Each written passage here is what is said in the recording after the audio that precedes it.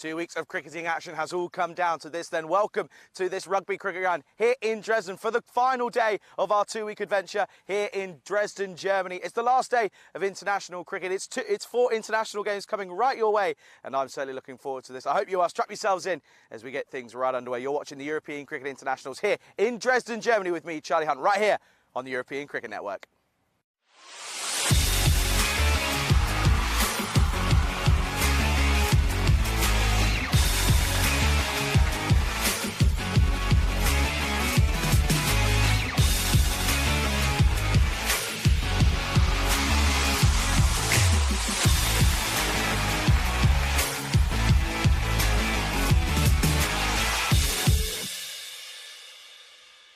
This European Cricket Network event is proudly brought to you by HCL Software and Bizaway.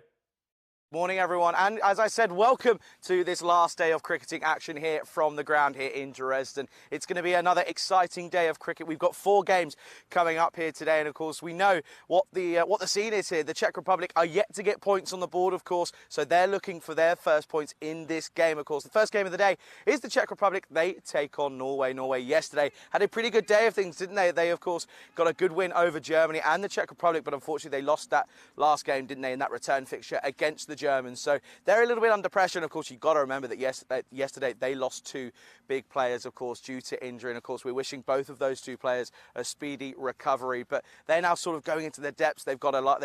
They managed to bring a 13th man into the squad at the last second. So good news is they have got the players available to play here this weekend. So that's good news as they look to try and continue somewhat good form that they had yesterday. I'm looking forward to this one. I hope you guys are here in Dresden today. It's a grey, gloomy Sunday. It's not going to be the warmest of days. I think the highest temperature is about 21 degrees. So everyone's sort of looking forward to a bit of a change here. It's been a hot 2 weeks, but on the last day of cricket here, it's going to be a chilly day for cricket here. I'm looking forward to it. I hope all of you guys are at home for the last time here in Dresden. For the last day, for the first time here today, let's go to Stefan Gooch, the tournament referee, who's out in the middle with the 2 captains. Norway to call. Heads is cold. It is heads. We'll bat first. Okay, good luck. Have a good game, guys. All the best. So Norway have won the toss and they're batting. Back over to you, Charlie. Thank you very much, Stefan. A very good morning to everyone around the world. And you can just see there, by the way, folks, that was the situation this morning. That was, well, the crew. You can see the blue crew. There's me in there as well, all getting the covers off. But this is what happened yesterday. Of course, first game of the day was the Czech Republic taking on Germany, and it was a convincing win for the Germans, wasn't it? A 7-wicket win, and you thought, well, maybe this is going to set the Germans up for a pretty dominating display throughout the entirety of this tournament. Of course, Jampreet Singh was in the runs, as was Hamid Wadak. But then we saw them take on the Norwegians, and it was a completely different story. Norway getting a victory by 55 runs there. You can see that Wadi Gari had a good start to his day, and it was that good start that continued on throughout the rest of the day as well. Sher Sahak was pretty good. It's 18 off 8 as well. Rohit Singh tried to get going, the Rocket Man himself, but he wasn't able to quite elevate his team. Of course, the skipper leaning from the front. He couldn't quite get it going, could they? So they lost by 55 runs. Norway then made it 2 from 2 as they took a victory up against the Czech Republic in that match number 3. Once more, it was pretty good contributions, healthy contributions from a lot of the batting unit from Norway, getting up to 118, and the Czech Republic in response were only able to get up to 85 off of their 10 overs. And game number 4 again was a convincing victory for this German side. They did it with an over to spare. It was a better display from the Czech Republic, who had a pretty poor day of things yesterday. They weren't quite able to get things going, but the bat finally clicked for them. It was due to Sazi Boyan, who of course hit 67 not out off of 27. But Germany chased it down relatively easily. And the last game of the day was Norway taking on Germany, and in what was a pretty scary game. Of course, we saw 2 injuries to 2 Norwegian members, and we have an update on those. A more positive update than what we did yesterday. But Germany won that one pretty comfortably. They had some big shots. But this is how the table stands then. Germany a game ahead of the other 2 sides in Norway and the Czech Republic. But they are a point there, 2 points ahead of Norway. The Czech Republic aren't really in with a shout here. I mean, they'd have to it'd be the turnarounds of all turnarounds if they were going to get to be able to take that trophy home. But yeah, it's mostly between Norway and Germany. So Czech Republic, they've still got pride to play for here today. First game of the day, as I mentioned, is Norway taking on the Czech Republic. We can have a look at the two lineups here, and a couple of names coming in for the Czechia side. Magari comes into that top three, you'd think. And so does Sahel Grover, who will probably be taking the gloves then. So a few changes for the Czechia side. Norway, of course, they're forced into a change. You can see there, Shaban Malik is in the side. And yeah, just on that update, of course, in that game yesterday that we saw, of course, we also Etsamul Haq, who took a short ball into the elbow, and we also saw Ali Tafsir, who took a full beamer.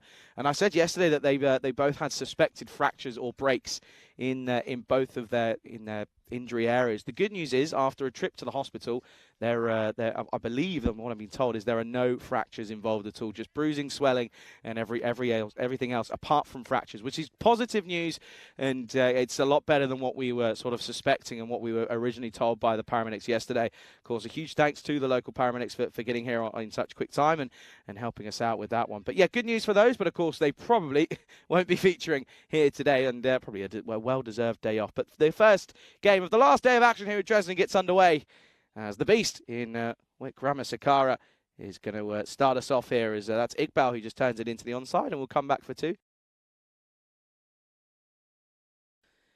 And at the moment, though, it's a good positive start for Iqbal. Just turns this one into the onside. A bit of a topsy-turvy day for his side. Of course, bowled well, didn't he, in the first game against the Czech Republic. Just drops and runs this one. And, well, Ahmed at the non-strikers was not having any of this one. He was not. He was selling his hinges, and Iqbal just says, okay, fair enough. I'll let you have that one. But a very good morning to everyone tuning in all around the world, whether it be on Fancode in India or on the European Cricket Network YouTube channel. Very good morning to everyone, to Kroom, to Rob, and to Neville as well. Good morning to all of you. This one is, this is going to be wide. This is going to be minimo action pretty much straight away here in the first over of the day. Not a good start for Wikrama Sakara. He's lost his line there, and Iqbal, he was trying to get a tickle on it, but he doesn't. But it doesn't matter. It goes towards the rope, and it will be a minimo. But a very good morning as well to Alcaraz as well. Good morning to everyone, and yeah, huge thanks for tuning in here on this grey, gloomy Sunday morning. Bit of the old Sunday blues potentially. It's It's not the most prettiest of days. We've been very lucky with the weather, has to be said, throughout the entirety of the 2 weeks. Sort of the week before and even the fortnight leading into this tournament, there was a lot of eyes on the weather radars and apps, and well, it wasn't looking very good. But we were able to.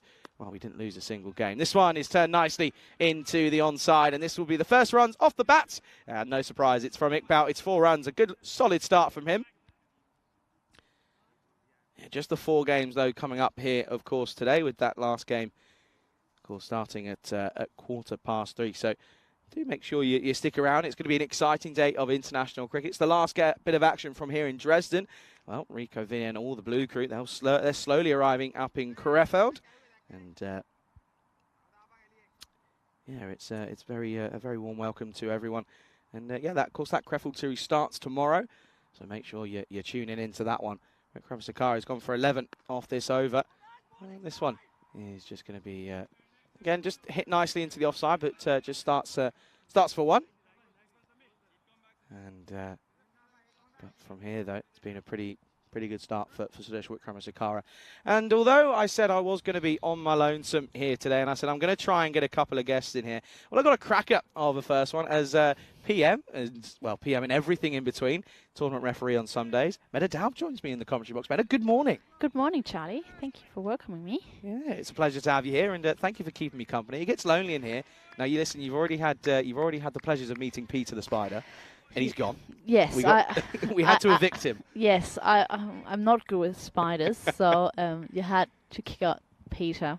Yeah, he got his eviction papers this morning. Well, this is nicely played into the offside by Ahmed. He's off the mark straight away. Man, it's been a pretty smooth 2 weeks, really, isn't it? It's been a breeze. It's been incredible. The local organization, everything has been so well done. It's been fantastic. The teams have been great to work with in the ECS and in the ECIs. Just been perfect. Yeah, and the one thing I want to Don't want ask to you. jinx it. No, don't jinx it as well. You've got 4 games to go. The one thing I want to ask you as well, we'll do it at the end of this first over, as Vikrama Sakara comes in again. He's 2 straight. This one pitching outside. It's a good effort from the fielder there. That's that's Amir Madurango who's given us the old... well, Martins likes it. Martins is a fan. That's going to be... that'll be on the highlights straight away. End of the first over, though, and they come back for 2. Score is 15 for no-nos. But, Mehdi, you can probably give us more of an in-depth update on the 2 injured players yesterday. Yeah, so it didn't look good. I had a quick chat with the medics that came to the ground, and they said it's not looking good just from the way they described the pain, and it didn't feel very good, but it turned us out after an x-ray. Nothing is broken, nothing is fractured. A little bit of a pinch nerve for For the... not Icham. For Tafsir. Yeah, Yep. thank you. Sorry about that. So he is staying at the hotel today, just resting a little bit, because everything is hurting up to his head. But Icham is here at the ground. He has a cast on, but just has to keep it for 3 days, he said. So. Yeah, well, to be honest, considering what happened to him, it's probably the best outcome. That's Madurango, man. He gave us a bit of an acrobatic dive just the ball ago. Starts off with a wide there, and yeah, that's good news. I mean, the two. I mean, apparently we were talking to Bash this morning, weren't we? And he was saying he was obviously the standing umpire for that first one for Ed Samuel Hack, and he was saying he heard like a popping sound, which is never nice. And but no, it is good news to hear that it's nothing too serious. This is hit down the ground. Oh, what a catch! What an early catch that is! What a ripper taken by Venkatesh Margashayam. You can't keep him out of the action. Took a 5-fer just yesterday, and well, he's taken an absolute screamer here. First wicket goes as Ahmed only goes for the 1. First wicket down, 16 for 1. Look at this, out of nowhere. That is an incredible catch. He had a big injury during the ECS in Czech Republic, and couldn't play for Czechia in the ECIs over there, but seems like he's recovered really well. 5-fer and stunner of a catch. Yeah, he's had a good day of it, and he's very vocal in the field as well. It's very often that you won't hear him. He's always pretty loud and vocal. But yeah, that was a great snare to start. So a good start, positive start for the Czech Republic after a lackluster day of it yesterday. And well, you can see, watch this one again. Look, it just doesn't time it. Comes off the toe, and the bat's sort of twisting his hand. But that's a great catch. Never easy to take them because you're always worried about the impact and it popping out. But he makes it look easy. Yeah, the 2 injuries I think is going to definitely weaken Norway's batting side. So it's going to be very interesting how they perform in this. I was quite surprised about the decision after the toss. Like I didn't expect them to want to bat first in the wet, but very bold decision. And let's see what they can get up to. I mean, positive start. Yeah, I think they're just going to back themselves, and I tell you what, if they're going to get some serious runs on the board, they're going to rely on these 2 at the crease at the moment. Now Iqbal alongside Gowrie, both lefties. So yeah, well, Gowrie had a good day. He took an absolute stunner of a catch. We've just seen one here already this morning, but he's into bat now. Is Gowrie. And, well, he's going to start with a thumping shot. And, well, this thrashes through the covers, and it's 4 runs to start. That's a great shot to start off with. That is beautiful. That's just played on its merit and a gorgeous shot. Yeah, offered width. We've seen it a lot over the 2 weeks, that when there is width offered, batters will happily take on the 50-metre boundaries. And you can understand why. If you're going to go for it in the power play as well with the fielding restrictions, makes total sense. Give it a go.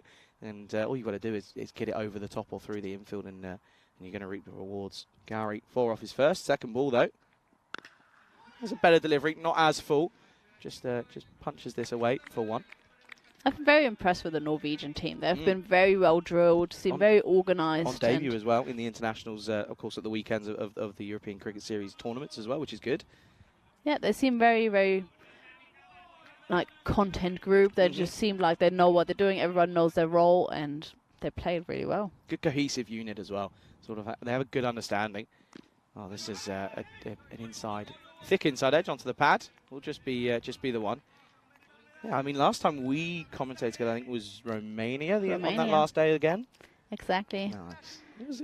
We had a good day. Wasn't there a 5-fer in that day as well? It was. Fernando, right? Yeah, Jamaica Fernando.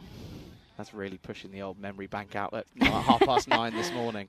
That's that's really testing the old noggin. But yeah, Rob says good to hear you again, Meta, and well, Vinny's in there as well. Good morning to you, Vinny. I'm assuming Vinny's probably in Crefeld. Oh, gone for it and got it. Well, there you go. It's Richards. I tell you what, that wasn't far away whatsoever. And well, the Spring production crew under fire early on in that tower. And well, if Gary goes big like we know he can, they could be in for some more trouble up there. That was a gorgeous shot. I've been very impressed how, especially Gary, plays a lot of like offside shots as well, and straight shots. Not very leg side heavy, which is very impressive, especially for left-hander. Interesting move. Just sort of, he goes very much outside his off, doesn't he? I think he knows that that's where the width's going to be offered from Madarangat. So he's got his number pretty much straight away. Now outside of the crease, does go across once more and has hit this firmly once again. But well, there's no fielder there, and it will be back-to-back boundaries. So as we always say, Meta, it's 6-4, hungry for more. Good end to the over. 17 off it, 32 for 1. Where did you learn that? Rico. I don't know where Rico's got it from. That's him. Good shot, though.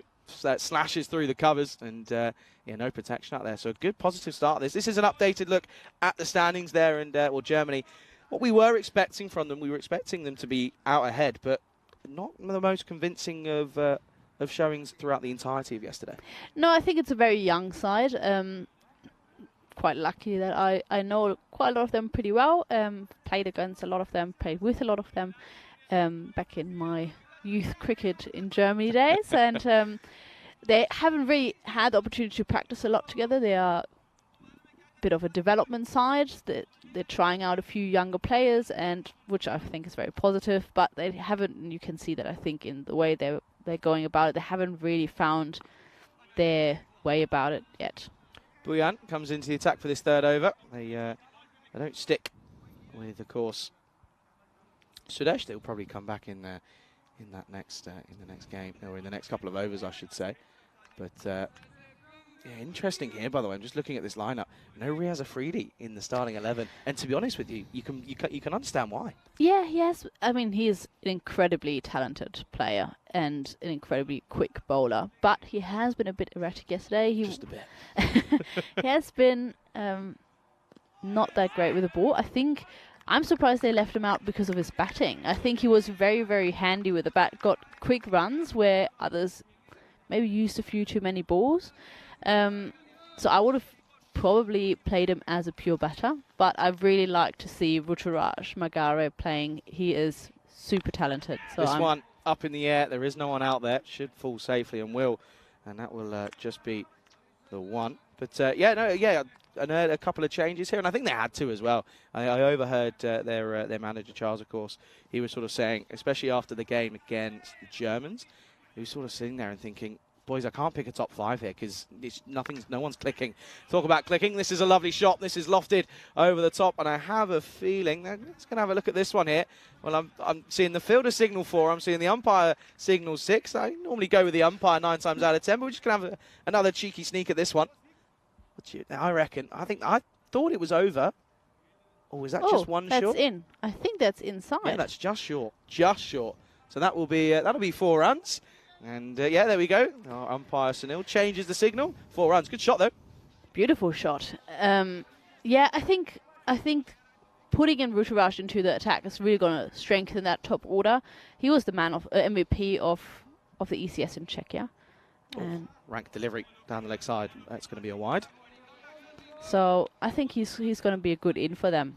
I was quite surprised he didn't play at all yesterday, so I'm looking forward to it. Especially when they really struggle to get runs. I mean, they only got into that 100, I think, once, that 127 where Sazi Buyan, who's bowling now, went 67 off of that, off of nothing, really. And, yeah, it was just that top 5 just wasn't clicking at all, was it? Just was not happening for them. And they're all talented players. We know what they can do. Well, this one is miscued. It's up in the air. I think he has sort of muscled this over. It's going to plug on this wet outfield this morning. And, well, Davitsi sort of leisurely comes back into the play of into the field of play. And just 2 runs, though. Yeah, we'll speak about it a little bit more, though. It rained a little bit overnight. It didn't seem as wet sort of at the hotel, but it seemed wetter here than it was yesterday. Yeah, it's definitely wetter. I think it rained all evening and through the night. There was a little bit of drizzle still when we got to the ground in the morning, and let's hope it stays dry for the rest of the day. Well, fingers crossed. This one is thumped down the ground, and that will be Maximo time.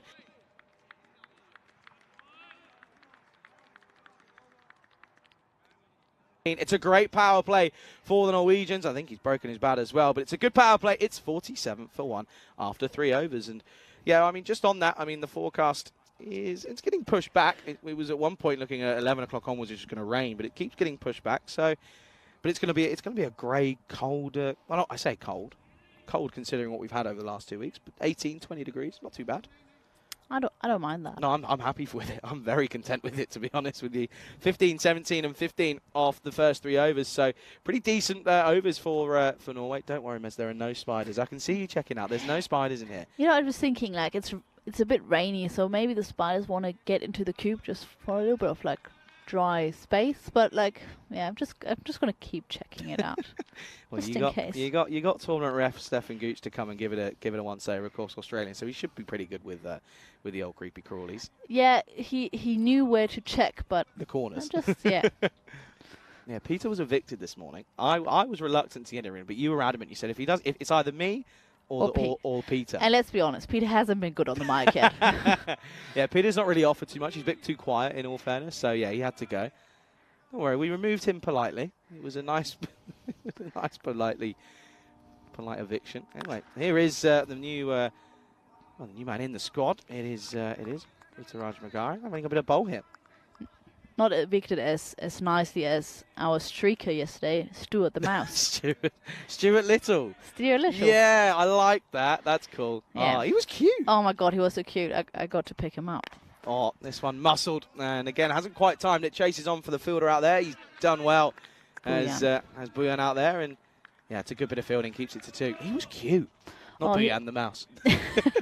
Yeah, it was super sweet. I just put it into the woods and bushes a bit further outside so it doesn't get trampled on. Rico saw it earlier, and I thought he was seeing something. I didn't clock it at all, and then out of nowhere it just pops up. That's going to be a rank leg side delivery. That's another wide.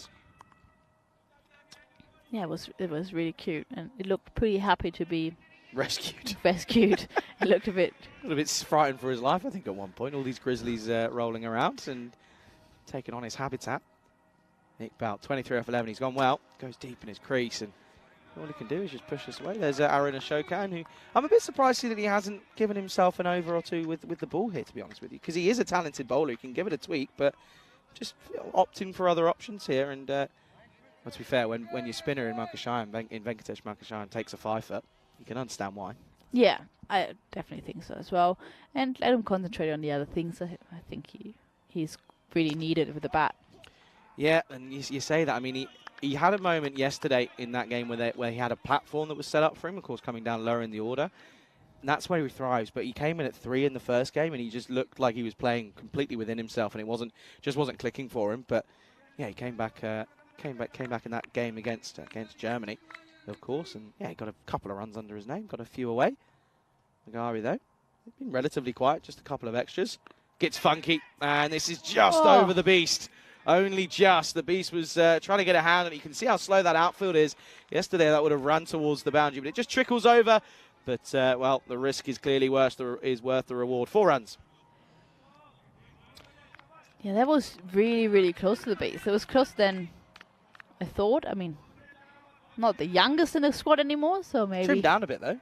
Definitely did. Trimmed down a bit. Looks a lot fitter than he did a year ago, so put in a lot of work.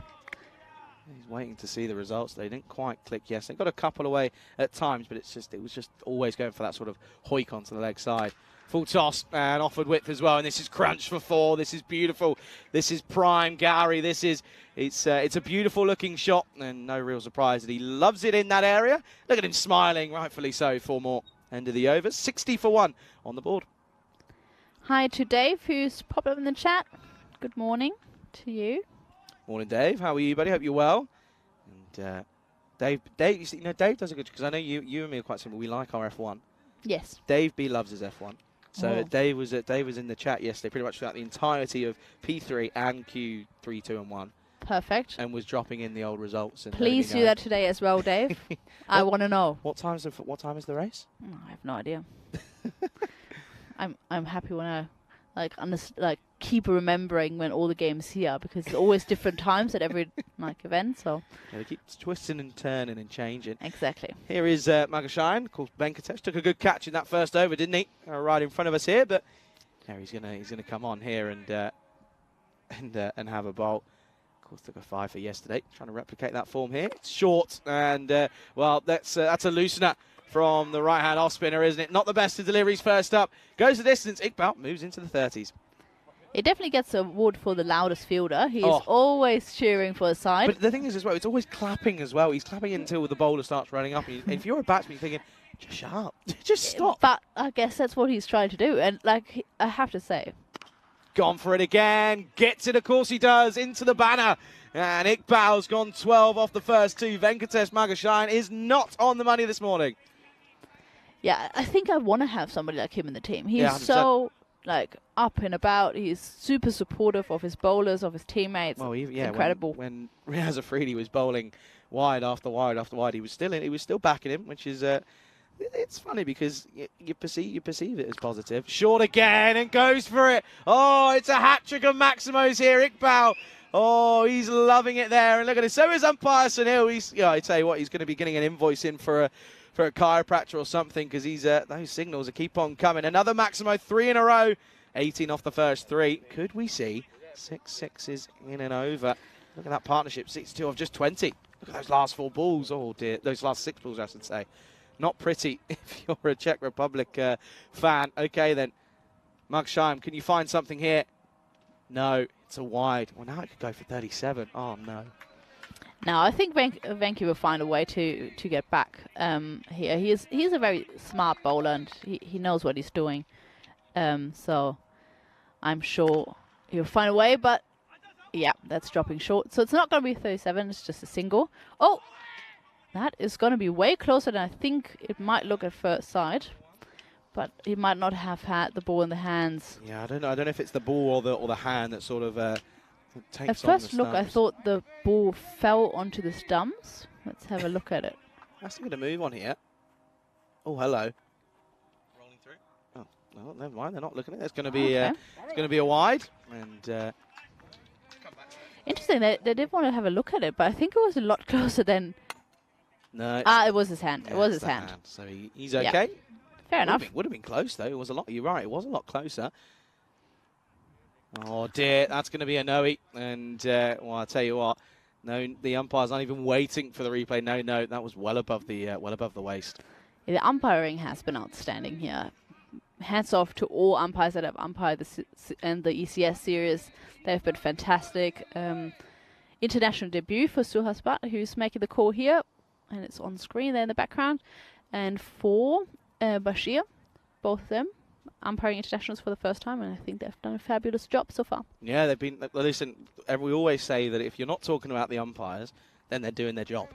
That's what it is. If we're not talking about them, then they're doing something right, and that's been the case throughout the entirety of the 2 weeks. So, no, they've been pretty spot on, and yeah, I think they've well, listen, they're being led well by tournament ref as well. This one, oh, the best of the lot from the over, goes big, goes out to in over cover, and well, Iqbal is racing along to a personal milestone for him. He's 49 at the moment off just 18 deliveries. Look at this. Offered width and says thank you very much. He's laughing it up at the moment, is Iqbal. Yeah, you said it. Batting first, they're backing themselves, and they are showing why they made the decision at the toss. Yeah, it was a tough toss, wasn't it? Because you are right with the sort of overnight conditions that we had, but covers were on. I think you saw this one. We saw those, saw them coming off, and well, he will bring it up in good style. It's well fielded out in the deep by Jagan Assam, but it's another half century for Raza Iqbal, and it comes off just the 19 deliveries. Incredible stuff from him, and it's incredible innings at the end of the 5th halfway stage. 90 already up. It's 90 for 1. 29 days to go until the Euros of cricket here on the European Cricket Network. That, of course, starts on the 25th of September. Group A, Spain, Isle of Man, France, Czechia here, who are playing here this morning, and Greece in that one. But look at Group F, of course, Germany and Norway in that group, of course. And well, I mean, what we're seeing here from the Norwegians, that just makes that group even tighter. And what I've been saying is that every group feels as if there's potential for an upset. every group almost has like that one team that you sat there and thinking, if they click, they could genuinely take on anyone, really. Yeah, I had a few looks at the first couple of squads, and it's going to be interesting. Oh, That's now all this I'm is the saying. thing. That's all I'm saying. You've got It's going to be interesting. You've got the green. You've got the key card that's got access to a lot of things that not even I don't have. Rico doesn't have. So, oh, got him. And well, there you go. Look, Magari is in the squad for the first time this tournament, and first ball of his second over. It's a good Yorker right at the base of the stumps, and it's 50 and out for Iqbal. But what a great innings from him. He goes for 50 off of just the 20 deliveries, but it's a good wicket to get. Second one down, 90 for 2. Good Yorker. Beautiful. Really well done. Fooled him there a little bit, and with the rainy conditions over the night, that ball stayed extremely low. Yeah, good striking though, isn't it, from Iqbal? 2 4s, 5 6s for him. Striking it at the at 250 is pretty consistent. But well, now Wiley Gary, he's sort of almost got to take over the reins, isn't he? So that'll be Mufasa Saeed who will come in at 4, and the score, of course, 90 for 2. Dave, in case you didn't really understand what I was saying, I would love if you send us a few Formula 1 updates when the race is on. That's all I wish for. That's your only wish for the day, is to have that. Who's the football? Okay, Sheffield United, Man City and Burnley Villa. Nothing crazy for me. I'm not too bothered. Dave, don't worry about updating me on the football today. United won yesterday. That's all I care about. That's all I'm worried about. Saeed then is going to come in at 4, and this is now where you're probably going to look at a different sort of batting lineup from here on in due to those 2 injuries. So, couple of changes we'll probably see, and yeah, looking forward to it though. It's a bit of the old positive from a negative. Someone could come out here in this middle order and make a name for themselves when they probably or potentially normally wouldn't have the chance. So it is a chance for Saeed coming in at 4 here, and Magari on his tails up, isn't he? And well, he's going to this one wider. He starts with the Dr. Saeed. Okay, question, Charlie. Who is currently, I know we've still a lot of cricket to come, who's currently the MVP of this tournament? Because I find it always really hard with 9 matches to decide. Rocket Man, Rohit Singh. Okay. He's been in the runs pretty much consistently for me. That's who I'd go with. I think one man that's also worth mentioning who's been pretty key for Germany is Jampreet Singh. I think he's also up there for me. But then I also think, you've got to look at Norway. I think for the Czech Republic side, it's a bit difficult to look at anyone from there because it's just not quite clicked for them. Buyan, for me, would be the choice from there. But for Norway, I think you'd probably look at the skipper in Iqbal. I think runs consistently. Gowrie, though, as well. Oh, hello. Okay, good from Magari. Does give him a warning. And, this will be a little bit controversial. And I like that, though. I think even Gary sort of nods his head and goes, okay, fair play, because you could have literally got me out there and then. Stays well within his crease this time.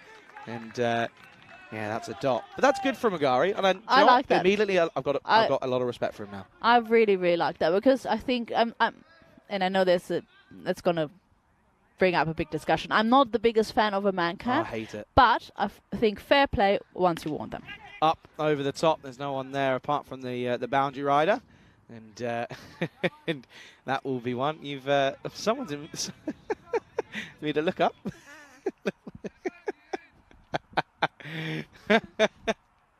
Oh dear. Well, for those of you that aren't sure what's going on, Patil is in front of us here. Who played, of course, for Dresden in the European Cricket Series, and he's been here every day, by the way, every single day. And he's bang in front of us now. Well, don't get ahead of yourself. Still got a whole day left. You've got those covers to deal with as well, by the way. But he's here, and he was a little bit surprised to see that it was on comms. He's not going to be here the whole day because that's a crazy thing. After he does the whole setup at the ground and checks that everyone has everything they need, he goes to his other job, his actual job, and then comes back in the evening to de-rig everything. Is that what he's been doing? Yes. What a guy. He has been sleeping not more than 4 hours every day. That's my MVP. Yes. This one stays low, and Magari gets a second here, and he's got the big wicket of Gowrie as well. So Magari, he was very tempted to run him out of the non-striker's end before even delivering the ball, gets the last laugh because he does it in the proper fashion, I'll say, and he gets the wicket. It's another one for him. It's his second, 91 for 3 now at the end of 6. A little bit of a comeback here from the Czechia side. Yeah, it's already paid off bringing him into the side. He has picked up 2 wickets, rattled the batting order of the Norwegian players, and he's still not battered, which I think is the stronger side. You know, you watch. You're saying this, he'll get a first baller now. You know. That'll Oh yeah. Oh, I jinxed him already. I'm happen. sorry, Rituraj. If you are, it's my fault. I take full blame. So Gary goes 26 off 11 again, striking well at 230s. But this is probably the thing why Gary for me isn't just doing enough yet for me as MVP. If you're looking at the MVP award, he's he's at the moment just getting starts but not converting. So that's the issue for me. But Sahak comes in now. I mean, Sahak was batting at was sort of 7-8 last for the last game for Norway. Now coming in at 5 due to those injuries and the changes. So again, now this is where you're thinking Norway just that little bit weaker. So the Czechia side have got to pounce on this one. That's going to be a wide from Sunil. And tight from Buyan, who's taking this 7th over. But I think this is the right call. Yeah, I think like all the umpires have had it. That's absolutely fine.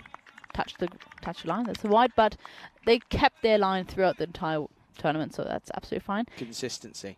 He's very close with his back foot there, I'll but tell it's you fine. what, we're going to have to just check it because that's going to be a wild sweep from Saeed, and he plays around it entirely. And Buyan, well, that wide ball proves pretty crucial because he gets a wicket here, and well, it's going to be Saeed. It's going to be, of course, Saeed who goes. Unfortunately, couldn't quite get going. He goes for 1 off 5. Oh wait, they're getting paired back here, and camera 1 just to make sure. I just want to check his back foot. And I think one thing you pointed out quickly just before that ball happened, he's very close to this back foot line, isn't he? Close, very close, but fine in my opinion. I think you can't overturn that yet. There's nothing there that you can consistently say to overturn it. So yeah, another wicket goes then. 92 for 4 here, and well, you look at the last 8 deliveries, 1 run, or if you include the wide, 2 runs, 3 wickets. Yeah, this is a big change. But Sahak is still there. He is always good for a few quick runs, so it's going to be interesting how he reacts to the pressure of now being higher up the order. Yeah, by the way, that over of Venkatesh Margashan, we didn't even clock it. It went supersonic. It's 30 off it. We didn't even clock. So yeah, there was 60 for 1 at the start of it. Finished on 90 for 1. So yeah, they're not quite going in. By the way, look at the timer already. Running the, you know, they're going to be having to look. Oh, what's happened there? Someone's had a proper shout on that one. Oh yeah, I think there was 1 fielder too many outside, and Arun just put a quick stop to that to make sure that. Screaming. So I don't want a no ball. Yeah. Come on, gents. Get in we come, in we come. 2 fresh batters then. Haider, who can hit a long ball. We saw that yesterday. Starts off here. Nice confident push for 1. Yeah, supersonic over from the man in front of us. Venkatesh didn't quite click for him in that first over. But listen, similar things happened yesterday. Got hit big in his first over, then came back and took some wickets. So we know he's good for it. He takes it. You know, it's not easy to take a 5-fer. The time has been a common issue for all 3 teams. I'm really confused why that is. The one thing I'll say on that one as well. Again, just played for 1. I'm surprised by the Czech Republic that have struggled with it as well. I mean, but they have been struggling with that in the past. I think the amount of T10 cricket they play, they should know. They should know better. Germany should know better as well. Listen, they've got a good coaching backup set up behind them. They should be telling them and be on them. Look, we can't afford to be giving away these 5 runs. Bottom edge, and it's a little sneaky one, and runs away down towards the rabbit holes down there. There's 4 more. And this is what they've got to hope on now, Norway. They've just got to hope that they can get a few away here because they're now looking into the sort of middle to lower order already due to those injuries that I keep mentioning. So not quite the best looking shot, but it's 4 in the book. Yeah, I think Germany has probably been the worst team in terms of over rate. They have been very close twice to getting 10 penalty runs, which is pretty crazy. I hope they have sorted out, discussed it yesterday in sub-team meetings. And well, this one up in the air. Beast is interested. Well, it doesn't matter because he didn't even know where the rope was. He didn't realise he was over. But, well, if you're going to swing hard. And it's, well, this one goes for 6. And, well, Haider, he's gone 4 and 6. And, well, I would say he's looking pretty slick, but not really because they've both been edges. But still, runs are runs. Yeah, you take them however they come. Yes, I'll get your opinion on this one. So Rico was I think it was Rico that came up with 4 and 6, or 6 and 4 hungry for more. So I said 4 and 6 looking slick. Yeah? Like it. You like it? Yeah, I like it. I was pretty proud of that. I was quite happy with that one. It's very rare I actually come up with something that sticks. Again. Oh, hello. Direct hit here. Arun takes his time, in all fairness. He gets his radar set, but he misses at the last time of firing. So it's a dot to finish. Arun almost gets involved, but he doesn't. It's 104 for 4 at the end of the 7th. And Wameda, 7.5 minutes to get through the next 2 overs. It's going to be tough. Yeah, I think the best thing that could happen to them is 2 really quick wickets. Best case 3 or 4, because that gives you some extra time. After the 6th wicket, you get an extra minute, and then for every wicket, you get another one. That's probably what they have to hope for, or be like really tidy, no wides, and be quick between the overs. But the issue I see, the umpires are informing the captain constantly, and I don't really see a big hurry from the bowlers to get to their mark, back to their mark quickly. So that's what the biggest issue is. It's a confusing bit, because like we say it all the time that the umpires are going to be on them every over almost to say, listen, you're close, you have to get going. But even still, look here now, waiting for a fielder comes in who's not paying attention. So it's tough. It is. And well, here is the tank himself in Ritik Tomad, and he's going to start with one. Venkatesh gets the old cloth out. And the other thing is, a lot of the spinners have been quite expensive. Each team seems to only have one proper spinner, and they have gone for quite a lot of runs, so often don't get the second over, which is crucial for the time as well. Got him. And the tank comes in, and he takes a scalp first up as Haider did get a couple away. They weren't the most convincing of shots. This one plays down the complete wrong line of it, and it will be another one that goes then. Score now 105 for 5. And, well, there's one of those quick wickets they were looking for, but that's they're going to need another if they're going to get any added time here. Yeah, plus the extra time for the new batter to come out, so they definitely need another one. Otherwise, this just hurts. Yeah, I mean, that's the thing. It's like you get to this point, and as a team, you're sort of thinking, yeah, great, we've got a wicket, and we're probably going to give away another 5 runs. But out comes the new batter in Ibrahim Rahimi. Now, this guy can give it a good old bash.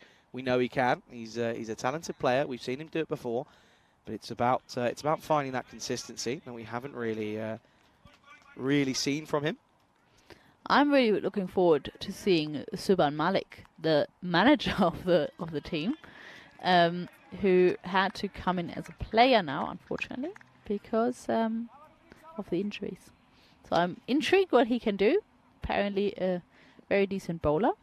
Has played for Norway in the past. Okay, interesting. Yeah, well, I mentioned it a little bit at the intro that they sort of had to dig in deep into the barrel of the travelling unit, because I mean you can't predict 2 injuries like that the way that they happen. No, and they have been already unlucky prior to the tour. 2 of their players that were supposed to be travelling with them, so they were supposed to be a squad of 14, were injured just before the tour happened. They didn't manage to get another replacement in, so they ended up with already just travelling with 12. Then the 2 injuries, so now they're down to 10 plus the manager. This one up in the air. Once again, the beast looking underneath it and takes it. Makes no mistake of this one. And well, I can tell you, definitely takes it cleanly. And Rahimi, well, he will go for a 2-baller, I believe. And yeah, it's going to be the first one for Rahimi. So he unfortunately goes. And here comes the extra minute, which is crucial at this point. They have 4.5 minutes left at this point, but that makes it 5.5. Meadow, are you a fan of Rico's old duck sounds? Are you a fan of Derek? No, I'm a fan of Derek. Not the noises. Not the noise so much. Well, there is Dresden Derek for the last time here today. Of course, we've nicknamed him Dresden Derek, and this is what I was. Get a German name. Well, this is what I was saying, right? I said this in Dieter. Right. I'm going to get your opinion on this because I keep saying it. No one's listening, right? Detlef. Okay, so what I was saying, obviously you've got Derek's the dad, right? Derek's dad. Yeah. Every location you go to, every new, Bulgaria, Romania, wherever. Yeah. You find a name in that, country of origin that starts with D. This one back of a length. And again, just push this one. Sudesh, you can't keep him out of the game. Just before you keep on going, I just want to check here. His back foot again, pretty close. No, he's fine though. That's fine. Yeah. Wherever we go, you build up a family of Dereks or family of ducks that all begin with D. Yeah. That's what I keep saying, but no one's listening. I've told Rico, I said, I sent him packing yesterday, obviously, and I said, Rico, get on Vinny, see what he says. Last ball of the 8th. And goes for it and gets it. And this is what we know that Scherzahak is good for. Oh. And Marzi Takes an absolute stunner out there. Oh, I tell you what, though, I don't know if we got that on camera. There's Marzi. There he is. Oh, I don't know if we did, folks. Oh. So if it's not on camera, right? I think it hasn't happened. Well, this is what I'm saying. Is it? Okay, so we've been told that it wasn't caught on camera. Hasn't happened. Did it? Were we lying? No, I'm just saying. If he's not getting any bonuses there. No. So it's a good, I'll tell you what, though. It was a good catch. It was a fantastic catch. A pretty decent catch. Good roll. Add a bit of mayo. Bit of the old James Bond about it. 112 for 6 after the 8th, and Scherzahak does go large. And, well, 2 overs left. They've got 3 minutes to get this over in. It's going to be tight. Madaranga. This one flicked nicely. This is a beautiful cricket shot from Butt, who has come in then. We haven't really seen too much of him with the bat, but he's started nicely here. First ball just played away nicely. Second ball flicks this off the pads. Good-looking shot. 6 runs. Yeah, I'm a big fan of what you said with the Derricks, and I would suggest it's always a name that's common in the local language. Exactly. So I want to call this one Detlef. Yeah. Okay. Cool. Detlef. All right. It's for today. Super. For today, super what is it? Detlef. Detlef. Okay. Today it's Detlef the duck, and Derek's dad. All right. Derek is the dad. Short and gets the old swivel and yeah, hits for 1. There's Dylan Stain, who had a bit of a rough day yesterday. Still, I felt bad for he sort of apologised to me as he walked away. He went, "We're really sorry." I went, "Don't be. Do it for yourselves, boys. Come on, we all know you're better than that." It was just it just didn't click, and well, they've got they've restricted Norway here. They were 90 for 1 after that 5th over. Now 119 for 6. We'll make that 125 for 6. That's crunched from Scherzahak, and we know that this is what he's good for. He can come out in these last overs and get you a fair few quick runs, and we're seeing it in prime example here. So what Czech needs is a really quick wicket, because otherwise there's another 5 runs here.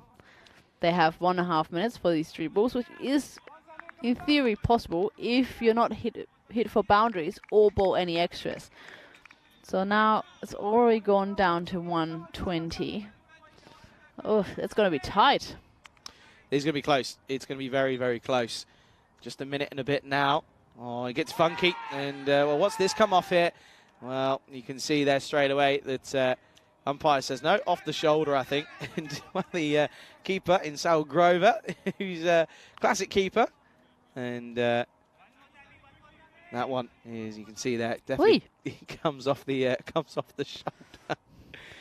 Bit of a wayward shot though from Scherzahak. Dot ball though, that's what they needed.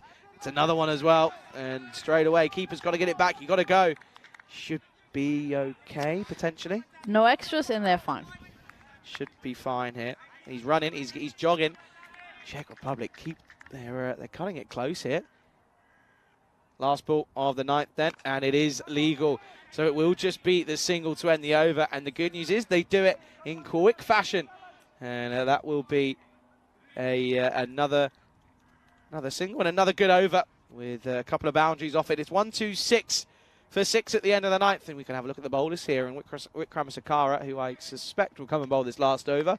The Tank also bowled well. 2 for 8 off his 1 over. Probably would have been deserving of another one. And yeah, I mean, okay. So if we're going with what was it? What was it? Detlef. Or Dieter. What do you Dieter. like? What do you like? Dieter is better. Dieter. I think Dieter rolls off the tongue more, but then okay, I'm thinking of Rome. You got Dante.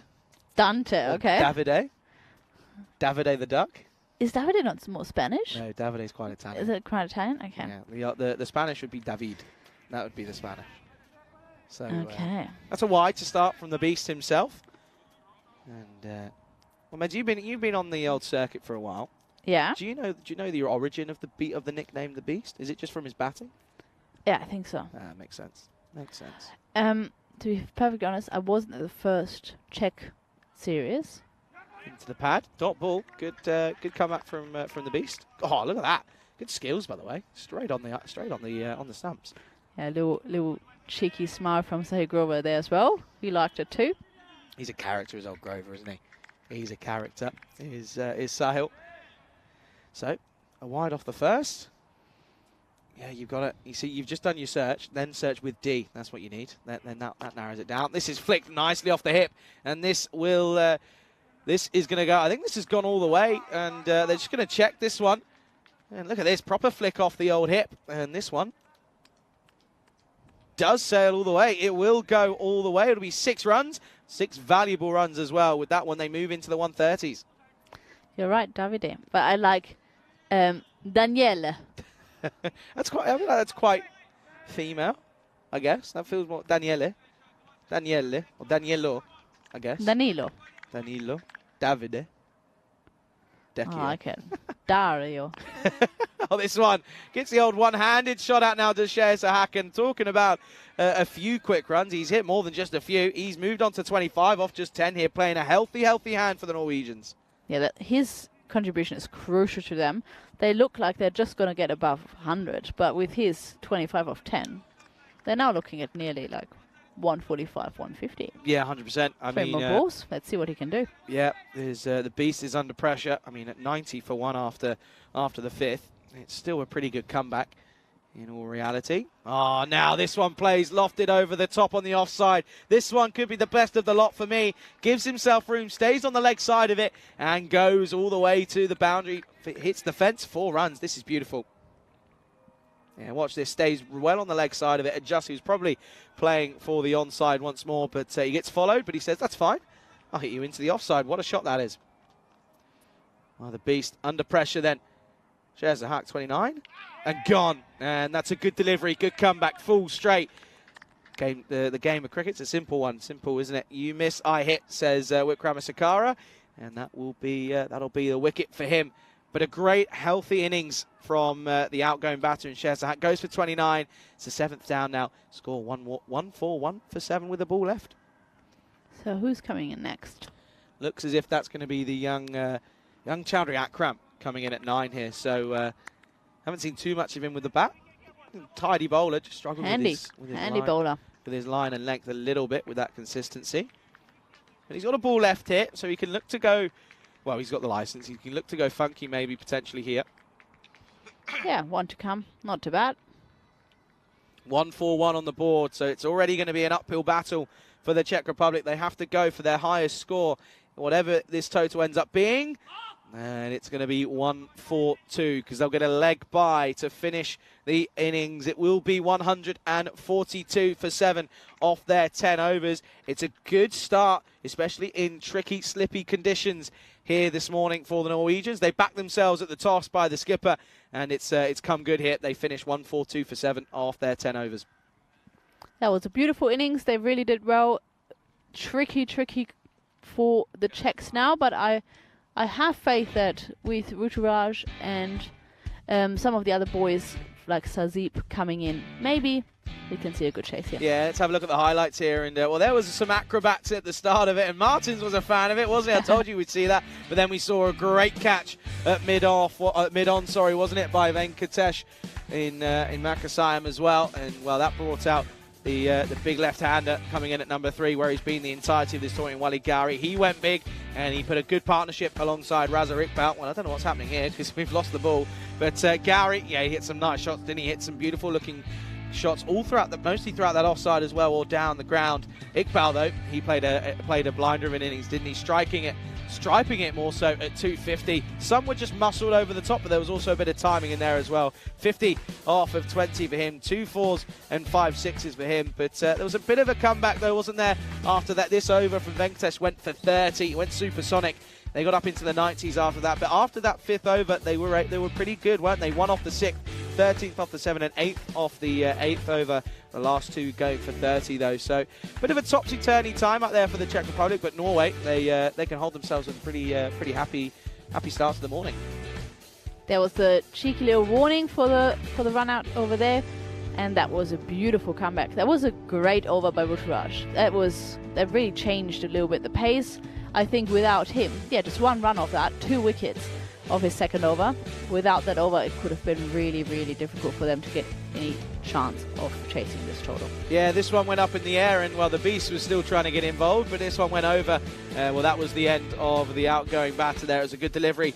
As Ritik Tomar, it was a good over from him, just the one over though, but well, eventually the Beast was involved in a catch, wasn't he? But that brought out Sherzak, and boy, did he enjoy his time out there. He hit some beautiful looking shots with him alongside Shahzad Butt as well, and yeah, he hit some beautiful beautiful shots, didn't he? But Sherzad went in the end, and at the end of the 10 overs, the score 142 for 7, meaning the Czech Republic will need 143 runs for victory off of 60 deliveries. There's confirmation of the innings there. Scores for 3 batters really, 50, 26 and 29, coming off just a few deliveries as well for all of them. So Sherzak goes well after coming up at the elevated position of coming in at 5. And yeah, it was a good bit of batting for the Norwegians. Czech Republic though for the bowlers, picking the bowlers for me, Magari coming in, of course Rutaraj, that is 2 for 14, 2 for 8 for Ritik Tomar as well. It was pretty handy in all fairness, and yeah, it was a good bit of work from them. Huge thanks to Meta Dow for getting involved with the commentary here this morning, and yeah, always a pleasure to have her, and hopefully we'll have Meta Dow in here in the Ice Cube for a couple more times throughout the day. 143 required. That second half of the innings of this game coming up very soon. You're watching it all unfold right here on the European Cricket Network.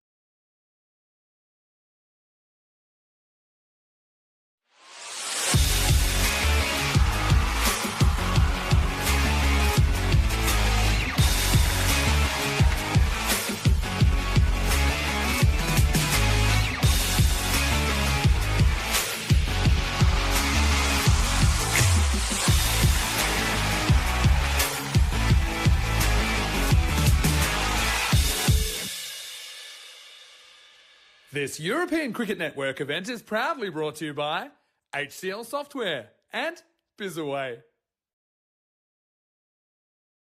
Good afternoon, good morning, I should say. I'm getting ahead of myself. Good morning to everyone, and welcome to a grey, gloomy rugby cricket ground here in Dresden, where the rain has just started to fall a little bit. You can see jackets have been put on by our on-field umpires, and yeah, a bit of drizzle around. And well, as long as it stays like this, we shouldn't have too many issues. If it gets stronger and harder, then we'll have some potential issues.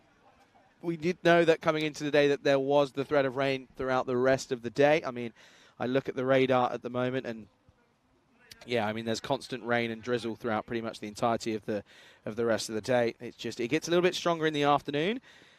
So well, we'll just keep our fingers crossed that this is a little passing shower, and there won't be, hopefully, won't be too many issues, of course. But if it gets any heavier, then the covers will probably have to be brought on, and it'll be all stations go, and we'll have to try our very best, and we'll always try our very best, of course. But of course, player safety is always under consideration as well. But listen, if the players are happy to get out there, then we're happy to get out there as well, of course. But looking at the target, though, for the Czech Republic, it is 143 needed. And it is Rituraj Magare opening the batting alongside Grover. So the two new faces in the lineup. And, well, they aren't changing things up. It is Magare up against Saeed. First delivery.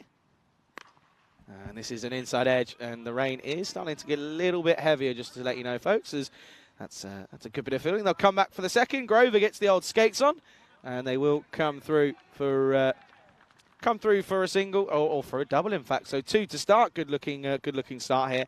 And yeah, that well, I looked down at the screen and looked up, and it does just look as if it's got a little bit stronger as the rain. There is a few dark clouds around, but we're sticking at it for now. Bit of outswing. Well, this one is over the top, though, and this will go for 4. So already Iqbal on the back of his bowler, and Saeed saying, come on, we know that's not the plan that we've put forward here. And unfortunately, it's not a good start from Saeed. He gets hit nicely by Magari. He starts well, though, and it's a good positive start. 4 runs. Yeah, so both these two fresh batters in the lineup, not only in the lineup, but at the top of the order. So chucking them in the old deep end here. I don't mind it, I have to say. I'm all for it, changing things up, because clearly things had to change. They weren't clicking for them in that in the first bit of action yesterday. So they've clearly got to try and work something out this time around and change things up, because they need runs, don't they? They need to get runs early here in this chase. Lofted over the top. This is a beautiful shot again from Magari. And do you know what? From these first 3 deliveries, I can't believe he wasn't in the side yesterday whatsoever. And I think they missed the trick for him yesterday. But it's already a good positive start for him. It's back-to-back boundaries. Moves on to 10.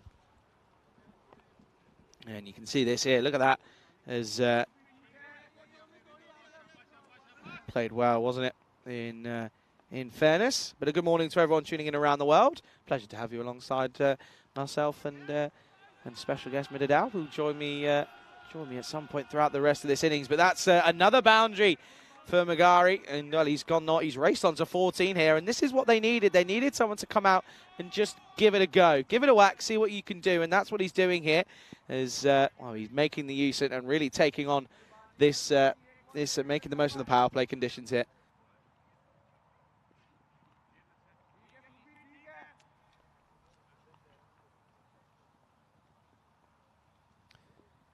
So Saeed has gone for 14 already. Well, that's going to be a wide, and oh dear, it's got through Kaiser Ahmed, and it's going to be a minimo time once more. And it's gone towards the boundary yet again, and this one was, well, it was an attempted slower ball, but it just wasn't happening. It just didn't click for them, for the bowler, and I'm afraid that you can't be bowling there. So a minimo comes up, but Ahmed's had a bit of a rotten time of it behind the stumps early up here today. Yeah, good afternoon, good morning, good evening to everyone tuning in around the world, to Neville and to Dave B and to Alcaraz as well. Good morning, or I should say, should be really be saying good morning to you, of course, here in the last day of action here in Dresden. Outswing and delivery, and finally finds the area. Magari did try and throw something at it. That rain is now just sort of turned into a fine drizzle. It's the fine rain that soaks you through, though, isn't it? We all know it. It is the fine rain that soaks you through. All the players are huddled under the the bit of shelter that they have. I can see the Czech side, all of them huddling under there. Outside edge, over the top though, and this is going to run all the way for 4 again. So a great first over. It does go magical, and it is the big over that they were needing very early on. They get it off the first. 23 come off it. It's 23 for no loss, and yeah, a good start this. As, it's 199 matches now since a golden ball. Of course, that last golden ball coming in Prague. Of course, it was Burnout up against United TC in back in that Prague series, and well, nearly up to that double 100. And I said it a couple of days ago, it's been right at the moment, and I'm telling you now, we're not going to get one here in Dresden. I just have that feeling that within the first 3 days of Krefeld, they're going to get one. That's just what I feel, and I reckon at the moment that we're probably going to be pretty much on that. I feel. Well, a little pause here. Just a little pause in play. Well, that'll be the DLS, and that'll be giving to the captain there. So that just so he's aware of the scores. So that's just due to the rain that's that's around the area and around the local ground. So yeah, that was just being passed on. So he's aware of where the scores need to be if this game becomes rain affected. Shazahak is going to come in here, and Grover starts early, and he gets into the groove very early on here. I reckon this one has gone the distance, and it is. The hands go up from the umpires. 6 runs, and not a good start from Shazahak, and it's a great time and a pleasure to welcome back Meda Daub to the commentary box. Good start this for the Czech Republic here, Meda. Incredible start, and it's so much more positive. These two batters that have been sitting on the bench yesterday seem to really want to take their opportunity that they've been given, and are really proving that it was a great call to bring them into the side. Yeah, chucking them in the deep end, and well, they're swimming, not sinking, aren't they? That's of course chucking them in and seeing if they sink or swim. They're floating at the moment. Grover in cruise control early on. What's the second ball going to be? Goes for it again, misses out, but I like the intent. This is the intent that they were missing yesterday. It wasn't quite paying off, but that'll be the one for the over. And a bit of a smile from Sherzak. Says, okay, sir, that's fine by me. Yeah, a bit of constant drizzle. And I just feel as if that's going to be the sort of feeling for the rest of the day, is this constant drizzle. As long as it stays at drizzle, though, we'll be okay. Full up. A bit of a way swing, but it's too much. And that's going to be a wide. Yeah, it's going to be really, really interesting to see how they keep going in this drizzle, because it is getting a little bit slippier in the outfield. I can see that Stefan Gooch was like testing it out when he went out in the innings break, just seeing how slippery it's getting. It's still okay, but let's see. But it's getting a bit lighter now. Maybe. Yeah, I think it's coming and going. I think that's just going to be the way it is throughout the entirety of this morning, at least. Gone for it again. It hasn't quite timed this one. It's just going to fall away from the fielder. Will just be one. That's good chase from Chowdhury Akram, in all fairness. Yeah, it just, you know what, honestly, it's quite funny. It does feel, and I know this is obviously coming from me being from the UK, but it just feels very English. And it just feels as if it's a constant coming and go, and you don't know what you can do. Can you wear shorts? Do you need an umbrella? It's one of those annoying days I think we're going to have. Yeah, I fear it's going to be like it. It's going to be uncomfortable for the players, obviously, when clothes get wet. They have to play through it, but they all seem very keen to be playing, and you can see that here. Ooh, that's an incredible stop at the boundary. Yeah, great bit of work. Gets the old boot out.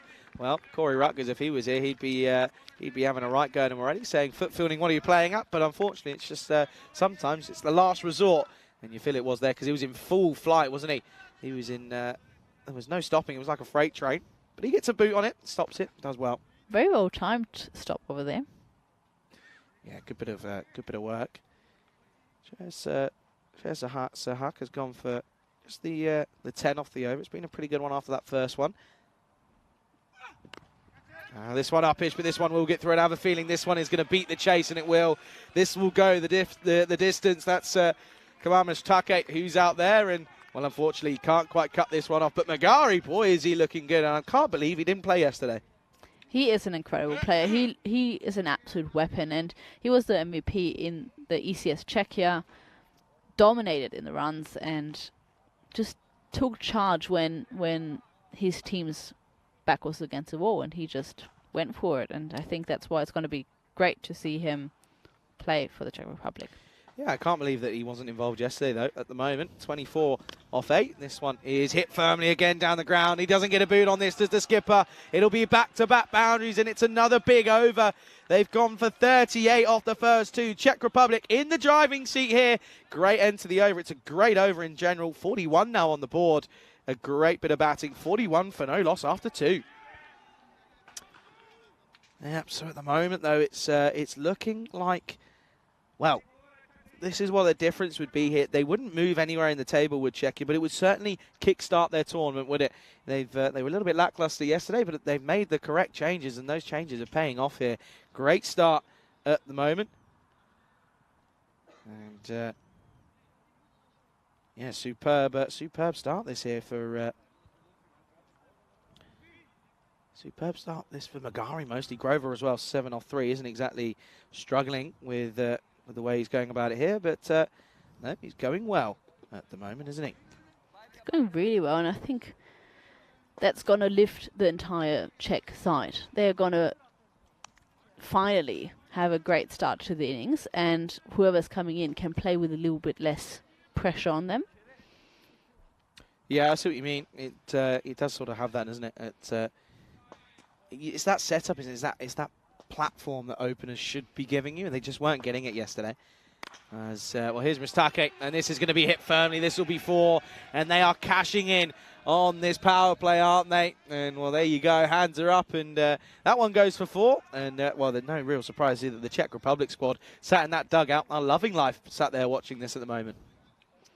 Yeah, I think it's a great, smart move from Charles Croucher, the coach, to just say, you know what, we start from 0, we change it up. The opening partnership of Sabavur, Davidzi and Didlinson hasn't really worked. They seem to have a bit of a communication issue. They, Dylan got ran out. There was a few words. There was a few words exchanged, and I've heard about this being the case more than once, so... Oh, shot. That is timing of the highest caliber from Grover, and making it look easy out there are these two. That's a beautiful shot. Partnership now worth 49 here, and a beautiful bit of work. A very good morning to Joe Foster. Says morning, Charlie, and Meta says happy to see Rutu getting a go. And, well, yeah, absolutely. And, yeah, good morning to you, Joe. Hope you're well. Hi, Joe. So awesome to see you in the chat. I hope you came back safely from the Netherlands, where he was at the women's event, scoring for us. Oh, very nice. Yes, I hope you did well. I'm sure you did, because you're an absolute gun at it. I saw that he was enjoying the shortened days with the 1T20. I saw he was up, and this one, just gets put down. He was trying to pop it up with Mustaki to try and take it on the second time of asking, but that one is gets a little bit lucky though. It's a half chance though. This one you can see there, just wasn't out of the middle, but still hit firmly. Mustaki couldn't quite take what would have been an absolute ripper snare of a catch. We've seen some incredible catches, I mean, over the entire 2 weeks, not only in the ECIs, but also in the ECS as well. There have been some stunners. The catch yesterday, was it Chesahak who took that one-handed grab at the boundary? This one is up in the air. This one should fall safely and plugs big time. It wasn't Chesahak, it was Gowrie who was down there. He had like 3 in almost like very quick succession, and yeah, he was pretty happy with it. You can't blame him either. This is a question I'm going to ask you, because I can see what you're doing, because obviously last day everyone's sort of preparing themselves for the travels back. Right, now I ask everyone I commentate with this, and I don't think I asked you this in Romania. Okay. I'll ask you this. Right, we'll have to wait a ball because Mustake is ready to bowl this one, but it's a big question. It's a big question. Okay. Don't get nervous. Oh, well bowled. Down to Maperla. So you're booking a flight. You're booking your seats. Mhm. Where are you sit? We'll say the configuration is 3-3. We won't go 2-2 because 2-2 is rare. Where are you sitting? Middle or seat? Middle seat, window seat, or aisle seat? What are you booking? Anyone who's saying middle seat is a psychopath. Okay, I'd agree. But I have to say that sometimes I do book myself there, because I have the the luck of the draw to be traveling with my partner, who's also working for ECN. And we'll say it briefly. By the way, the partnership now worth 52. Oh, this one could be a few more. This one is going to go. Oh, good bit of fielding. That's well done again out there, and a superb bit of work. We'll keep it down to what will just be 2. End of the power play. It's a great power play for the Czech Republic. It's 54 for no loss after 3. Yeah. So for those of you that aren't aware, if you're not if you're not aware of the ongoing situation, you're engaged to the tournament referee Stefan Gooch, aren't you? Correct, I am. So, and because he's quite a lot taller than me, Just a bit. he gets the window seat, so he can sleep on. Okay. Leaning onto the window, and I can sleep leaning onto him, because Makes he can't sense. lean onto my shoulder, because that would give him a very sore neck. So this way it works a little better. So I give him the middle That's nice. seat, Okay. the window seat. I sit in Okay. the middle and lean towards his side. Obviously Fair not enough. to the other side. A bit weird otherwise, wouldn't it? That would be a little weird. But yeah, sleep over access, because like we're mostly traveling through Europe, right? So you don't really need to use the loo too often, or like stretch your legs. Shouldn't do. Well, that's going to be a wide to start for Bat. Macari's dropped his bat. Yeah, okay. And my next question. Mm-hmm. You're offered, you can pay for the extra leg room. Do you do it? Depends on the price? Depends on the price. Okay. This one dragged from well outside off, but he's got all of it. And Grover means business here, do these 2 openers. Grover now moves into the 20s. And Butt is, he's been taken to the cleaners very early on. Okay, so what's your price limit? Go on. No, so to be perfectly honest, if it's not longer than 3 hours, I would never pay extra. Okay, like, that's fair not enough. worth it. But I am quite lucky, and we're not sponsored by them at all, but I'm quite lucky to often fly with Lufthansa, and you can get the emergency exit seat for free. Oh, well, it'd be rude to turn it down then, wouldn't you? Exactly. It'd be rude to. Yeah, it's a tricky one. I mean, the thing is, you're flying today. I'm flying You're flying today. very quick. You're outie. You're outie. I'm You're out. outie. And I've got the luxury of waking up at 5:30 in the morning tomorrow, and then I've got a 7-hour layover in Dusseldorf, Ugh. and I don't get home until 9 o'clock, 10 o'clock. That's home in the door. So from door to door, it's, 6 till Lord knows when. This one is pushed away, and that's a good bit of bowling. Again, just one good comeback. Yeah, so what's that? 5:30, so 6 out of the door. Get back at probably 9:30. We'll say 10. That's what's that? You're better at this. You're better at maths than I am. Oh, again, dragged, and just round the corner. There's a fielder out there. What Yep. makes you think that? I'm not better at all. Well, I'll do it then. I'll work out. What So was 6, it? So from 6, 6 in the morning till 1 do you arrive? 22. Yeah. So, hang on. That is 16 hours. Yeah, there you go. 16 hours. 16-hour travel day. Oh, okay. Asking the question here. I didn't see any movement from the foot. That's going to And- be interesting. The keeper is very short, and he's been incredible, by the way. I think He has been out of the outstanding. lot, Oh, no. Uh-oh. Are we not going to be able to see? Oh, okay. Well, the key thing here is watching where the bails are, if we can even see them. Because the foot does go up.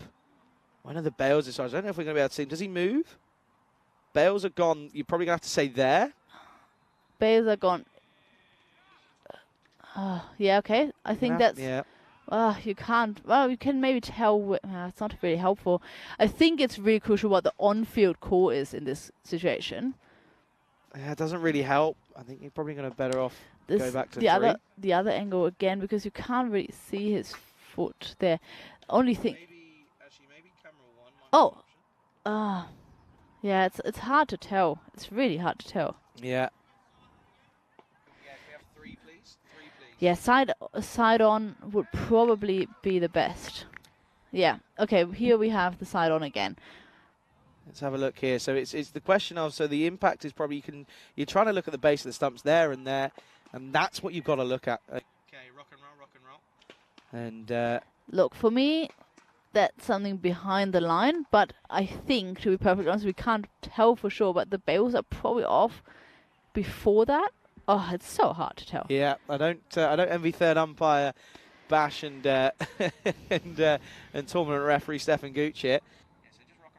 Yeah, and this is the thing: is that foot up or is that heel down? This is the question. Well, the signal, I think they've made a decision here, and I think he's going to survive. And to be honest with you, I think that's the right call. There just isn't enough evidence to turn it over. I'm assuming that the on-field call was not out. You have to be sure to be able to overturn this. So the only angle where you can tell for sure that the bails are off and that also the foot was in the oh, now I've lost it. The only angle where you can tell for sure that the bails are off, the foot was already down. Yeah, exactly. There wasn't enough conclusive evidence to turn it over. So yeah, it's that's just all it is, and it survives. Does Magare? So still 64 on the board. Your father is in the chat, by the way. What? Hi, Dad. Your father is in the chat. For Hello. those who, by the way, had the pleasure of finally meeting in person. Oh, this one is gone. No question of this one. And that's going to be, well, the ball before wasn't out. This one definitely is. This is pushed wider, and he just skews this one up, doesn't he? Straight to point. Good catch, though, in fairness. I believe that is Kumamastake who's taken that one. And that will be that'll be at the first wicket. It's a great partnership, though. And what they've done here, the openers, is they've provided a base for the incoming batters. First wicket down, score is 64 for 1. So my dad is asking what would Mita's partner answer when I ask him to change seats, because I would love to look outside the window. So I'm assuming your father is similar to Maho in the sense that they both love planes? Yes. Okay. Not as much as... But he's also, just like you, constantly checking the flight radar. So Maho or Michael? Both. Good. Okay, good. Yeah, because I sit here, honestly, day in, day out. I'll check it. As soon as a plane goes. Thing is, 9 times out of 10 from Dresden, they're always going to Munich or Dusseldorf or Frankfurt. Oh, Frankfurt. I think that's the only places it flies. No, we've had a couple of weird ones. Maybe Mallorca? We had a Mallorca a couple times. There was a Greek one. flight. Yeah, I could see a few like holiday destinations. But from Dresden? Weird. Anyway, Dylan Stain coming out at number 3. So a bit of a different lineup here, but they had to change things because it wasn't clicking. And, well, good start, though, from the openers. As here is the skipper in Iqbal. Starts nicely with the dot. So, Dad, I think the answer to your question is, if you agree to let Steph sleep on your shoulder, you can have the window seat. So it would be you on the window. That's a shot. Yeah, that's a beautiful shot. Nicely picked up, too short from Iqbal. This is what he does run the risk of. He will drop one in short. Grover makes the most of it. Yeah, so it's you on the window, Dad, then Steph in the middle, and then I get the other seat. So okay. We have like a little like domino effect. Yeah, exactly. Okay, I like that. I get what you're saying about the 3 hour thing with the seats as well. I'll tend to. The thing is for me, there's this one again, too short. It's straight to the fielder though. That's a good bit of work. And, well, they almost get run out, but they don't. Yeah, the thing for me is well, where I fly into, it's always a hassle. There's never a simple flight. So it was an early flight in the morning, then a stupid layover. So I always go, do you know what, if it's under 20 euros, maybe a little bit less, maybe 15, full toss and clubbed into the onside. Oh! Well, has he just taken a ripper? I think he has. I think that is an insane catch, and I don't know if we actually catch this here. Oh, we do. Oh, that is a specky. Oh, on first sight. That is incredible. On first sight, I didn't even think he got there, but that tells us everything, and that is sensational work. That is incredible from the fielder out there. That is insane. Watch this again here, folks. I mean, it doesn't get any better than this. Look at this. Oh, one-handed. Didn't really have too much of an idea, but side hider, take a bow. That is insane. And look at the reaction, by the way, from Chowdhury. He can't believe what he's just seen. We had a bit of a quiet reaction because we weren't too sure what was going on, but that's incredible. That was probably catch of this tournament. Oh, there's been 2. You got that one, and you got Gowrie down at long off as well. But that was insane. That was incredible. So that's both openers back in the shed now, but they've done the job that was at hand, which was getting them off to a good start, which is what they've done. 68 for 2 then here in the 5th. Iqbal picks up a wicket. 2 fresh batters at the crease now in Buyan and Stain. Buyan coming off the back of 67 not out. He's going to hit this firmly, but doesn't quite catch it, and off the mark straight away. Yeah, 15 euros or less. I'll pay for it. How many hours layover until you consider getting a lounge access? Oh, anything over 3. Anything over 3? Anything over 3. Because it depends on the price. But if it's like between 30 and 40 euros, by the time you go and get lunch or breakfast or food and snacks in an airport, 9 times out of 10 it's going to be mega expensive. You'll spend more than that anyway. So you might as well pay for it, sit in somewhere nice, aircon, whatever, get free, better Wi-Fi, and you get nicer chairs. That's just my opinion. And I'm definitely getting one tomorrow. If I can or if I can't, I don't know, because I still don't even know where I'm going in terms of what terminal. I can't work it out. It just won't happen for me. But yeah, that's what I'm thinking. I'm thinking of a lounge. If anyone knows, in Dusseldorf Terminal A, then let me know. Here's Stain, and this will be 1 to end the over. So a great over from Iqbal. Only goes for just the one wicket, but goes for 6 at the end of the 5th. Halfway stage score is 69, becomes 70 for 2. And this is where we are, folks. This is the story for the rest of the year then, here in Krefeld at the moment as we make our way into September. Then we've got the ECS and ECIs in Rome, of course, coming up. And well, after that, we've got a big stint in Malaga, of course. The ECC, the European Cricket Championships, will be coming up in the back end of September all the way through to October. Then we're off to Croatia, then Malta, the encore, and we finish in Spain. Looking forward to all of them. Mida, you'll be involved with quite a few of those, I imagine.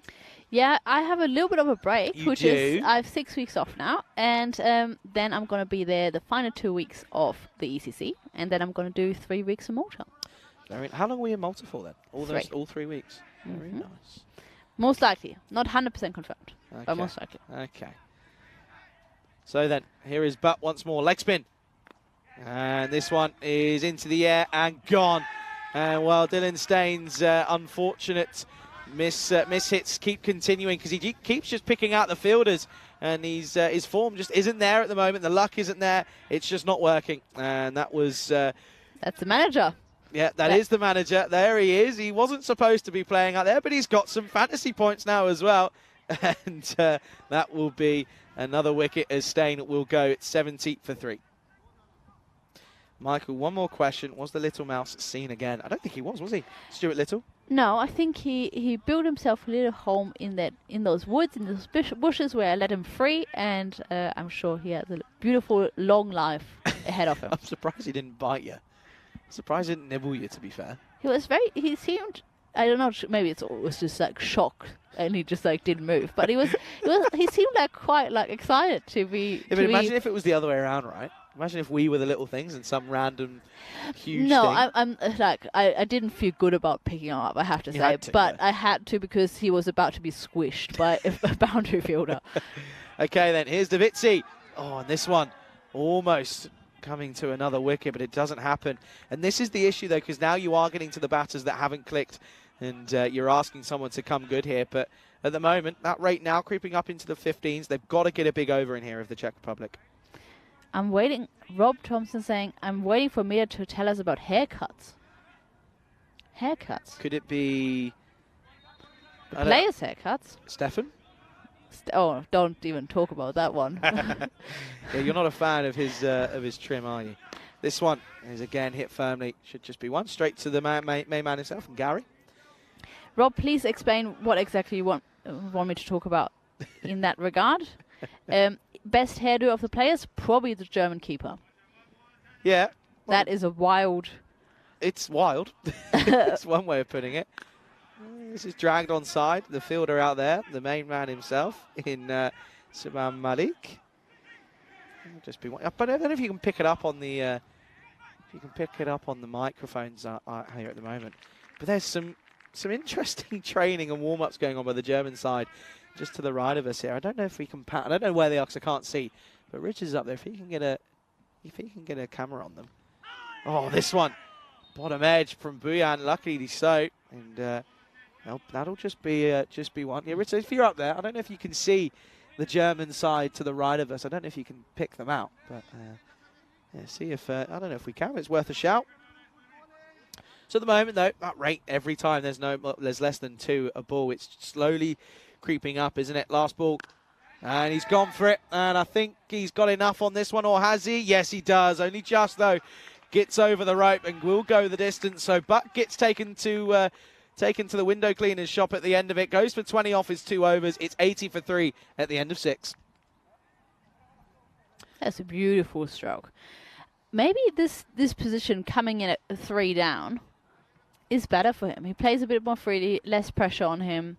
And if Sazibuyan does anything like he did yesterday, this could be interesting. And as you just pointing out, Sudesh, Ritik, Varun, Vaishak also coming. Look how long that is. That's a seriously short tail.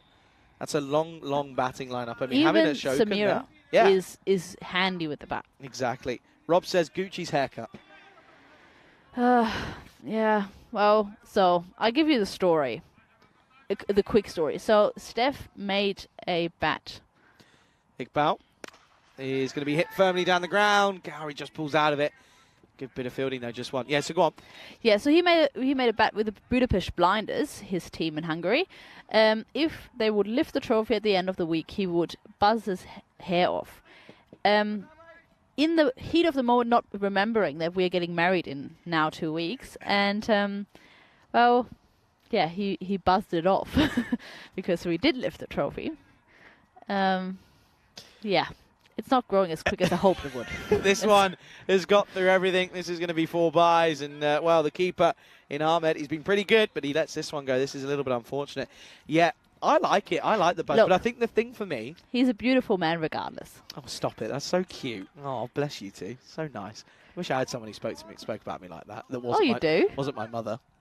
And, well, in fairness, though, it's not a bad haircut. I think for me, because he got it properly trimmed and got like a fade and everything. Not microphone head anymore. No, but the fade was too high.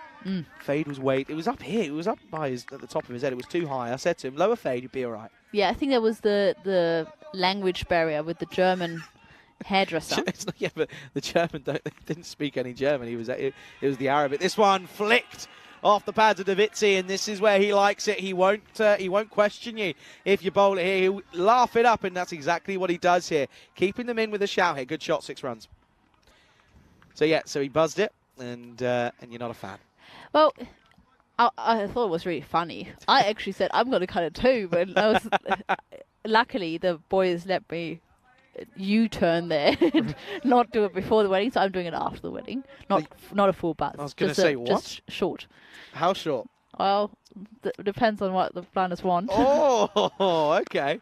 This one again over the covers now, and this is flat and hard, and well, there are the Germans. They're a little bit too close to the playing field for my liking. They're in the fire zone, and it's back-to-back 6s. It's a Maximo time once more. This is a great shot. Too wide, though, from Iqbal. And Davitsi is, I think you're right. Davitsi can just throw his hands at everything here. He's got the license to do so, and that's giving him the more freedom. And when you play with freedom, you play better cricket. Last ball coming up of this 7th over. Got to try and keep it relatively quiet. Oh, what a shot this is. Straight out to the fielder, though. Bit of a fumble, but he'll keep the strike. End of the 7th score, 98 for 3. Is Gucci living in the doghouse then? No, absolutely not. He, as I said, he's a beautiful man regardless of what his haircut does. So cute. And I will marry him at the planned date with even the buzzed hair. It doesn't matter at all, but I would have preferred the longer hair. This is what's coming up in the next game, folks, as the Czechia side once again taking on Germany, and you can see there a change up here, by the way. The Czech side winning the toss and electing to bowl first. So interesting, asking questions of the German side. Well, if going off of yesterday, it could be that could be an interesting game. Of course, you can see there Noel Perfect back in the lineup, which is good to see. And hopefully he has he struggled a little bit yesterday. Just couldn't find that area. He was finding that it wasn't really not decent. Oh, decent. Niall, okay. he probably gets so much. Not a lot of potential. Oh, 100%. Do you know what? And I said this to Rico, and he kind of looked confused when I said it. You've seen Charlie and Mr. Rich play, right? Yes. Similar, right? In terms of like fielding and sort of the left arm throw, the flingy wrist. Actually, looks as well. Yeah, the dodgy trim. Yeah. Sorry, Niall, that's a bit harsh, but. No, look, they're two very young and very talented players, and I think both going to run the future in their respective countries. 100%, 100%. I mean, Charlie now playing out in sort of county level in the UK just shows you that there is talent out there. And yeah, no, perfect. Of course, he's also a great example of the good youth setup here in Germany as well. I mean, coming through all the way from age group all the way through, and now sort of in this side, looking to get to maybe make a name for himself and get a spot in that ECC squad. This one up in the air, and that will be well, they'll come back for 2. Good running, and will just be 2. Yeah, one thing we haven't mentioned as well is Germany. They're a bit lucky, aren't they, with the setup that they've got with the 2 tournaments back to back. They've essentially got 2 opportunities to put in 2 completely different squads to try new names up before the ECC. Yes, but they will, if I'm not wrong, due to flight bookings, have to put in their squad to us at least before the Krefeld ECIs. If I'm not fully wrong, yeah, the James Cantor, if you're watching on the Sunday, which I hope you're not, but if you are, correct me if I'm wrong, but I believe they have to send in their lineups before that, although this traveling squad before that. So this is probably their best chance to have a look at it. I mean, having 2 weeks of a tournament here must have helped too. I wonder if people from BCA, some of the players like Sandan, I'm bad with the last name, Who? Sandan from BCA. What's his last name? Oh, it's a very long. Thank you.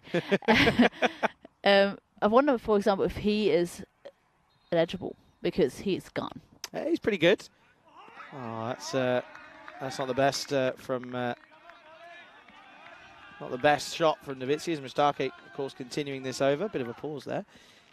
Yeah, I mean, there is certainly scope for different options as well. And listen, it all comes down to registration as well and eligibility. That's the thing as well. It comes down to that registration period as well that we've got. So Novitsi then, he holds the key, you'd say, wouldn't he? He's gone big off his first 10. By the way, look at that timer. It's counting down slowly. Should be fine, though. Not if they're going to bowl a few more of those, though. Oh, dear. And, well, that is... that's probably the worst bit of cricket I've seen from this Norwegian side in the last, 28 hours or so. Not good. Riza Ahmed has been fantastic behind the stumps, and I've jinxed him a little bit, I think. He has been so good, and since I've said it, he has been a little bit confusing. But I'm sure you'll find back to his usual form. Yeah, I was a little bit confused at Agger's keeping yesterday. He was just standing so far back for the Germans, and nothing was carrying to him. It just made no sense, and I did go on about it a little bit, to be fair. Well bowled. Good Yorker, and he just squirts this one out for just 1. It's well fielded. Do you feel, though, that Norway at the moment still slightly on top? Yeah, I think the pressure's still on check. 40 of 15 is still tough ask, 16 and over, especially considering that Sazit Buyan is not looking too good at the moment. He's just eating up balls, to be perfectly honest. So, especially when you've got the beast, you've got the tank, and you've got Aaron Ashokan still yet to come. So you've just got to go for it. Here's Novitsi once more. Just checks this one, and he's furious with himself as well. He's an unhappy chap. Here's the Vizi, can't get it away. It's just the single. Yeah, folks, if you want to get your questions in, by the way, throughout the day, of course, it's the last day of action here. Of course, you've got me, Charlie Hunt, alongside Meta Dow, who's joining me in the commentary box for today. Are you here for all day? Depends on a little bit on Stefan Gooch. Okay. He was quite keen to get in, but he said obviously Gucci wants to come on. Maybe want to do the last game potentially. I don't want to promise too much because it depends obviously a little bit on the umpire situation and how much support they need. But otherwise he might join in for a little bit. Gone for it and got it. That is big from Buyan. Well, Mitty, you were saying he's eating up a few deliveries. He finally gets going, and there's a bit of motivation out there for the Czech Republic because they're still in this, and they're still in this fight. That's a beautiful shot. What a pickup, and the sound off the bat, that was beautiful. That was a gorgeous shot, just straight down the line. Held a shape, and he had to fire at some point. 5 or 5 wasn't going to cut it, chasing 16 and over. So that's a helpful contribution, especially after Davids, he just missed out on that full toss. Yeah, big time. So then, Mustaki under a bit of pressure. He's gone for 25 already, yet to pick up a wicket. He's got a delivery left to go. what's the story going to be? Last ball of this 8th over. Oh dear, off the pads. This is going to run away. Chases on for Ahmed, the keeper. He is going to get there. That's a great effort from the keeper. Running with pads on as well isn't easy, and he's done well there, in fairness. So he will come away and finish the over with just the 2 leg byes, I believe. Well, what's going on here? I thought that was the end of the over. I just want to check this here as long as he's fine. I think he's okay there. Can't see any issues for me. No movement of the rope. Yeah, I think they're just checking where his pads land. No. No, that should be all good. Rope doesn't move for me. So that should be the end of it, I think. And I think it is. Yeah, it's gone down as 2 leg byes. So 112 for 3 at the end of the 8th. 31 needed off the last. They need a big over here, don't they? Yeah, you don't want to leave it up to the last over. You really have to, I think, get about 17 of this one to have a good shot at it. Yeah, you've got to get sort of halfway, haven't you? I mean, at 112, you want to be looking at probably around a 125 if they can at the moment, to then have a chance of chasing this 143 down. But they get to this at the moment here, and yeah, this is good stuff though from Czech Republic. They've given it. They've certainly given themselves a chance here, and it was always due to to that partnership at the start that was worth 63, wasn't it? It was a great bit of work, or 64, I should say. Sorry, from Magari and Grover. But it comes down then to the last 2. 31 runs needed. They've got 4.5 minutes to get through this as well. Sherzak went for 18 off his first. So if it's anything like that, then well, this could be dangerous here. Bit of a game-changing moment. We all say it happens in the 9th. Well, here is the 9th over, and they're eating up valuable seconds here. Not too sure why. Sherzak with the 9th over then. And this is going to go big up in the air. Hasn't got all of it. Chance. Takes it. Does well. Does the fielder out there. That's, of course, Kamal Mustake, who's taken the catch. And the in-batter in Davitsi will go. So he goes for 24. And it's a good start to the 9th over for the Norwegians. Not for the Czech Republicans, though. They lose another wicket. Score is 112 for 4 now. And that's the captain's inning upcoming. I see Arun coming out. And I think that's a good call because he is known to finish off games. He has done it for his club side a couple of times, apparently, this season. He got them into the ECL with the last ball 6, apparently. So he's probably the right person to send in at this point. Yeah, I like it. I'm liking the move. Of course, they've still got the tank and Wickramasakara, but Wickramasakara has the ability and has the tendency to sort of just swing every time onto the leg side. Doesn't play probably the shot that was needed. But this one is an interesting move. Yeah, the finishing style of Aaron Ashokan. We did it yesterday. Hit a few bombs. Needs to go big here. Sherzak. Good start for him. Here is Ashokan. And he's gone for it and does go big straight up. Does Arun. And this is where the big man will stand tall. And, well, we'll pump the old chest out and say, come on then, bring what you've got, because I'm up for this one. I need to get some runs on the board. We need to get some points on the board as well. And a good start for Aaron Ashokan. 6 off his first. Told you. Right person to bring in. Right person to bring in. I think Sudesh Wickramasinghe is just taking a little bit of time to get going, so that's not what you can afford to do at this point. It's a bit one-dimensional as well, isn't it, from him?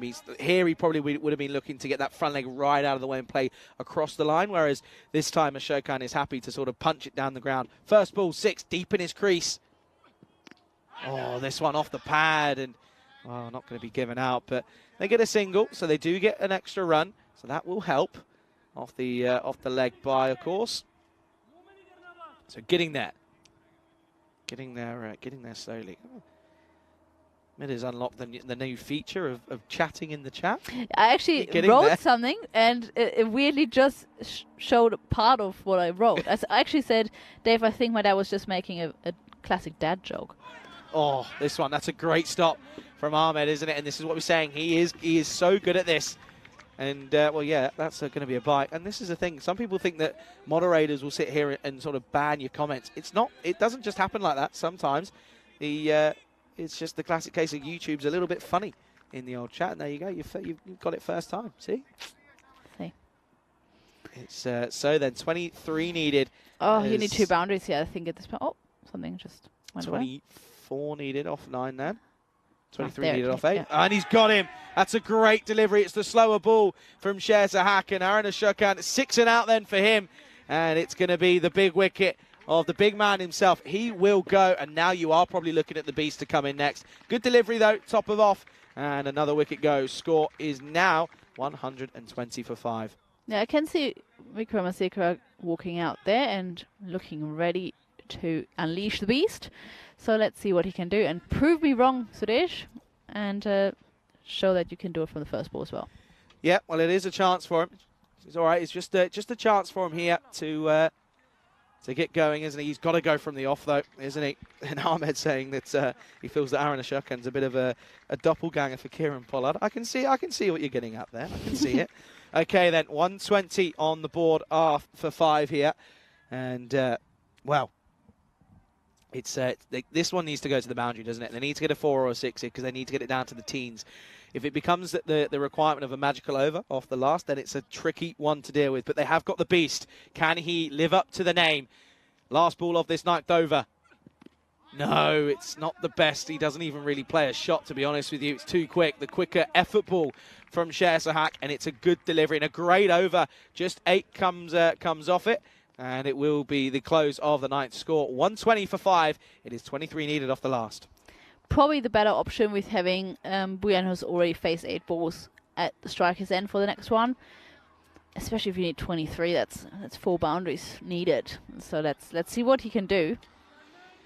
Yeah, you're going to sort of rely, and okay, interesting. Is who's in the who's on the keyboard? I think I'm trying to work it out. I think that's Pat. No, that's Mark. That's Patrick's. Patrick's is on the keyboard. He's got a bit of a tingle. He's chucking up the old golden ball graphic. Okay, Patrick's got a bit of a tingle. Couldn't see that. I was trying to look into what was going on in that box that they call the production van. Okay then. So Patrick's has got a tingle. Well, if anyone else has got a tingle, let us know. 23 needed, and they're going here to Gowrie. And well, this is interesting, going to a bowler who hasn't bowled an over yet. He's going to have 1 over, 6 balls, 23 needed. Oh, well bowled. Probably say that Buyan has missed out there. That was in the slot. And, well, this time yesterday, we probably would have seen him take it on and go large into the onside, but he hasn't there. But they get a single. He's also struggling a little bit with his calf. Had to come off yesterday. Is carrying a bit of an injury. Yeah, you can see in his run-up it isn't quite full. Slower ball. Well, he loses the grip on this one. And he's just too early on it. Here's Vikramasinghe. And it looks to me as if they're going to fall agonisingly short here. Oh, the Czechia side. That's now boundaries needed from here on. Yeah, 21 needed off 4. And in bottom edge, straight to the fielder. And this is poor from these two. I'm sorry, these two are some big names in the Czechia domestic game and on the international scene. They've done it before, but it's just not clicked for them here. And that's the game for me, unless they get a minimo or a 7-up, sorry. And yeah, for me, I think that's it. Game over, which is a shame for the Czechia side. Oh, it's such a good ball, though. That's a great Yorker. Yeah, to be perfectly honest, yes, it is a bit disappointing, but Gowrie has done everything right in this over. He's bowled phenomenally. Just didn't concentrate on the speed too much, just line and length. Hard to get away. Yeah, 100%. This is what they've been asking for him. So last 2 coming up. This one will go the distance, and finally he picks the pace that Gowrie's opting to bowl, but it's too little, too late for me, I'm afraid. And well, Buyan will get one away, but it's it's going to be in vain, really, isn't it? And well, it's a shame for this Czechia side because they're going to finish agonisingly close. And to be looking at it a bit more positive, it's the first time the Czech side got to a score like this. So this is looking quite hopeful. They still have 2 more games to go. So the fact that they are getting around 130 is very positive. Yeah, they got to 127 yesterday, but again, consistency is the thing, isn't it? And they're finally showing as if they've got a bit about them in that batting lineup. So, I mean, you look at the bowling though, it just leaked a few at the wrong times, and this is hit firmly. And I think this one. Well, I might have to check this one. He's almost lost his trousers as well. But, well, it won't matter anyway, as it will be another win for the Norwegians, coming down to the very last over. But they do it, and, well, I would say doing this up. That could be 4, I reckon, by the way, folks. And I told you he lost his trousers. Just look at that one again once more. And, yeah, you go. Signal is 4. So it will be a boundary off the last. So they get 2 boundaries off the last. There you go, yeah, touching the rope. And you can see over the rope there as well on his calf. But, yeah, so they do go 6 and 4. And, well, Czechia, they would have been very much hungry for more. But I'm afraid they fall at the very last hurdle. It's a fine win for Norway. They win by just the 10 runs, though, as the Czech Republic, they've got it all to do. They're going to have to chase again in the next game, of course, as they take on this German side. Strong German side as well. That's coming up in match number 7. That will be coming up in some...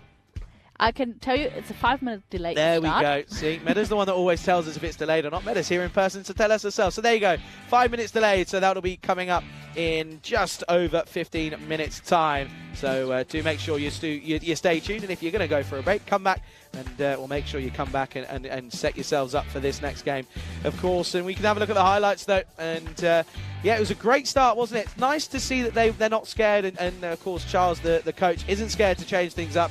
And it paid off for them here, didn't it? As they were able to get things going pretty nicely. And yeah, it was a good start, a good opening partnership worth 64. There were some beautiful shots all around the ground from the likes, of course, of Magari and Grover. I was surprised to see Grover at the top, but it's clear it worked. Clearly, he had some beautiful shots. This one was put down by Mushtaki, but it was a half chance, really. That was a good bit of fielding, but then one very next ball went that exact way. This one was a good shot from Grover, taking on the bowling of Butt from Norway. And but eventually, you can see there, that was a close one. But then the very next ball, he was gone at point, and it was they took the catches when offered to them, didn't they, Norway? And yeah, that's, you probably say that catches winning your matches, because if they put that one down, you have a feeling that Magari could have gone on to make those 10 runs. That, though, was a special moment, wasn't it, Mida? Absolutely, it was probably my favourite moment of this morning. A beautiful catch, and for me, probably the best catch so far. Oh, you're putting a big shout out there, Mitch. You're putting a big shout out there indeed. This was a nice flick off the hips, though, from Davizzi, who came in and gave a bit of fight, didn't he? But unfortunately, he couldn't just get them over the line. He almost took out some of the Germans who, well, he's taken them on in the next game, so maybe trying to get one over on them. But he went for 24 off 12. As that was a great bit of work by Ahmed. Very impressed with his glove work as well. And yeah, it has to be said. That was a good catch, though, and this is what I'm saying. Holding these catches is what they needed. Aruna Shokin, the finisher, tried to come out and do the job, but unfortunately couldn't do it, as it was a good 9th over, wasn't it, from Sher Zahak. We'll have a look at that 9th over. I mean, you look at it, it was 2 wickets coming off it, but just the 8 runs, which is what they needed to keep it quiet. It was 4 off the last, but it was in vain, as they finished 10 runs short. But a huge credit to the Czech Republic side. They're better than what they were yesterday. Starting to click between each other, which is what you've got to ask for. And you can see there that, well, a good opening spell from Magari and Grover, but for Buyan, he couldn't quite get going quick enough. He did get going in the end, but it wasn't enough. Sudesh, the beast, didn't click again for him. So it's a 10-run deficit that they lose by to the Czech Republic. They've got it all to do. They take on the Norwegians, not Norwegians, the Germans in match number 7. That's coming up in just under 15 minutes time. Make sure you tune in for that one. You're watching it all unfold right here with me, Charlie, alongside Meda Dow, right here on the European Cricket Network.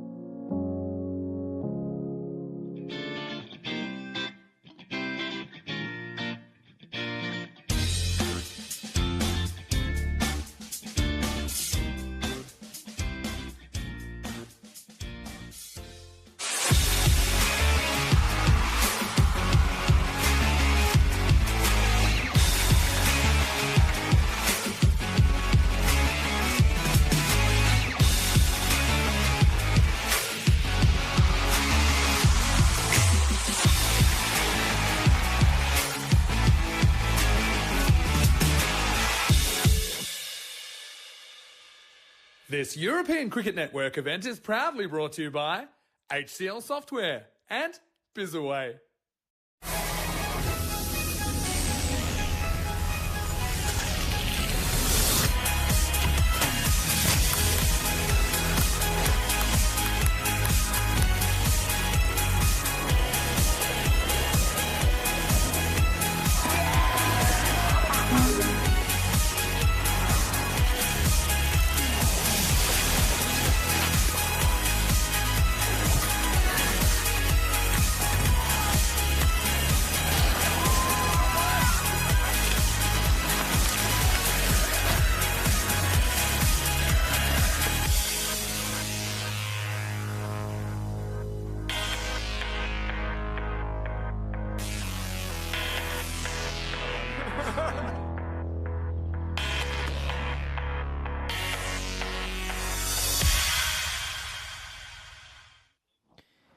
Good morning, everyone, and welcome you back to this beautiful home place that we've called home for the last 2 weeks here in Dresden.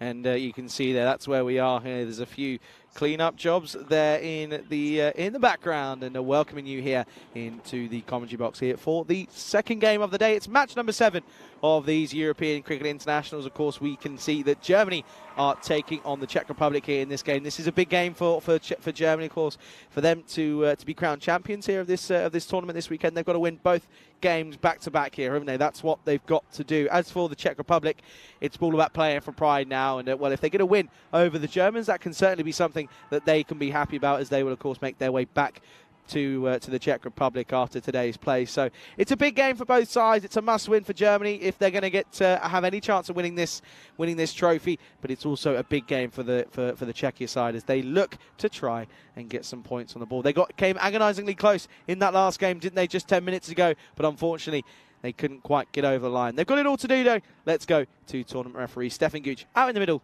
with the two captains.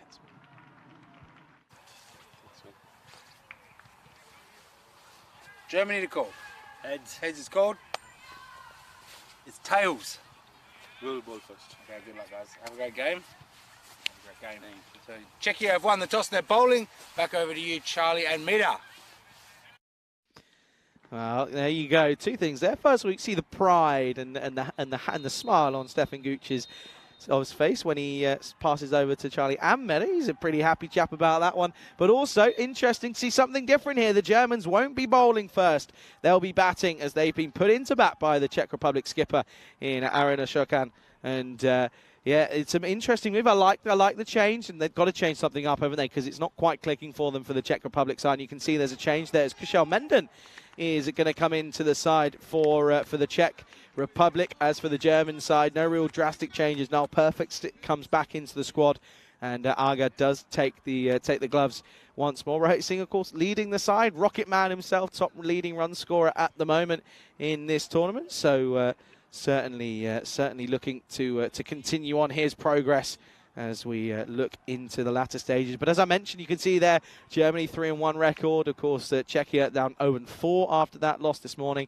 So, of course, the Czechia side have got 2 more games to come. But as for Germany, they've got to win these 2 games here this afternoon / this morning, as we're looking forward to getting the action right underway out here in the middle in Dresden. So the German openers will be sent out to start us off, as it looks as if it will be Sazi Buyan who is going to take the first over, as we're almost ready to get things going here. Of course, you can see there, no surprise, no changes. It's clicked for them for the openers. It is going to be Jampreet Singh alongside Boom Boom Jr. and Shahid Afridi, who will be taking, by the looks of it, will be taking the first ball. That role of taking the first delivery has changed for a fair few of these two. And of course, you would have heard there, and he said it with pride, didn't he? Did Stefan Gooch? He was passing over to not only me, but I've got a guest for, especially for the first innings of this game. We'll see if it changes, but it's Meda Dowie joins me back in the commentary box. Good morning, Meda. Good morning, everyone. Good morning, Charlie. Yeah, very excited to be commentating on a Germany game. Yeah, it's first time? First time, yeah. Nice, yeah, and you were saying earlier, you know a lot of these guys, don't you? Yeah, so Janpreet, I think I've met for the first time when I was 12. Oh, wow, okay. Probably. Yeah, he must have been 13 or something. So, yeah, we have like gone through the same like youth programs and stuff, and yeah. Here's Buyan then. First ball to Boom Boom. And, well, it's an outside edge, but a dot ball to start. So, yeah, so you played a lot of cricket with Jampreet then? Yeah, so, I mean, two different regions, so we always saw each other at, like, German championships and stuff, because in Germany, under 19s, men and women can still play together. Mm-hmm. This one just short, and oh, he's got him! Oh, he's got him here! And look at this, the shock on Afridi's face. He can't believe what's just happened, but Afridi will go for a 2-ball duck. And oh dear. Wow, I mean, Buyan's got a smile on his face, and rightfully so. It's an early wicket, and look at this here. Off the hip, off the chest, and then he tries to get it out, and the ball goes onto the stumps. Nothing he could have done about it. He plays on here. First wicket down. The score is, well, it's none for one. And, well, there you go. Is it Dieter?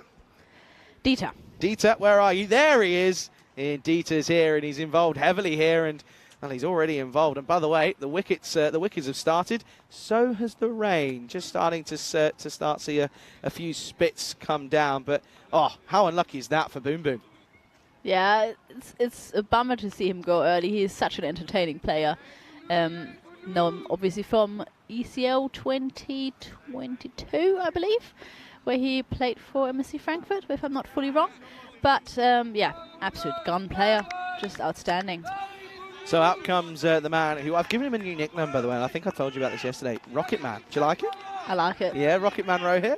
Yeah, Rocket Rohit. Rocket Rohit, yeah, Rocket Rohit. Little saying to the Marvel characters. Oh, he's one of my favourite Marvel characters. If you know, you know. But yeah, here is Rocket Rohit, the Rocket Man himself.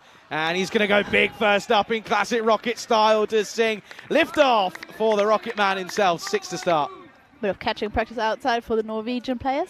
And obviously those two players know each other really well. Played for Britannia together for years and played for under 19s cricket together for years, then played men's cricket for Germany together for years, so they know each other really, really well. Oh, now this one is nicely played out into the offside, and didn't stay in as well. You can just see there, few spits of rain coming in now, and I told you this is just going to be like this all day. It's going to come and go, isn't it? Yeah, I really, really hope it doesn't get any stronger than this, because I don't think the outfield could take any, much more, because we are right on the river here, the riverside, Elbe River. So if it rises the water, then you're in trouble. Yeah, big time. And I think the thing is as well is it's already really slippery out there as well. And the drainage is brilliant here. Don't get me wrong, but it's there's only so much that it can drain. Up in the air, and he's not got all of this. This could be a first baller for Singh. And it is on the second time of asking. Jampreet Singh now goes both openers back in the shed early on here, and a good catch for Ruturaj Magari. Makes no mistake of it, takes it on the second time of asking. And that's going to be a golden quacker for Jampreet Singh. That's a bummer to see. I really hope to see him excel. I think he's an incredible player.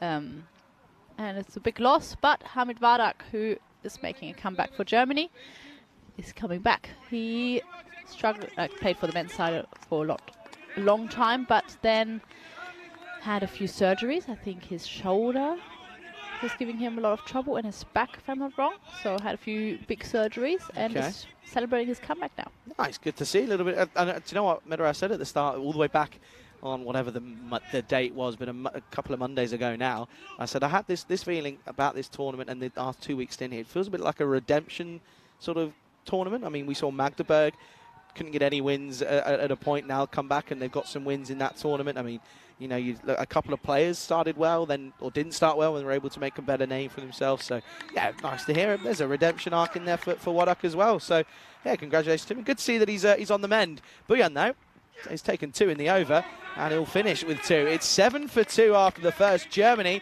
well, they're under a bit of pressure here, and luckily for them, though, they've still got the Rocket Man himself still out there. 7 off 2 for him. Yeah, Rohit met him at the same time as Jampreet, and then I also know Hamid obviously really well, who's out there with him, and Basit Oya, who played under 19s cricket with my brother for a long time. And we played for the same Northern Youth selection team for a while. So have known him and his younger brother for a long time as well. There you go, see? That's why we got you in on today, because you've given us the insights. The knowledge that Rico wouldn't know. We'd have no idea. Okay, then. Thomas, the tank.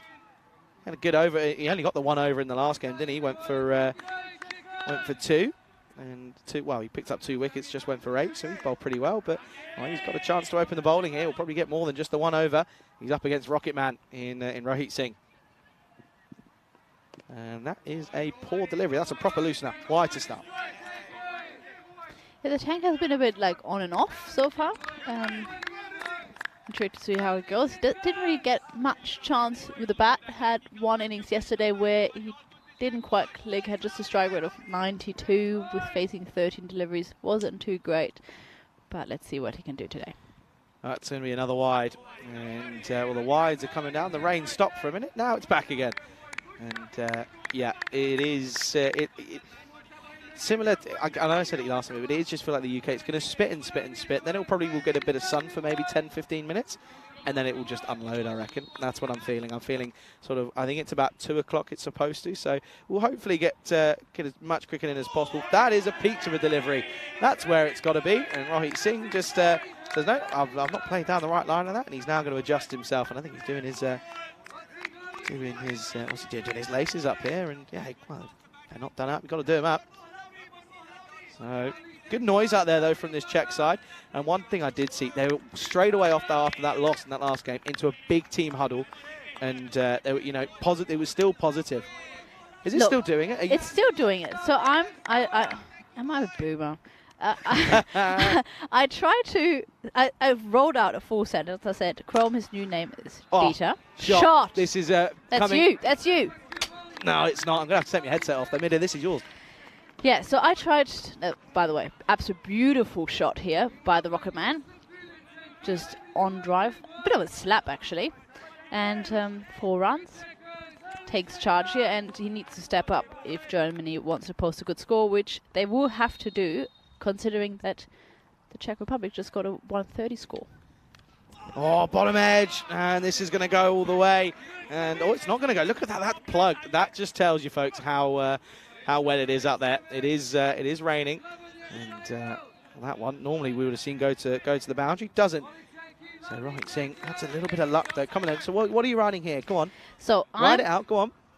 Now there you go. But look, every time I do any sort of emoji, it just sends the emoji, and I don't understand that. Try it again. Go on. Just write out anything, and then just say hello, hello, hello, and then put. Well, you're not typing anything now. You are a boomer. Oh. Good delivery again. This is a great comeback. This from Ritik Thomas. Yeah. Okay. Hello. Yeah.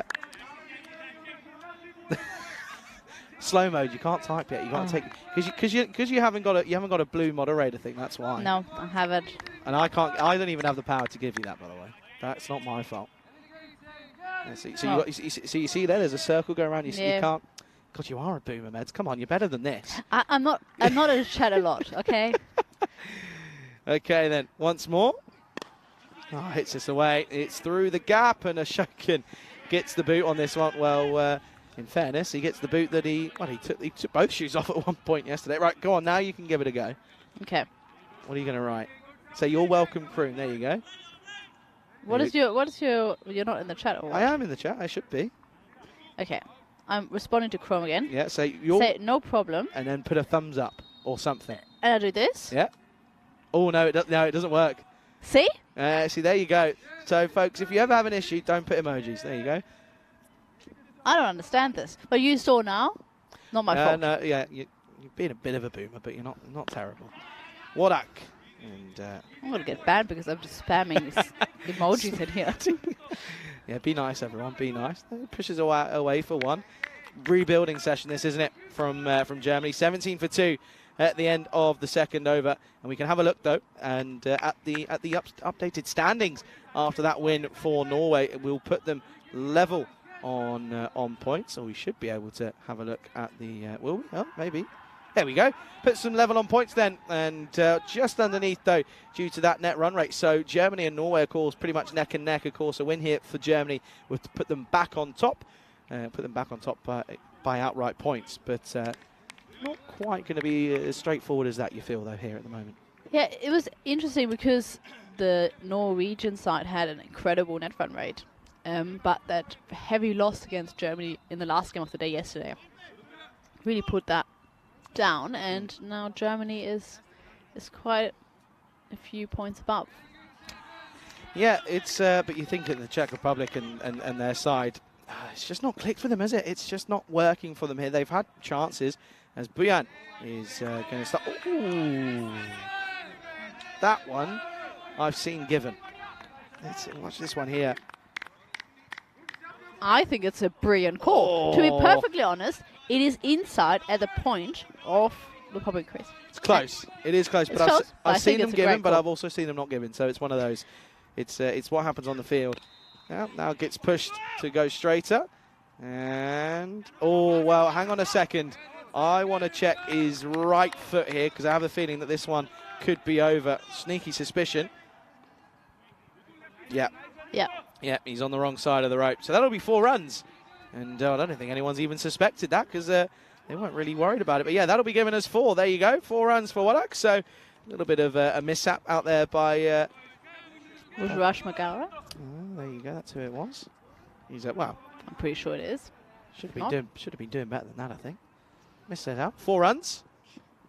Oh, now it's 6, and this is beautiful.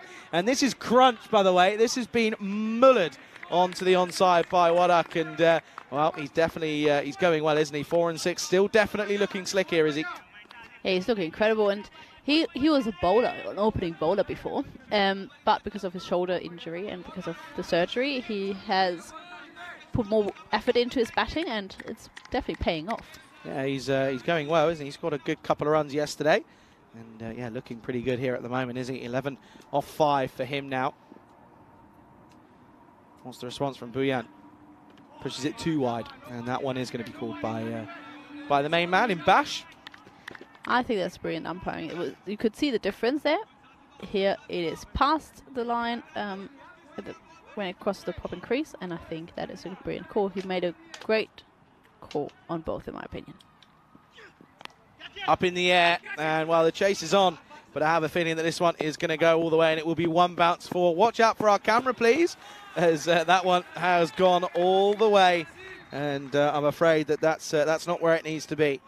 And Meta's pointing out saying that Chris has said he has the same issues. Yeah, it's a YouTube thing. It's not us, trust me. Gets a bit lucky there to Hamid Waduk. So 4-6 wide, and then another 4. So Bujan this over not being the best really. Thank you, Chris. It makes me feel a lot better that I'm not the only one who hasn't figured this out.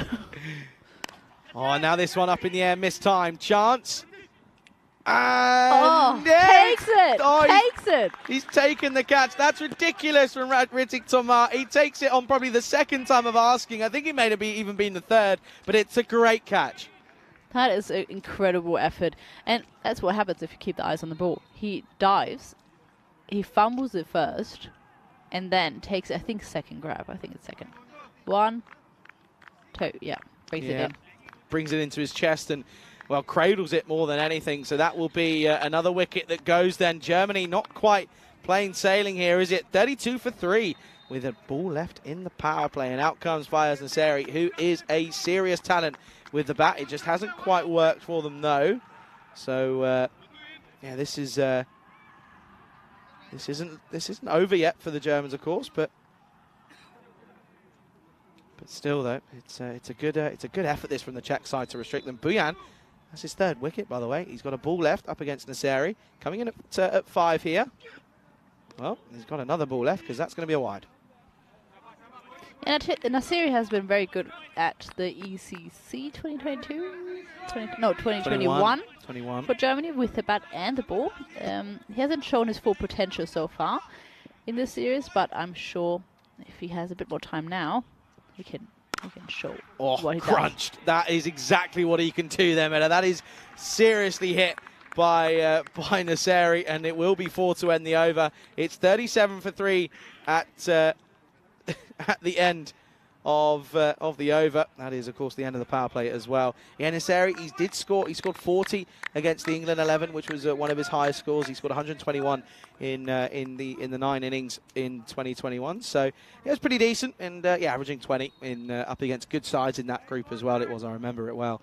And yeah, he also took 14 wickets as well in that in that ECC back in 21. So yeah, he's a talented all-rounder. But this is a good start for the Czech Republic, isn't it? They've taken early wickets, and now 37-3, a little bit similar to what we saw when they blew up against Norway. Yeah, it is interesting. I still remember at that ECC we had a speed gun for the bowlers. Yes. And Nasiri was leading the pace at a point, and then you could see with Kingma and a few others giving a little bit of extra pace following matches. Okay. Okay. Well, here's Magari, and he's going to be clipped for one. What did he clock at? Like high 120s, low 130s, so like 127, I think, roughly around that, if I remember correctly. And then with Kingma, I think, clocked at 134 or something. Yeah, so it's not slow. It's not slow. It's not slow at all, is it? So yeah, back just under 80 miles an hour. Oh, got him! And well, we're bigging him up here. Magari, he's come in the squad again, and he's picked up another. And it's another chopped on for the Germans here. Struggling, aren't they? That's 4 down now, 38 for 4. Chopped on again. Yeah, I think it's very interesting. They seem to struggle a lot with the bat, and Rocket Man has a massive target on his hands, though. I have to say the Germans bat very deep as well. Yeah, they do. And but at the moment, though, asking serious questions of this middle order now, because, I mean, you still probably got the likes of Abdul Basir can still come out, of course. And Basit Oya, the keeper, Shahan Aga. Yeah, as well, some options. Now, Perfect isn't exactly a terrible batter himself as well. Can certainly play. Listen, I'd actually go, do you know what? I'd chuck him in here. I honestly. Not Perfect. I'd chuck him in it. See what he can do. Chuck him at the deep end. If he sinks, he sinks. If he floats, he swims, and he's, you know, because he can nerd. But isn't he a bowler? But he can nerd. Nah, he played good shots the other day. He can nerdle it. 100% he can nerdle it and just hold up one end. Chuck him in the deep end. Why not? He's young. He'll deal with it. Yeah, but I think it's too early for that. I think Germany. I think I am jumping the gun a little bit. Yeah, a little bit. Like Germany's only at 4 down at this point. And it's also only the 4th over. Exactly. They still have like at least 3 proper batters to come. Well, here is Oreo, and I just want to say Oreo so bad. Just pushes it for 1. You know, I think I was jumping the gun a little bit there, but I'm also just gunning for the young man. I want him to come out and just prove himself, because I know he's superb. Look at I see what you're doing. You boomer. You've just listened. You've read what Neville's put in the chat, and you've gone, okay. I like it, but I already have notifications turned on. Notifications turned on. Good. You've got that ding dong bell on. That's good. Yeah. See, I am never on YouTube. I'm not a big YouTube person. Oh, what a peach that was, by the way. Beautiful Serious delivery. See, Magari should have been inside earlier. Yeah, they missed a trick not having him yesterday, didn't they? And asking the question, not out though. Good bit of work though by Grover. He impressed him with being impressed with the gloves as well. Charlie, do you have a full-on subscription? No, I was gifted one actually. So there was a hat trick that came, I think, last week. Kroom gifted me something. Gave me, I can't remember which one he gave me, but he gave me something. And I've got a green crown next to me now. Should I say hello? And you can see it in the chat. So, right, really, I'm going to put. No, come. I'm not going to put an emoji because it won't come up. There you go. See? Ooh. Look at my crown. Is that green? That's, yeah, it's a bit green. Ocean blue. Ocean blue. Okay. Turquoise. Oh, good colour. Gone for it. Has Rocket Man straight to Divisi. He doesn't really let too many through him. That'll just be 1. Going at 10s here. The rate isn't really an issue, but the wickets are. That wicket column still tumbling. And at the end of the 4th, score is 40 for 4. Farouk, to respond to your question, where's Rico? Krefeld. He's in Krefeld. He's already at the next venue. So he's going to be leading you through, together with Vinny Sando, the next 2 weeks. Yeah, that'll be those two, the partners in crime. They'll be taking you through that one there as well. And yeah, huge shout out to all the crew that are making their way there. And I know that Kreffeld's a nice ground. I think it's a decent ground. And yeah, certainly looking forward to that one. And Chris says, wait till you get a golden or orange. Maybe. So 40 for 4 at the end of the 4th. And yeah, Rocket Man, 16 off 11. He's had a few good shots. Just biding his time, though, isn't he? Oh, and that one is... that's a good delivery from the tank in Toma. Yeah, and Kroom saying it chose Charlie Hunt randomly. Yeah, this is the thing. I wasn't chosen. I got it randomly. So if there's... So you could... Because you've been in the chat today, you could get lucky. And if there's a hat-trick or a century or a fifer or a golden ball... Come on, boys. I want one. You'd become a moderator at that as well. There you go, see? Okay, then. Once more, tucking him up. And all you can do is turn it around the corner. And no one backing him up. And easy comes through and does back him up. And, yeah, just one. Now you're going to be sitting there on the chat every day. Waiting for... waiting for... No, not going to happen. Waiting for a hat-trick. I came on for like 2 days and got one. Great. Easy. Got paid to be here as well. It was brilliant. No, I've been watching so much cricket. I need the breaks when I can this have is them. the thing. Or up in the air, leading edge. No one there. And should just be one. They probably could have pushed it and maybe thought of a second. They don't. I mean, this is the thing, is that you've got to remember the simple fact that, yeah, we don't. The last thing you want to do after watching 5, maybe 4 games of cricket a day is go back home and watch cricket. Yeah, it's the last thing I want to do. I find it even like difficult with the teams that I like really support, like Sri Lanka or other teams that like international teams, or IPLs. I can't watch it really anymore, and that's a shot from Rohit Singh. Doesn't even bother running. 6 runs. Yeah, Rocket Man himself goes blast off. Does Rohit Singh, and they need a few more of those, don't they? Because at the moment it's looking a little bit tricky. And yeah, good pick up though, isn't it? Just a little bit too straight from the bowler, I'm afraid, from the tank. Okay then, 2 balls left of this 5th over. Oh, gone for it, up in the air, hasn't got all of it though. Venkatesh underneath it, takes it! It's a great catch, it was a hanger, it was in the air for a long old time. Was the ball, and well, Tamar does get the breakthrough. He will pick up a wicket, and look at this, they believed in the Czech Republic, and they should do. It's going to be another one to go here, and oh dear, the wheels are falling off. It's 48 for 5. It's interesting to see because this is the first time Germany is batting first, and I can see why they elected to bowl first, because they seem to struggle a lot to put on a good defendable score here. Yeah, they are struggling, and that's a lot of their recognised batters back in the shed now. As out comes the keeper in Agar. He'll come out at 7. Score 48 for 5 after 4.5. Yeah, that's not so good, because at the moment they're going at 100, including the quick runs from Rohit Singh and Hamid Wardak. The question is, can they even keep up with this run rate?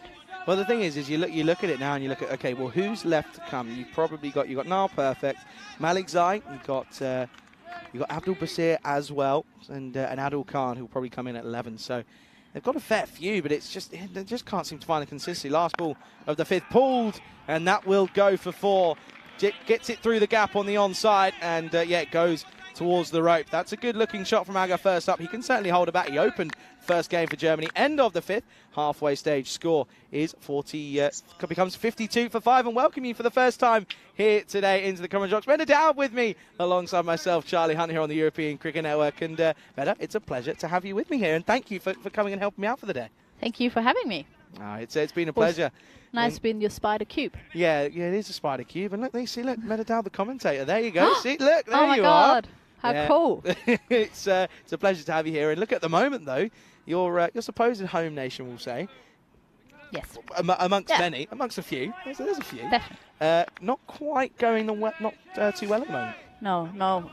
Pretty disappointing, but I hope that these 2 batters can maybe put on a little bit of a partnership, because that's what's been lacking. They haven't really built any partnership so far, and the Czech side have been doing fantastically in the field. They've taken their catches. Seem to have woken up and eaten had their Weetabix this morning. Of course, other breakfast cereals are available at your disposal. And well, this one is going to be the beast. Wickramasinghe comes in and starts with just the 1. Yeah, he's been fantastic for them. He took a lot of wickets yesterday, especially in their first game against Germany. Let's see what he can do this game and maybe stumble the Germans even further. Yeah, I mean, we're talking a lot about the bowling, the batting department. This one is slapped down the onside, and your father Michael says it's we've got to think about the bowling unit. This is going to be difficult. It is going to be tricky for them now. Potential for a second, but Arga wasn't watching. Yeah, it's big questions being asked of them now. I mean, you look at the history of this tournament so far. I mean, they've conceded a big score from the Norwegians, so they are capable of sort of having a bit of a topsy-turvy time of it. Here is Wickramasakara then slapped through cover. Davitsy's got a bit of work to do, and does so pretty nicely. Comes through for just the one. Just wanted to check how many extras Germany has been bowling, because I think that was one of the letdowns for them. Yeah, they're bowling a lot of. Yeah, they are bowling a lot of extras. I mean, they're sort of always around the sort of 10 mark. I mean, 16 in the first. Yeah, that's a fair few. And I'm pretty sure in that game, the extras were the second highest scorer for the Czech Republic as well, which is not good. That was only down to a late flourish of runs in the back end of 21. 15 in the next one, was it, as well? Yep, Yeah, 15. See, and that was against Norway, of course, where they lost. So it's not exactly been the most convincing of displays. This is a good shot, though, again, from Aga, who's, he's gone 4 off his first ball, then 1, and now he's got a 4 off his third. Great looking shot, clipped off the hip, nicely played. So 17 in the third game they played. So it's actually, now we're already at 48 of the day yesterday, and 1 more innings to come, and that was 10. That was their best one. Yeah, so 58 extras in a day. And you consider how many runs they conceded in general as well. It's a good percentage of it, good proportion. Now gets wide on the offside, and this is crunch from Aga, and this is a good fight back from him. He's proving, I mean, he was opening, as I mentioned, in that first game for Germany, being pushed down the order here, and well, he's still showing us to why he was opening, because it's a good shot. Yes, playing really well. He didn't look great in that one game where he opened the batting, bit of a wild swing where he got out to, but he's showing why he got selected right now. Leading edge, gets lucky. There's no one there. They've got a fielder at backward point. That's Stain. So it will just be the single, and that will be the close of the 6th over. Score then for Germany at the moment is 64 for 5 with 4 overs remaining. This is the story so far. Look at that. Ducks apiece for Shahid Afridi and Jampreet Singh. Not what you want from your openers. The skipper, Rocket Man himself in Rohit Singh, got going, was going nicely, but was eventually caught in the deep by Venkatesh Magashayam. It was a great catch, and apart from that, no one else has really got going. But Aga at the moment is showing some signs of fighting back here. Let's see what Basit Oya can do as well to contribute to this partnership, because he will have to fire to get German to the decent score. I think Abdul Bashir is probably your best bet coming in next. Yeah, we've seen him do it at domestic level. It's carved away. It's straight to point, straight to cover even for Aaron Ashokan. I'd give Aaron a bowl now. I'd give him an over. I really would. Honestly, I think he'd go well. I really think he would, especially up against these sort of middle overs and the mid order. Wild from Oria. All he's got to do is get Aga on strike here. That's all he's got to be concerned about. That's what he should be on anyway. Yeah, just got a screenshot of us commentating from Prakash from Bulgaria. Oh, what a boy, Prakash Mishra, of course. He plays for Bulgaria and the Bulgarians. A huge shout out to you, Prakash. Hope you're well, and I miss your food. Oh, I miss your food. Up in the air, chance, and gone. And it was starting to chew up a few deliveries, was Oria. And, well, it means that the pressure builds, goes for the rash shot. And look at this as well, by the way. Magari now 2 for 4 off his 1.3 overs, bowling superbly well and doing a good job with the bat as well at the moment. Good bowling, though, and it's another wicket down. It is 65 for 6. Yeah, Meda, so my dad has just texted me saying, who is that in the box with me? And I was going to say it, but why don't you, if for those who aren't aware who you are, introduce yourself. Who are you? What do you do for the European Cricket Network? I am one of the 2 chief project managers for the ECN. I've been on board for quite a while, 4 years now. Yeah, it's been a long ride and a lovely one. And once Karan is coming in, who's been an absolute legend of organizer, and yeah. So look at this. Look. Oh, everyone signed it. Everyone signed it, right? Oh, okay. Not just you. Oh no, I've not signed it yet. I've not signed any of it. Do you even want mine? I wouldn't want mine, to be honest. Okay, then this one is slapped down the ground. This one will just be one, as that is Abdul Basir that has come out here. Oh, look at this.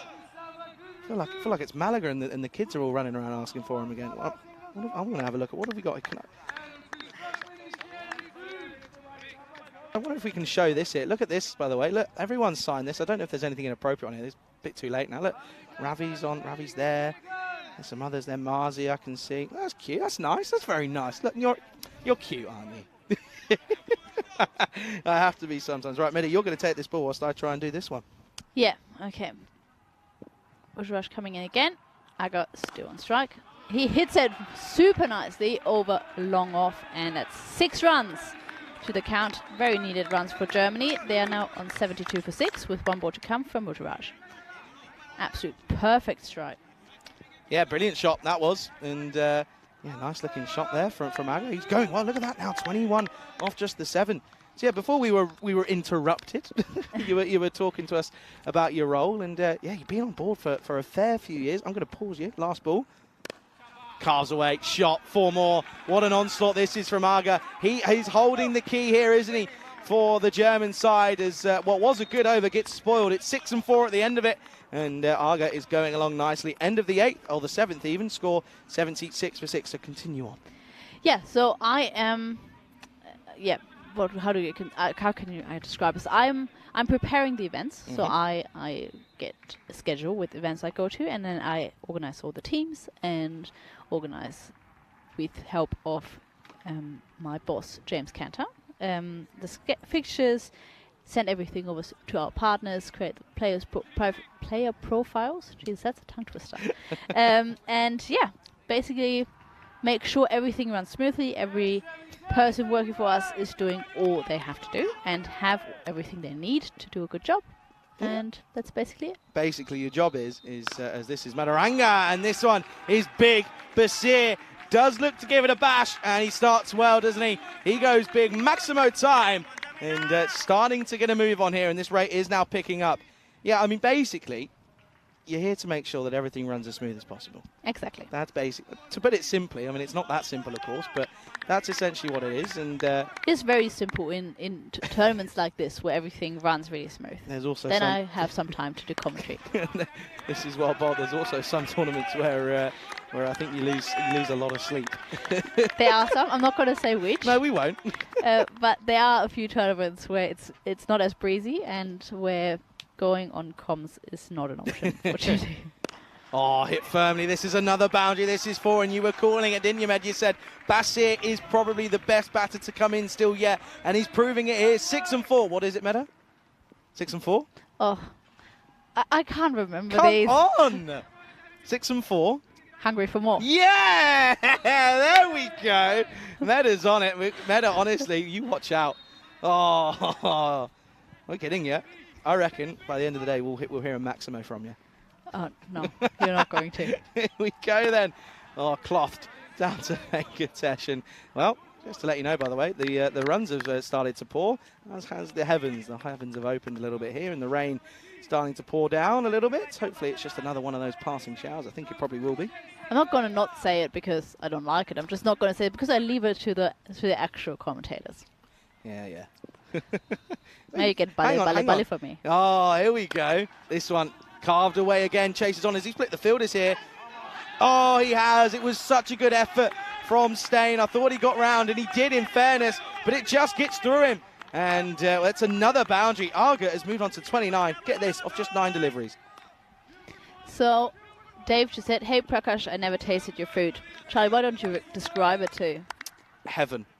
It Quite is. Literally heaven. And to have it, and this is what I'll say, by the way, this is a full toss, and oh, it's put down. It's been put down, and well, to be honest with you, they may want to check just to see if this is a no-y or not, and we'll try our best here. That's fine. I think that's okay. Borderline, I think.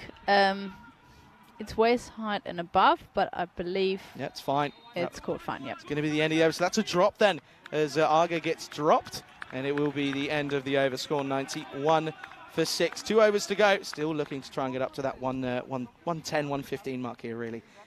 So, yeah, it's the food. The thing is with me, I get very. I can't eat You're the same picky. food. I'm picky, first of all, yes, but I can't eat the same food the next day. Like I can't do it. It's just one thing I never. Nah, hate it. But Prakash's food, I do make an exception for the 2 weeks. Got it. I'm very happy we're not in Bulgaria right now because I would not be fitting into my wedding dress. Good thing it was at the start of the year.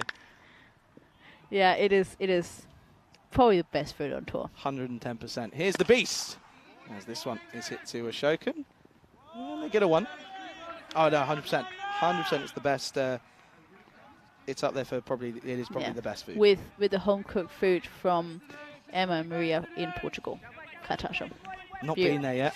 Not done it. Is sensational. And I keep hearing these. I haven't been to the SCG yet, which I am ashamed to say of. It's a little bit annoying. That's set incredibly low, this ball from Sudesh Vikramasekara. Yeah, I haven't seen too much of it, considering it's a little bit slippery out there, especially with this rain and the drizzle that keeps coming in. It's the pitch has actually been behaving pretty well this weekend. There's only been a couple that have barely got above the ankle. Aga, 29 off 11.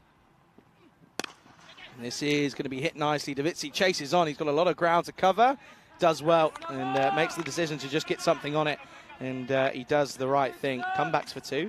And yeah, good looking shot. Joe Foster's going well. Looking forward to the chase. Hope it's under 120. Yeah, I think that's what the Czech Republic will be looking at here, won't they? They'll be thinking, okay, they were going to listen. They were going to get something at some point. They were going to get a few runs, which we're seeing here. And they've got to make sure that it is under that 120, though, isn't it? Oh, pumped. That is huge from Aga. That is just picked up nicely. And that's over our heads. And that is huge. Maximo time. And, well, look at this one. Watch the pickup here and the sound off the bat. Oh, glorious. Yeah, it's a beautiful shot. That was way past our commentary box, which is probably like 90 meters. I would guess this 80? Less. So this is 50, right? That's 50. This is probably another 7. Yeah, but it was way past. Where the hit was. Yeah, 100%. Yeah, no, that was probably 75, 80. Sorry, I thought you were saying. I was like, no, not our.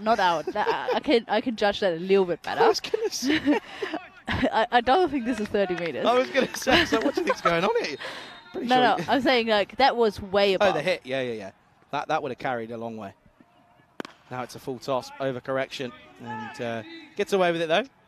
And yeah, it's just the one. Little smile from Divyendra, who is 12th man today and has been carrying water around the field for his outfielders. Good 12th man, always very worth a lot. I think he's down as 13th. I think Maria Zafridi's the official 12th. Oh, what a delivery that is for the last ball of the over. Miss? No idea. That was whiskers away. And that will be the end of the 9th. It was a pretty interesting one, wasn't it? It had a bit of everything. And at the end of the 9th over, score 101 for 6. So I'm guessing Samira's going to take the last over, which means, yeah, he wasn't. Oh, maybe not. Yeah, I think you're right, actually. No, Yep, I think it is going to be. Went for 15 of his first. That would still keep it under the 120 that Joe asked for. Yeah, and I think 115 should be where Germany are looking to be at. That's something to bowl at. And considering, at one point in this innings, they were sort of crushing and falling to 40 for 4. I think they can be pretty happy with the way that they've got up to 101 for 6. Last overtime. This one is up and gone over the top. It's 6 runs. A good start to the last over here. It was where he followed in. Really did Matarango. Went wider as Aga went across. And, well, Aga says, that's fine. I'll still go over the offside. What a shot that is. That is a beautiful shot. Just held shape. And even though Savundavitsi jumped as high as he could, no chance. Goes for it, and this one is off the splice. It's right up in the air. The chase is on for the fielder. That's a good bit of work, good hand from Megari. Keeps it down to just the 2. Should be, and eventually is. Just 2 runs. Yeah, Aga really taking on the responsibility here, trying to take as much of the strike as possible, and 46 of 16, that's a very respectable. The thing is, as well, you think about if he doesn't bat, if he doesn't come off, where do you get the runs from, and where do they come from? Struck firmly, and this one just in front of Aaron Ashokan, and he's got to do his laces up, by the way, but... who was it him that lost the shoes yesterday? Yes, it was. Yeah. See, that's why. Needs Velcros, doesn't he? I'll tell you what, that reminds me of Bulgaria. Remember that when every single time the Plovdiv players, I think it was, Mohamed Sufyan, every time was going down. He couldn't do his laces up. Okay, then. Basir, 3 balls left. He's got to go bashing, hasn't he? And he does. And this one is up high in the air. Hasn't quite got all of it, though. Taken. Great catch out in the deep by the tank in Ritik Tomar. That one certainly had a lot of hang time on it. It wasn't an easy catch to take, but Basir will go for 13 then. And it's another wicket down, and it's 110 then on the board. It's 110 for 7. Looking forward to who's coming in next. Looks as if that's Adil Khan here. So I think... Interesting. I would have probably sent in Shahir Malik. I've seen him score a couple of quick runs at the ECC 2021. Yeah, it's an interesting move. It is interesting. But listen, he'll probably come out here and hit 2 sixes now. Probably just giving a youngster a goal, which I don't mind. Just How old is Adil Khan? I don't know, but I think it's his debut for Germany, if I'm not wrong. You can probably tell us how old he is. When was his date of birth? Date of birth, born in 2004. Oh, it makes me feel young. So just turned 19? Just turned 19. Oh, I don't know, but he's going to be gone first ball as Madaranga gets this one nice, full and straight. Aga, by the way, is going to be left stranded, on 47 not out, so he won't bring up his half century because it's a ball left to come. And, well, one youngster... Well, let's see. Well, maybe. One youngster comes and he goes, and another youngster will come in. It's another wicket down. It's a golden quacker for the batter in Adil Khan. He goes, and the score now 110 for 8. Yeah, he tried to do what he had to do at this point. Big swing to try to get a boundary there, but unlucky, unfortunately. And golden Dieter. There you go, golden Dieter. And by the way... Golden Dieter. Okay. Say that again? Golden Adita. Golden Adita. Okay, well, so this, by the way, that's 2 in 2. Hat-trick chance here. And, well, if we get a hat-trick, you could be in the chance of winning a crown. These are the hat-tricks we've had so far here and on the European Cricket Network this year. Of course, we have had a couple. We've had 3 here in Dresden. It was, of course, Venkatesh. But here we go then, last ball. And it is the youngster, Niall Perfect. Hat-trick ball, last ball. Oh, and that's going to be a wide. Oh, and they don't take a run as well, so... Well, it's closer. I told you, there's still a chance to get his 50. I'd have to get another wide and a run, but, well, okay. Perfect. Couldn't get that one away. This could be the last ball again. Oh, and it's a dot and one out. Well, I tell you what, he's giving it a good go, and but I reckon Aga's going to be gone here as Perfect couldn't quite get anything on this one, and we'll have a look here to make sure. He's gone. He will be out. So they don't get a run. They finish. Well, it's close. He did well considering how quick that did flow through. They will finish on 111 for 9. Then after their 10 overs, not the best of displays from Germany, but a huge credit to that man on your screens there. Shahan Aga finishes 47 off of 17. An incredible, sensational innings from them. You think if he doesn't bat, they barely get above 50, they barely get above 60. So he certainly got them out of the rabbit hole here. But Germany, they've still got it all to do. As well, in all honesty, you have to say that the Czech Republic, they could be up for. They are certainly up for this one after making 100 and 130 odd in the last game. So they are certainly within for a chance here. And yeah, certainly looking forward to this one here. Oh, Michael's saying looking to the Czech chase in the last match. This match could cause or cruise a golden ball. Are there golden balls possible in the regulation for this competition? Yes, there are. It's the exact same regulations and rules as the European Cricket Series here on the internationals. So yeah, golden ball's still very much in play here. And well, Michael, he feels as if he's already got a tingle. There were some big shots here by Wadak. He was batting nicely, in fairness, wasn't he? And you can see here, though, that unfortunately they were just, they were good catches held. That one was a good one for the tank in Ritik Tomar, as this one was then, this was played on. A little bit of misfortune for a couple of the batters, has to be said. But in all fairness as well, they just held their catches. This one was up in the deep, and it was a good catch by Venkatesh. He's safe hands, isn't he? Took a good catch in the first game here this morning. He's taken another one there to remove one of the in batters at that point as well. And well, of course, one thing we've got to remember, folks, for Germany to win this tournament, they must win both games here. So yeah, of course, Joe Foster did get his wish, didn't he? As Dave says, He wanted them to be restricted to less than 120. They do better than that. They were restricted. There you go. Look, there's a few signing a ball there. And well, listen, the ball. Talking about Grizzlies, it went for a fair distance. In all honesty, as yeah, you can see here there were some good shots, and this was that little partnership from Basir and from Arga, who went well, didn't he? His batting impressed me, has to be said. And you can see this was a little bit unlucky. Stain managed to get round though, but it wasn't meant to be. This was a full toss drop though, wasn't it? Didn't end up proving too costly because he eventually didn't actually face too many more deliveries after that. But that was a good shot. As Basir though went for one too many. This one high up in the air. Good catch out in the deep by Tomar. He's taken two good catches there this time around, and then right off the last couple of deliveries there was 2 in 2. That was the end of Adil Khan. Couldn't get going, and then they tried to get a sneaky run off the last ball, but he was just short, and it's going to mean that they finish on 111 for 9 off their 10 overs. A good display from the bowling unit of the Czech Republic. They've got it all to do though. It's 112 runs needed in just the 60 deliveries that they have if they're going to get some points on the board. This is a good chance for them. They've certainly got to give it a go. We'll be back in not very long at all. 7 minutes time to be exact. So make sure you tune back in soon as we will see the second half of this innings. You're watching the European Cricket Internationals here in Dresden with me, Charlie, alongside Medadal, right here on the European Cricket Network.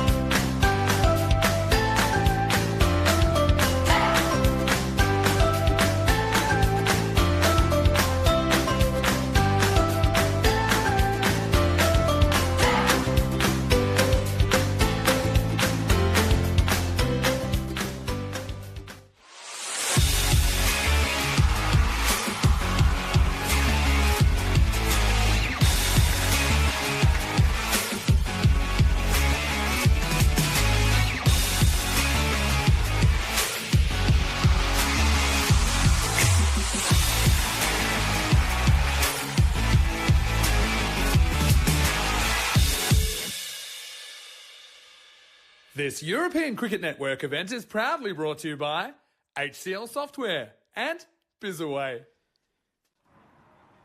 Good afternoon. Welcome back to this rugby cricket ground here in Dresden for this European Cricket International. It's, of course, the 7th game of the tournament. And, of course, it is the Czech Republic taking on Germany. And for the Czech Republic, they require 112 for victory then here after they were able to restrict the strong German side to just the 111 for 9 off of their 10 overs. So they certainly are looking very keen for this one. You can understand as to why as well, because, well, this is a good opportunity for them to get some points on the board. They haven't been able to get any points on the board as of yet, but I'm certainly looking forward to this one. And yeah, you can see that they're not changing anything here, are the Czechia side. They're sticking with Magari and Grover at the top of the order, and rightfully so. They put on a good stand of 64 in the last game against Norway, so you can understand why they wouldn't really look to change things. It will be Nasseri opening up the bowling, and yeah, this is going to be rather sensational.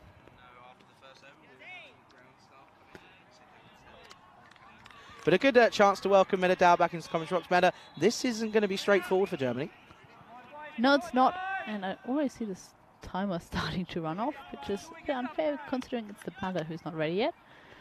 But so then Nasseri, the bling's out. First ball starts with a horrible wide, and keeper Inaga gets a hand to it. Well, he gets a pad to it more than anything, but not a great start for Nasseri.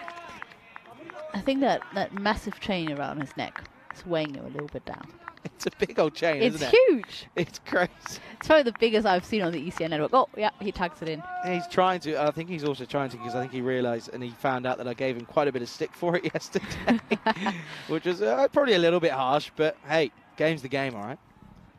Okay, started with a wide.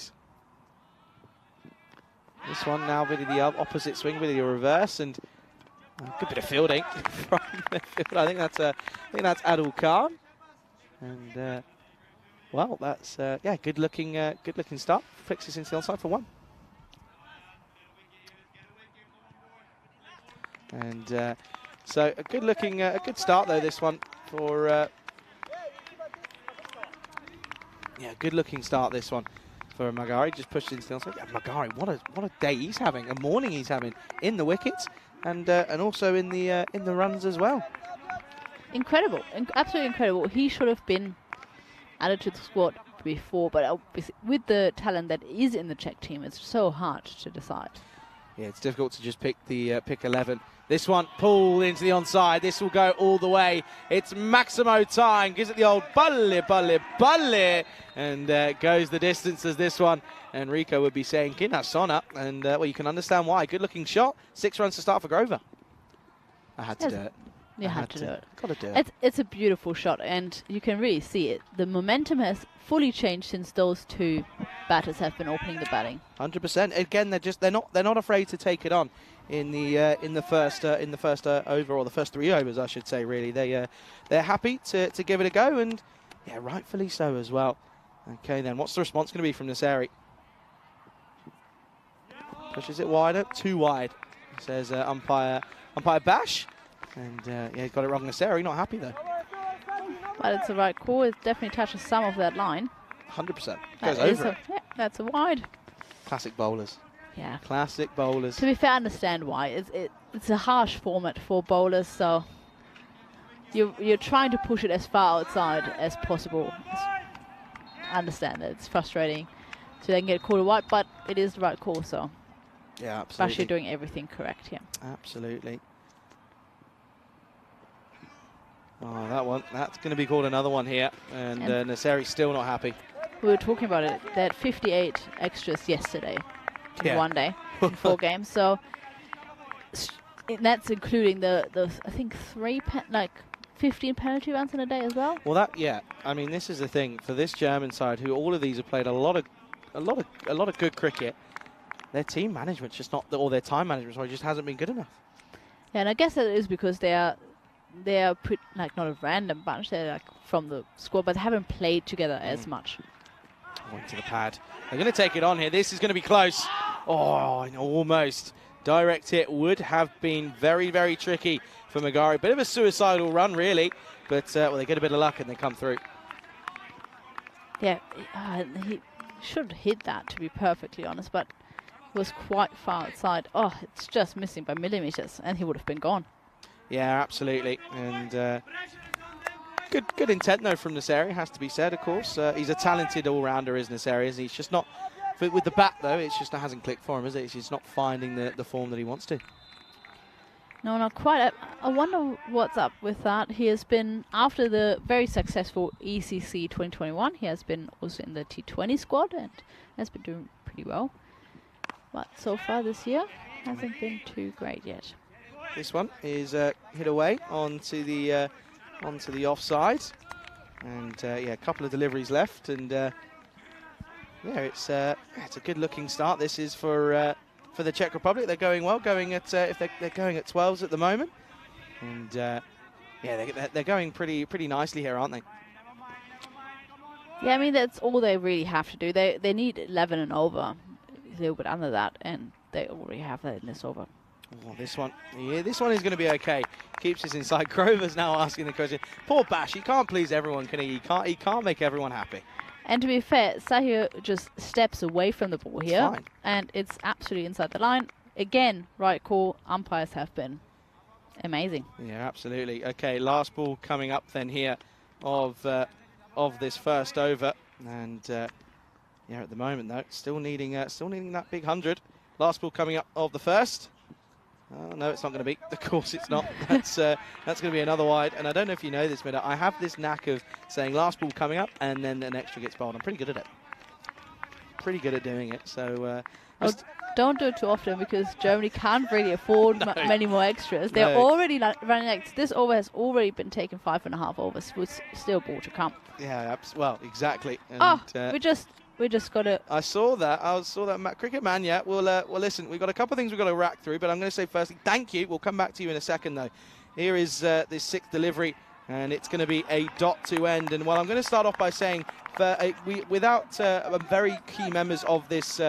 Of the staff here, we're very, very happy to say thank you to the ground staff. I'm going to pass over to Meta, who is going to talk you through this one. So we have a special guest. This is Mr. Giesler, and he is from the city of Dresden, and they have been doing incredible work on this ground. Vielen, vielen Dank, Herr Giesler, für die 2 Wochen. They have been incredible. They had 5 ground staff every morning, cutting the grass every day, repainting the lines every day. They have been absolutely phenomenal, and thank you so much for those 2 weeks. You've been absolutely incredible. Wonderful. Wonderful. Perfect. Danke. That's all I've got. Dankeschön. That's all I've got. Wir sind sehr zufrieden. Vielen, vielen Dank. So he's just saying they're happy when we're happy, and we definitely are very, very happy. And it's been fantastic hosts. Yeah, what can you say? Yeah, they've been absolutely incredible. They've been superb. I've never seen this many groundsmen at any it's ground. quality, and it's showing though as well. Look at the amazing things out there. The ground is always looking superb. I mean, yeah, it's brilliant. I mean, it's huge credit to them, and yeah, huge thank you to what was his name? I don't think I'll be able to spell Mr. Giesler. Mr. Giesler. Okay, all right. Well, now I can come to you, Cricket Man. Yeah, thank you for your contribution. Well, it's very kind of you. As this one is gone, and Basir comes on and gets a wicket with his second ball. Grover, realistically, is 6 and out for him. Couldn't get going, in all honesty. But that is a superb bit of bowling from Basir. Stays a bit low, but Grover can't continue his good form from his first game. He goes, and the score then here now is it's going to be 14 for 1. Yeah, huge credit to those ground staff though. That's a great delivery run on the top of the stumps. Huge credit to the ground staff. They've been here. Listen, they're here at the start of the day.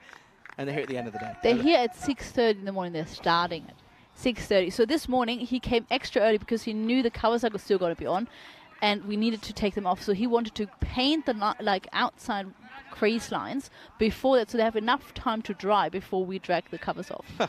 What a boy! Huge credit to them. And it's city of Dresden, right?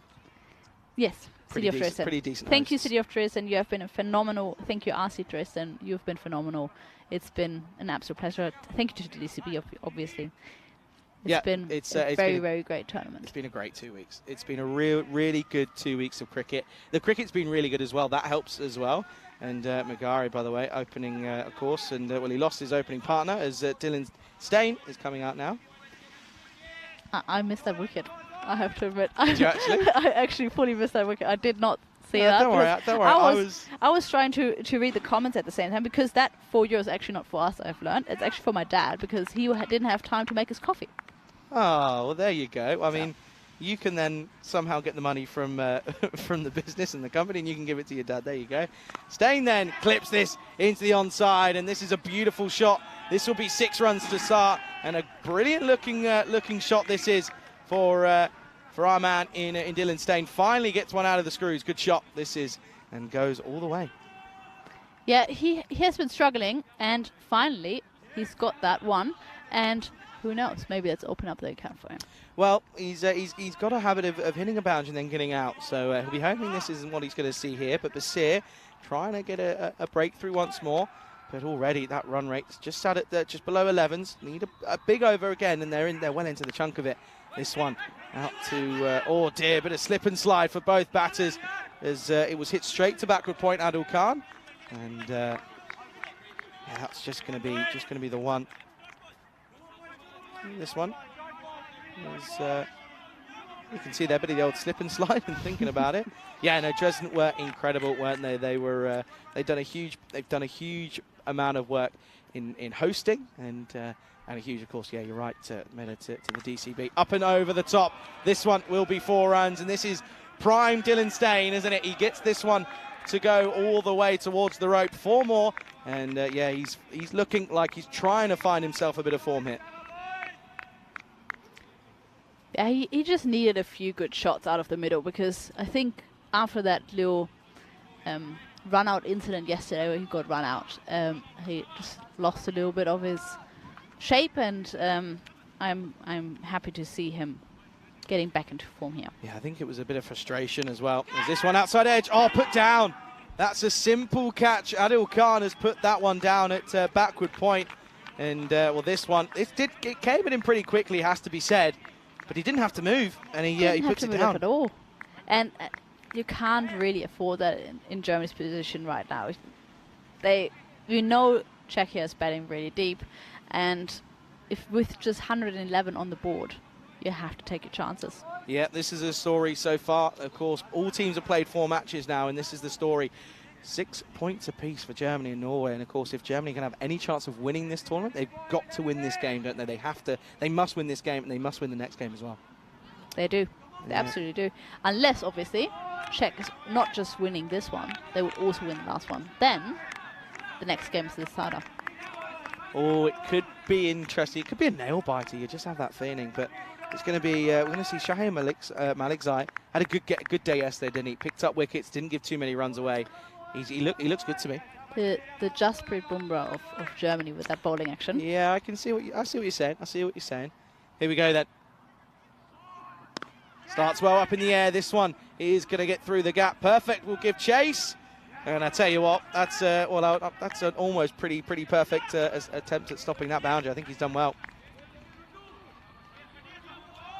And yeah, see there. I think he's okay there. I think he's done nicely, and I think he's done enough work there as the young man in Niall Perfect does well. So then, at the moment, yeah, it's a good start this from Steyn. Have to say. Oh, this one stays low. Again, tries to turn this one round the corner, but he doesn't just pick up off the pitch. This one does misbehave a little bit. Yeah, I just now in between the innings, I had a quick chat to the Rocket Man, and he said it's been really difficult, especially since it's rained, to judge this wicket. He said there was a good length ball who just like rolls up to his chest, and then there's some that are short balls and they're just staying extremely low. So he said it's not really predictable. And again, all he can do is play this with the full face to the bat. This is good bowling though from Malikzai, and yeah, backing up what I said, I've been impressed by him. You are right though. I didn't really make that. I didn't put the two together, but you are right. This with the old Jasprit Bumrah of German cricket. You are right. Yeah, we talked about it at the 2021 ECC where he played as well, and he reckons he didn't see Bumrah before he developed his own bowling style, but I'm not sure if I believe that. I don't believe that because I'm watching it again. Oh, perfect. Shy at the stumps. Would have been close. And well, now they could. Oh, they're going to take on a run here. That's poor. And well, Boom Boom Jr. Afridi's day is. He's not having a good time of it. That's a misfield in the offside. Well, in the infield. Look at this one here. He's home pretty comfortably as well. Bat was down and everything. Good shot at the stumps there from now. Perfect, but the backing up wasn't so perfect. Yeah, I mean, even if you watch him. So I just want to see, as we'll be able to see him when he comes in. He just like Bumrah, he holds the hand there and he's pumping sort of side to side rather than backwards. It's too similar to not. Watch, look. Yeah, it's too similar. It's too similar. There's no way that he's. And then the extremely straight arms. Nobody's ever gonna have any discussion about his bowling arm not being straight because that is so straight and it doesn't change. Yeah, there's no way. I refuse to believe the fact that he's just said that he doesn't see that there's any correlation there. Okay, first plane of the day, Meds. Where's it going? First plane up in the air. Where's it going? You got to guess. Did this with Rico. Rico was pretty spot on. He guessed pretty much straight away. I'll give you one ball.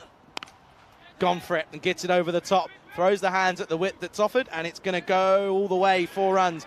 Good shot from Stain. Moves on to 19 now, and this is setting up for a good chase here from the Czech Republicans here. Go on then. What's your guess? Mallorca. Is it correct? Bang on. I know my Germans. Bang on. End of the third, end of the power play. Score is 33 for 1 after 1. And look at that, 37 for 3 plays 33 for 1. So it's close. I mean, if I'm sitting here at the moment, I'd say I'd rather be the Czech Republic side. They know what they're chasing. They've got a good platform. 33 off the power play is good. 1 wicket down is a plus as well. And you've still got Magari and Stain who can both hit runs here. What Germany needs is quick wickets. The only way to pull this back is getting Ruturaj Magari and Dylan Stain, who's looking in great shape now, out as quickly as possible because, I mean, I'm a bit Mr. Captain Obvious here. But, sometimes we have to do that, though. But it is a fact. Like, if they don't remove them in the next 1.5 overs, at least one of them, they're going to build on a great partnership, and it's going to be really, really hard to turn it back. We always know, we always say that the longer you're out there, the easier it gets. Here is the young Adil Khan. He's going to bowl this 4th over. Short and goes up in the air. Well, Minnie, you could have jinxed them here. And you have, because it's going to be a wicket. So the Germans do get the breakthrough that they were looking for. It's the other opener in Magari, who in all fairness has been there since the start. But for the 18 deliveries, now 19 that have been bowled, only faced 4 of them. And as an opener, that doesn't do yourself any good. He will go, score 33 for 2. Little smile from the man in the floppy hat, Hamid Vardak. Safe hands, safe pair of hands. Yeah, he looked pretty confident, made the ground early on. And yeah, he didn't exactly look back, did he? But a good, good wicket to get at the right time, you feel? Yeah, I mean, it says a lot. Hamid Vardak isn't the tallest man, and normally you would have your tallest players at the boundary, I would say, at least like long on, long off. But he has such safe hands that you'd rather have him than one of the taller lads that are now standing in the field. Yeah, 100%. Speaks for his quality. I actually think Wadak's really, really tall. That's just me saying that. He just looks tall to me. Anyway. Well... Well, to the man who's bringing him his drinks and Chilasami, I reckon he's a giant. Oh my lord, he's really tall. I think he's pretty average sized. Who? Chilasami? No, that's tall. That's like 6'3", 6'4". Vibes. No, it's not. 100%. No, it's not. Yeah, it is. 100%. 100% it is. I'm not putting money on it, but put something on it. The problem is you say it in feet, and I don't know what that is. So it's 6'3", 6'4". I don't know what that is in whatever you're looking at in centimeters. No, he's not that tall at all. No? Absolutely not. He's probably around...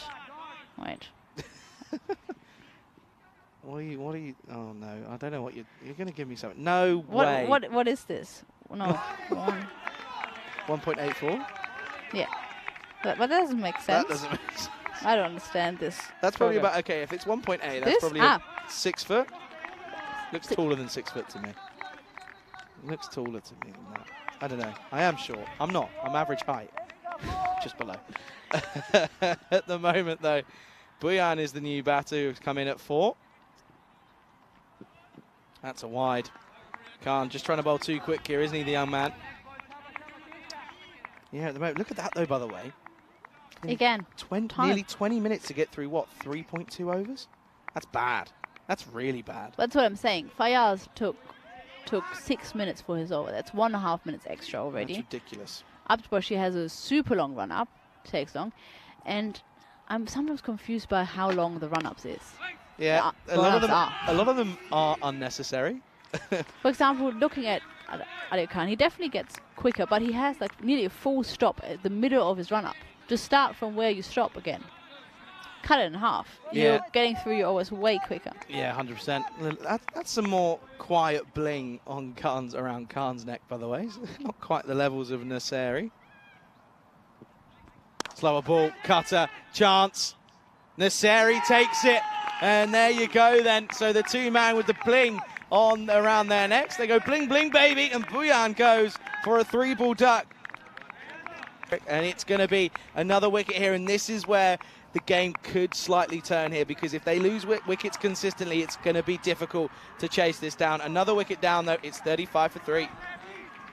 Yeah, that's the show for normal Dieter. Yeah, Dieter's coming out, right? Dieter should be coming out. I think he's just making his way. There he is. He's out of the pond. Dieter is here, and if you're not sure who Dieter is, it's Derek's German cousin at the moment. And yeah, this one, good catch though, and the slower ball. And I tell you what, good variations from Khan. I like it. Takes a lot of gusto to bowl that after bowling some pretty rank wides. And well, he's taken 2 wickets in the over now, 2 for 2. The only runs off his overs have been wides and extras. But a very good warm welcome to Liam Day in the chat as well. Very good morning to you, Liam. Hope you're well. Thanks for joining us here. And at the moment, though, you're seeing an uphill battle for the Czech Republic. Yeah, so I double-checked. He's 19 years old, just turned 19. So still a pretty young lad. Yeah. Adil Khan. Yeah. The scary thing is that 2000. I mean, this is now where I'm starting to get to the point. I'm only 21, right? As I'll come to it after this one. You watch what I'm going to say. Width offered and taken, and that's a lovely shot. Carves this away and goes to the boundary. Spectators here in the ground, and there's a couple of them, and well, that's well, he got involved in the game. A good shot, 4 runs. Yeah, Niall Perfect, born in 2006. I remember 2006, and I'm 21. So now I'm getting to the point where everyone says to me, "Oh, I remember that." I'm getting to that point. I'm like, uh-oh. Oh, you still make me feel very old, John. Well, yeah, because well, the thing is, boomer, so. I'm a very proud millennial, but oh no, not this. We had this conversation at dinner a couple of nights ago. That's going to be a wide from can't quite finish the over. Yeah. Wow. Thanks, wow. Dave. Okay, That's harsh. Well, Dave B has a nick of getting in my good books and then very quickly getting out of them. That's one way of doing it. Thanks, Dave. Bit harsh, and well, you're lucky you've got that crown by your name. Just saying. I'm not a midget. I'm average height on a good day. Yeah, well, Doesn't stand a bit back. Stop. No, I'm not doing it. Right, hang on. I'm going to Google this. What's the average height in the UK, where I'm from, for a male? Okay, I'm a little bit below average height. Okay, fine. I'm an inch below average height, maybe 2 inches on a bad day. End of the 4th, score is 41 for 3. Oh dear. Leave me alone. Close enough. I've commentated for 12 days. Oh. Leave me alone. So they're going to go to their hitman in Malik Zait once again. I think you're definitely average height in the German team. I know. I want to play for Germany, especially in this one. It's a very short I mean, you say team. that. Look at 17-year-old Niall Perfect. He's about 6 foot. Him and Nasiri and Afridi. Yeah. And I'd also say Arga's not exactly short. Malik Zai once more starts with a dot ball, and I like the polite inquiry from Malik Zai. Dave says not Dieter, Derek. Well, Dave, after what you just said, no, it is Dieter. Stop. All right, that's all I'm saying. Oh, dear. Look at this, though. Pretty much neck and neck. 41 for 3 plays 40 for 4. So, if anything, you'd say the Czech Republic just in front. Hit firmly. Didn't time it. Oh, no. Oh, dear. Oh, dear. Oh, dear. Well, that's exactly what we mean with very slippery outfield. Oh, You've poor got Harivada did everything he could have done there and just lost his footing. What's this? Oh, dear. You've got to feel for him. You've got to laugh, because if you don't laugh, you cry. Davitsi gets a boundary. It wasn't exactly the best of hitting, but he's got to try and find the middle here, haven't they? Because they had someone come in and rescue them in the form of Argo, didn't they? 47 off for him. So they need someone to replicate that here. Top edge, but it's going to go a long way up in the air, and it's going to go a long way over the rope. 6 runs again. Davitsi goes at 4 and 6. Looking slick out there is Sabo and Davitsi. Okay, Dave is not happy with us calling the German cousin of Derek Dieter. I said that, and I said no. After what you just said to me, no. Not having it. It's Dieter. It's Dieter. We spoke about this. Game over, all right? Situation's done. Sunday. It's the last day of the tournament. I'm not taking anything, all right? Brutal. What's the saying? I don't even know. I've lost the plot. It's all gone wrong. I'm not even at the end of the second game yet. How many more games to come? 2? That's 2. all right then. That's all right then. 2 good games as well, in all fairness, at the moment as well. Of course, we know that Germany will take on Norway. That could be a thriller. That could be a decider in this one at the moment. Width offered, and there's 2 fielders out there, so they're clearly trying to bowl in that wide line and full. There's protection out there, just 1. A lot of left-handers in the Czech side. There's a few. Stain giving us some. Stain giving us a bit of a showcase in. Look at this. Look. There you go. Gets the old footwork. Float like a butterfly. Sting like a bee from Stain. Next ball. Up in the air and pumped. And this one will be all the way. So he does float like a butterfly, but he does certainly sting like a bee. More of a punch more than anything. A punch shot through the offside. That one goes the distance. 6 runs and a great shot this from Dylan Stain. He is finally finding some form, it seems. So Cricket Mania is just asking, I think Vinny is a Sikh or has some connection. Yes, his dad is. Vinny isn't, but his dad is.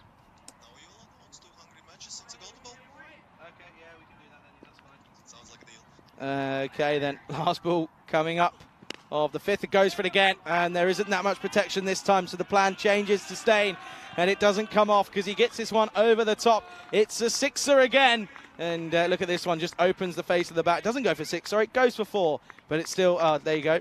Meds, what is it, 6 and 4? Hungry for more. Yeah, it is. 62 for 3 at the end of 5. Welcoming you into the commentary box here, myself, Chan, alongside Meda Daub here on the European Cricket Network. And Meda, do you know what this game is? 200 matches since a golden ball. 200 is up. The double century when was the last one? Is up. It was in Prague.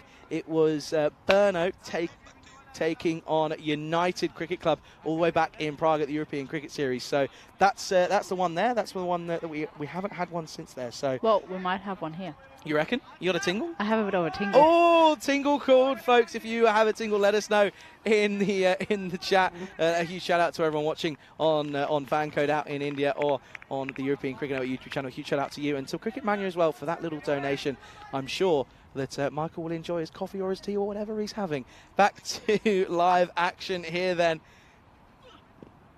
There's a Freedy, boom Freedy, starts well, full wide Yorker, or not too wide, but a full Yorker, gets it on the money. Yeah, he has been very handy with the ball. I was quite surprised I didn't put him down as one of the German bowlers and more as the opening bat, but he has been super handy yesterday and he continues to do so. Yeah, well, he didn't bowl in the first game, and he bowled in the second, and he bowled well. As oh, no, perfect. It's all right. He's almost done the splits. Yeah, he didn't bowl in the first game, and then bowled in the second. He actually bowled really well, and since then, you're right, he bowled well yesterday as well. In all fairness, so yeah, pretty good stuff from him. Good to have this bench. This bench in the cube's quite nice as well. No, we're actually quite we're quite stacked out here at the moment in this death. This one, I like this addition. The extra high table. Yeah, it's quite good. It means you haven't got to bend over. All inside edge onto the pads. And look at that, Lily Panda in the chat. Very good afternoon, good morning to you, Lily. Oh, the best looking commentary team ever. Yes. Yeah, go on then. I'll take that. I'll have that. Thank you, Lily. You made us feel a lot better about ourselves. After we just had a height discussion. And we're both not the tallest people. And now we feel very, very good about ourselves. Oh dear, oh dear. 49 needed off 27. Full well bowled from Afridi. He's just consistent with his bowling, isn't he? He's just got it out there. Now Cricket Manya's backing us up well. Stop it, you two. You're making me blush. Aw, that's so sweet. Early tingle call that, yeah, Chrome. It's a very early tingle call. You know what? I'm bold with my. I thought you were gonna take it back. I was like, you're not allowed to do that. No, I'm not taking it back. I still have the tingle. By the way, 11 minutes to get through the next. What's that? 2.5. Ooh, and see, that's what's going to destroy my tingle. Oh, wild swing, Davisi. Can't quite connect with it. He's got to hold his shape. He just tries to overhit almost every other ball. And when he times it, it goes the distance. But look at this here. Awful shape. His head is nowhere. Yeah, look where his head is going. The head is like looking back before the ball has even passed him. It's not good. It's not good. But in fairness, though, this has been a good tight over for Afridi, dragging the Germans back into this game. Now goes for timing, and there's a man out there, Jampreet. Oh, I tell you what, that could be an excellent bit of work. They're going to have to check this one because he was right on the borderline here. But I tell you what, we're definitely going to have to be checking on this one. What happens here then?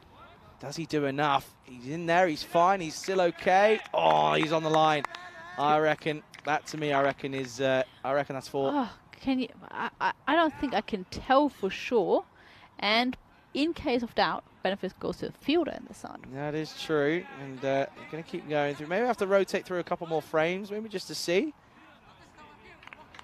Yeah. But because the rope hasn't, yeah, but he's not touching it there. The rope hasn't moved at the time where he touches the ball. I cannot see it. No, it's. I think that's going to be. I think that's just going to be 2. I don't see any 4 signalled. And I tell you what, that's a superb bit of work. That is incredible. 65 for 3 then. It's only a single, in fact. So 65 for 3 after 6. He saved 3 runs, and I tell you what, that could be the difference in this game because it does have that feeling. Okay, then. What an over that was from Afridi. Just goes for 3. In comes Basir. And this one is clipped, and well, this Jampreet Singh is called on again. By the way, Dave is asking for a purple royal Derek with a crown and a scepter for months, and asked me if I can do something about it. I will try, Derek. Can you? I will try to get a royal Derek. Did you just call him Derek? I will try to do a Derek. Have I? You just called him Derek. Did I? Well, he's been saying Derek for ages. Dave, I will try. He just called him Derek. This one is over the top, and it's going to be 1 bounce for Dylan Stain, finally. Well, he had a bad day yesterday. He didn't have a good start to his morning, but he's looking good here. Into out, over cover. Beautiful cricket shot. 4 runs, and that's 42 needed off 22 here. They need a big over here, don't they? They do. It's still 11.45 per over. It's still quite a lot. But if Dylan Stain continues the way he is, it should be easy. Should be. You called him Derek. Okay, stop it now. No. Stop it. You called Dave Dave, that's what you get. That's karma for calling me a midget. This one into the onside. Oh, a bit of a fumble. Will just be a simple one. Afridi's fielding hasn't quite been on par this morning. Hasn't been? No, he's... I mean, as we said, he is a very tall man. It's a long way down for him. Wouldn't know how that feels.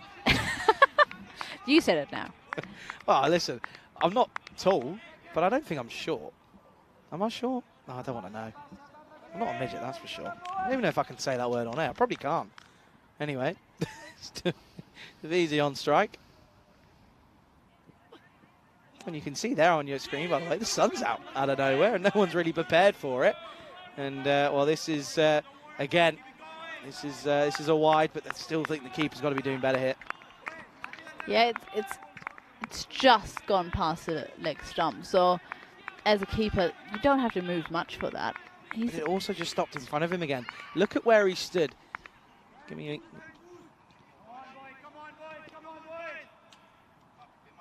Yeah, I see what you're saying. He's standing very far away. At least he's actually taken a step in here. This one up in the air. Big chance, this one. He doesn't drop him. He's got buckets for hand, and Nasseri will get the big wicket then. And that's the big one that they were looking for. Stain was going well. And well, that one, could there be a late twist in the tail here? He goes for 35.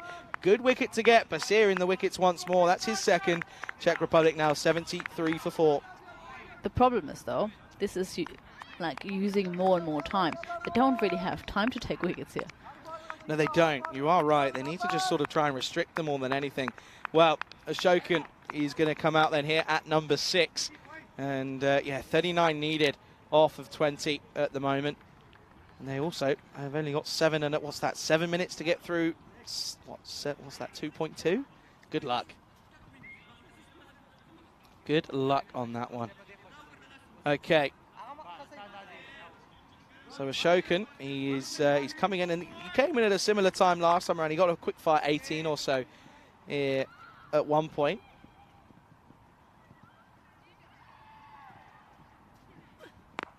Oh, this one, well, what's this one off? Well, there's Bash tells Basir not out, and doesn't quite get that one in the right area, but a good ball nonetheless to Ashokan. Watch this one here. Yeah, definitely not off. It was definitely pad first, and well, it was definitely going over the stumps as well. Look at this one. It's off that back pad, isn't it? Yeah. Back leg. You can see that the way it's going up. It was already over the stumps at the point it hit it. Last ball of the 7th. Gone. Gets him second time around, and a bad tournament for Ashokan with the bat continues. He can't change the tide of fortunes for him. He goes with a rash shot. Basir's just too quick. In all reality, it's a third for him, and it's another wicket. As you can see there, just misses the straight one, plays down the wrong line of it, gets his head. He's falling over for me as Ashokan. He's not in the right area. It's another wicket. It's 5 down. And, well, it's ebbing and flowing is this game. And, well, Dieter is back. Emphasizing on the Dieter here. Dieter is back. 73 for 5 now here at the moment. And 39 needed off 18 now. I'd say it's back in Germany's favour. Oh, big call. Due to the time, I'm not sure if I would say that. Because there might be some extra 5 runs. And those 5 runs could be crucial. Like, that brings it down to 10 and over. And 10 and over is pretty achievable considering we still have Sabrun out there and the Beast. This is what's coming up next, though, and it could be it is a crucial matchup for these two. Germany taking on Norway, and yeah, you can see that no real big drastic changes for those two. So that's coming up in short time. Gone. Got him. Davitsi is gone, and Afridi has picked up the big wicket. The stumps are on the floor. They've been derailed here, and the castle is blown over, and Davitsi goes, and they'll now get another minute in terms of the time as well, because it's the 6th one to go. That's what they needed. Afridi, he's proving himself here with the ball. What a delivery, right onto the middle of off stump, and it's another one that goes. It's now 73 for 6. That was a beautiful shape on that ball. That came in a little bit late swing, and yeah, as you said, Davitsi just a bit wild with his head. Doesn't really look at the ball. It's a bit clear the front foot and swing across the line. And now we have 2 new batters. Both haven't faced the ball yet. Interesting turn of events. Yeah, it is. It's well, they still got 5 minutes to get through 2 overs. It's still going to be tough. They need another wicket or 2 here, maybe more if they're going to have a chance to keep that run penalty away. But this, I mean, look at this. You couldn't write it. The Beast and the Tank out there at the moment in the middle, both yet to face a delivery. Score runs for fun at domestic level do, and they have done for years, have these two. Well, now they've got to do it on the international stage. They've got to come good here. Afridi, look at that, 1.1 coming for 1 for 3. That's pretty good for me. The 2 guys with the best nicknames, the Beast and the Tank. It's pretty good. Tank on strike. Tamar. Well dug out. It's such good bowling from Afridi. It's full. It's in the block hole. It's so hard to get away. Just 1. It's not overly quick. It's moving quite a lot. And look at the background. You can see a few people on the bikes on the little Sunday stroll, little Sunday cycle. I was gonna say cycle more than a stroll. Yeah, just stopping, having a little look, seeing what's going on there. Probably thinking to themselves, what is going on? Okay then, Afridi. And That's a good dot ball. Dot ball to start for the Beast.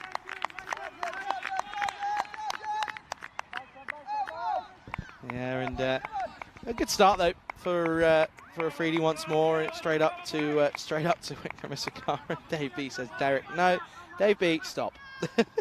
Otherwise, I call you Derek again. Exactly, you don't want that.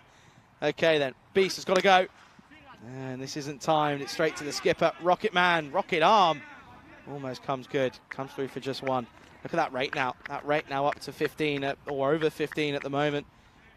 This is tough. Oh, look at that. Jumps up to just under 16. So that's the thing. A boundary, you don't get a boundary just once, and all of a sudden, it's a big ask. I haven't had a boundary since the start of that last over from Basir. Afridi has only conceded 5 runs, and this is cued out into the onside by Tamar, and they will get that boundary that they were looking for, but they need a couple more here to the Czech Republic. Game certainly not over, but still, it's going to be tight. Couldn't be, could it? Couldn't be the 200th game since a goal. It couldn't be, could it? Oh, imagine. Well, what I'm going to say here as well, by the way, 33 is effectively 28, because look at that timer. It's not happening. Short, and a dot to finish. It's still a sublime set from Afridi. Goes for 1 for 9 off his 2 overs. And with 8 overs down, score 79 for 6. Czechia need 33 or 12, which again, essentially, to me, probably will end up being 28. Yeah. 5-run penalty probably inbound at the moment. You can see here then is that this is, I mean, look how tight that is. Look, I mean, talk about ebbing and flowing, by the way. Look at the interchanging lines. The red line is where Czech Republic need to be, but unfortunately, it's not working. Michael Dow saying, should I go there and explain to them what cricket is? Yes, so my dad is known for this. Is he? My dad was just roaming around. Here's Khan then. He's going to let this one go, and this is going to be fine here. It looked fine. It was behind his head, so it's 1 for the over. Yeah, so my dad was known. He was always at my brothers and my games, and would just walk around and wait for some spectators who looked like they didn't understand cricket, and then explain it to them. Nice, I like that. Gone for it, got it. This is what the Beast can bring to the table here, folks. He can get a couple away in quick time, and that's what the Czech Republic are looking for here, as they're looking to try and take this into the last, and, well, take it into the last they will now, but, well, I tell you what, the Beast and the tank together, anything can happen. Oh, there's a few new people in the chat. James Stewart just popped up. And nice. KG1. Yeah, KG1 and James, good to see you both. You're joining us at a good time. Look at that clock, by the way, folks. 1 minute and 15 on the board. They've got to try and get through this. They're not rushing, though, are they? No, and what they need is wickets. At this point, you need wickets. You can't bowl those 3 balls in less than a minute. That's got, with that run up, that's not possible. So. And he's not. But look, he's not running back. No one's told him. I don't think that. I don't know. The umpires are told, and the umpires do tell the skipper, but they just don't seem worried about it. I don't know. Let's say 27, effectively 22. Off 9. Off 9. It's gettable. Very gettable. Here we go then. And this is where the Beast starts to see. This is where we see the bad side of him. Straight away, he's not even playing the ball on merit here. He's instantly getting that front leg out of the way and just trying to swing from the hip, and that is not going to work. So if he is running back now, both balls, he would have probably made this. But because he's not running back, he's not. Too little, too late, you feel. Slower ball, bottom edge. It's a good bit of bowling, it has to be said, although he's not running back. Or now he's rushing back in. Now they're running, and somehow he might get through. He just has to run this. He doesn't have to deliver it. He just has to basically be about half his run up. Start, boy. Start running. Start running. Oh, it's going to be close. It's going to be close here, folks. Last ball. And it's going to go the distance. It will go for 6. So it's going to come down to this last here. And we're going to see as to whether or not that ball was worth 6 or whether it was worth 11 here. This is a big, big question here, because this could change the game here. We're just going to see it. Can we keep an eye on the umpire that's coming over here just in case, please? Keep an eye on the Yeah, so it's going to be interesting. It's going to be really interesting. We're just keeping eye on it. No, they just made it. Sunil Gowda just said, like, just made it. He did start his run up before. He didn't bowl wide because that was the big question. If he bowls an extra there, different story. But Okay then, folks, 21 needed off of the last 6 here. And that could, I mean, getting that last ball in at just the right time, that could be the difference here. It really, really could be. And to be perfectly honest, I think it's a fair call because we saw, I said it in the beginning of the innings, that it was already 30 seconds up because the batter wasn't ready right at the beginning. So I think it's fair to give them the benefit at this point. 21 then, needed off 6. It comes down to the last then, folks. The tank is on strike. Oh, and that's going to be a loose ball, and it's a loose shot from Tamar to start here. And well then. This one, unfortunately, this is going to be a dot, so 1-0 to Germany, I'd say. Yeah. And to be perfectly honest, running back for that last ball might have saved them because just chasing 16 of those 5 balls, way easier than 21. Okay then, 21 needed off 5. Got to be a boundary here. Steps across, goes for it and gets it. That's a great shot from the tank in Tamar. Goes a long way outside off and helps it on its way. Nasseri under pressure now because that's 6, so that's 15 needed off 4 then here. Oh, it's a big moment, and that's clutch. Getting that 6 in this situation, absolute clutch. Amazing from the tank. He opens up the door really wide here for them. Let's see what they can do. Yeah, and so at the moment then, 15 needed off 4, and okay then, here we go then. 15 needed off 4, goes for, oh, that's not a good shot. You've got to be going for what you're good at. I don't think I've ever seen the tank. Oh, I don't think I've ever seen the tank play that shot in my life, and he's gone for it at an awful time here. They do get a run though, so it will be the beast on strike then.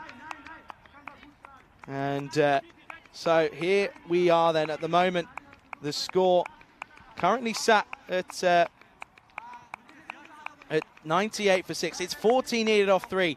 Need a boundary here, don't they? Got to try and find a way to get something going here.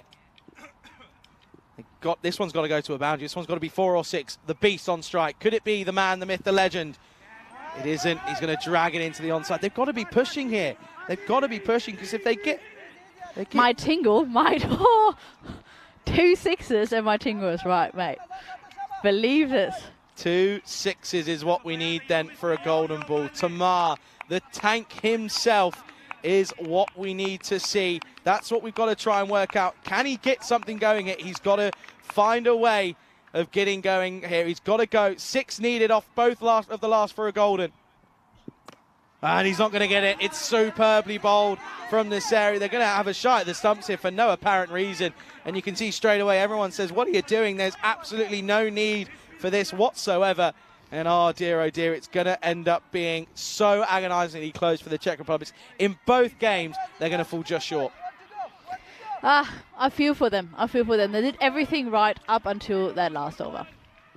Just 100%, you're right. It's just they're going to fall agonizing. If this goes for 6, it's going to be brutal. It doesn't, but I tell you what, it's superbly bowled by Nasseri, and it will be a victory for the Germans, and they will get, well, that's the first one that they need today if they're going to win this title and win this tournament. It will be a win here for the Germans here. And a little bit of news, by the way, folks, that next game delayed by 10 minutes time, so that will be coming up at 25 minutes past rather than 1:15 here. And let's have a look at these highlights of what was agonizingly close for the Czech Republic. They lose by 11 runs here for this one. And yeah, we've got an early start here. We said a little thank you to our main man at in the department of the old ground staff. They were superb in helping us, and I'll tell you what, so were the bowlers in the end for Germany, because they get their side through to a very, very close win here.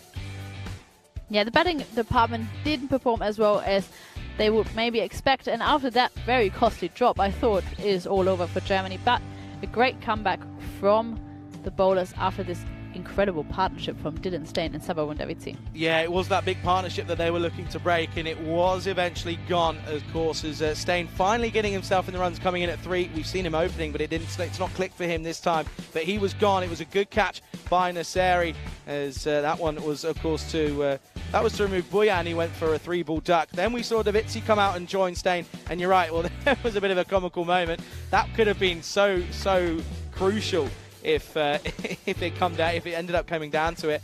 But there were some lovely shots from Dylan Stein and from Zavitsi, have to be said. This one was a great stop by seeing out on the boundary. Stein kept on going though, he kept on giving it a go, but you felt if he just get 1 or 2 more, that could have been a different game. But he held out, didn't he?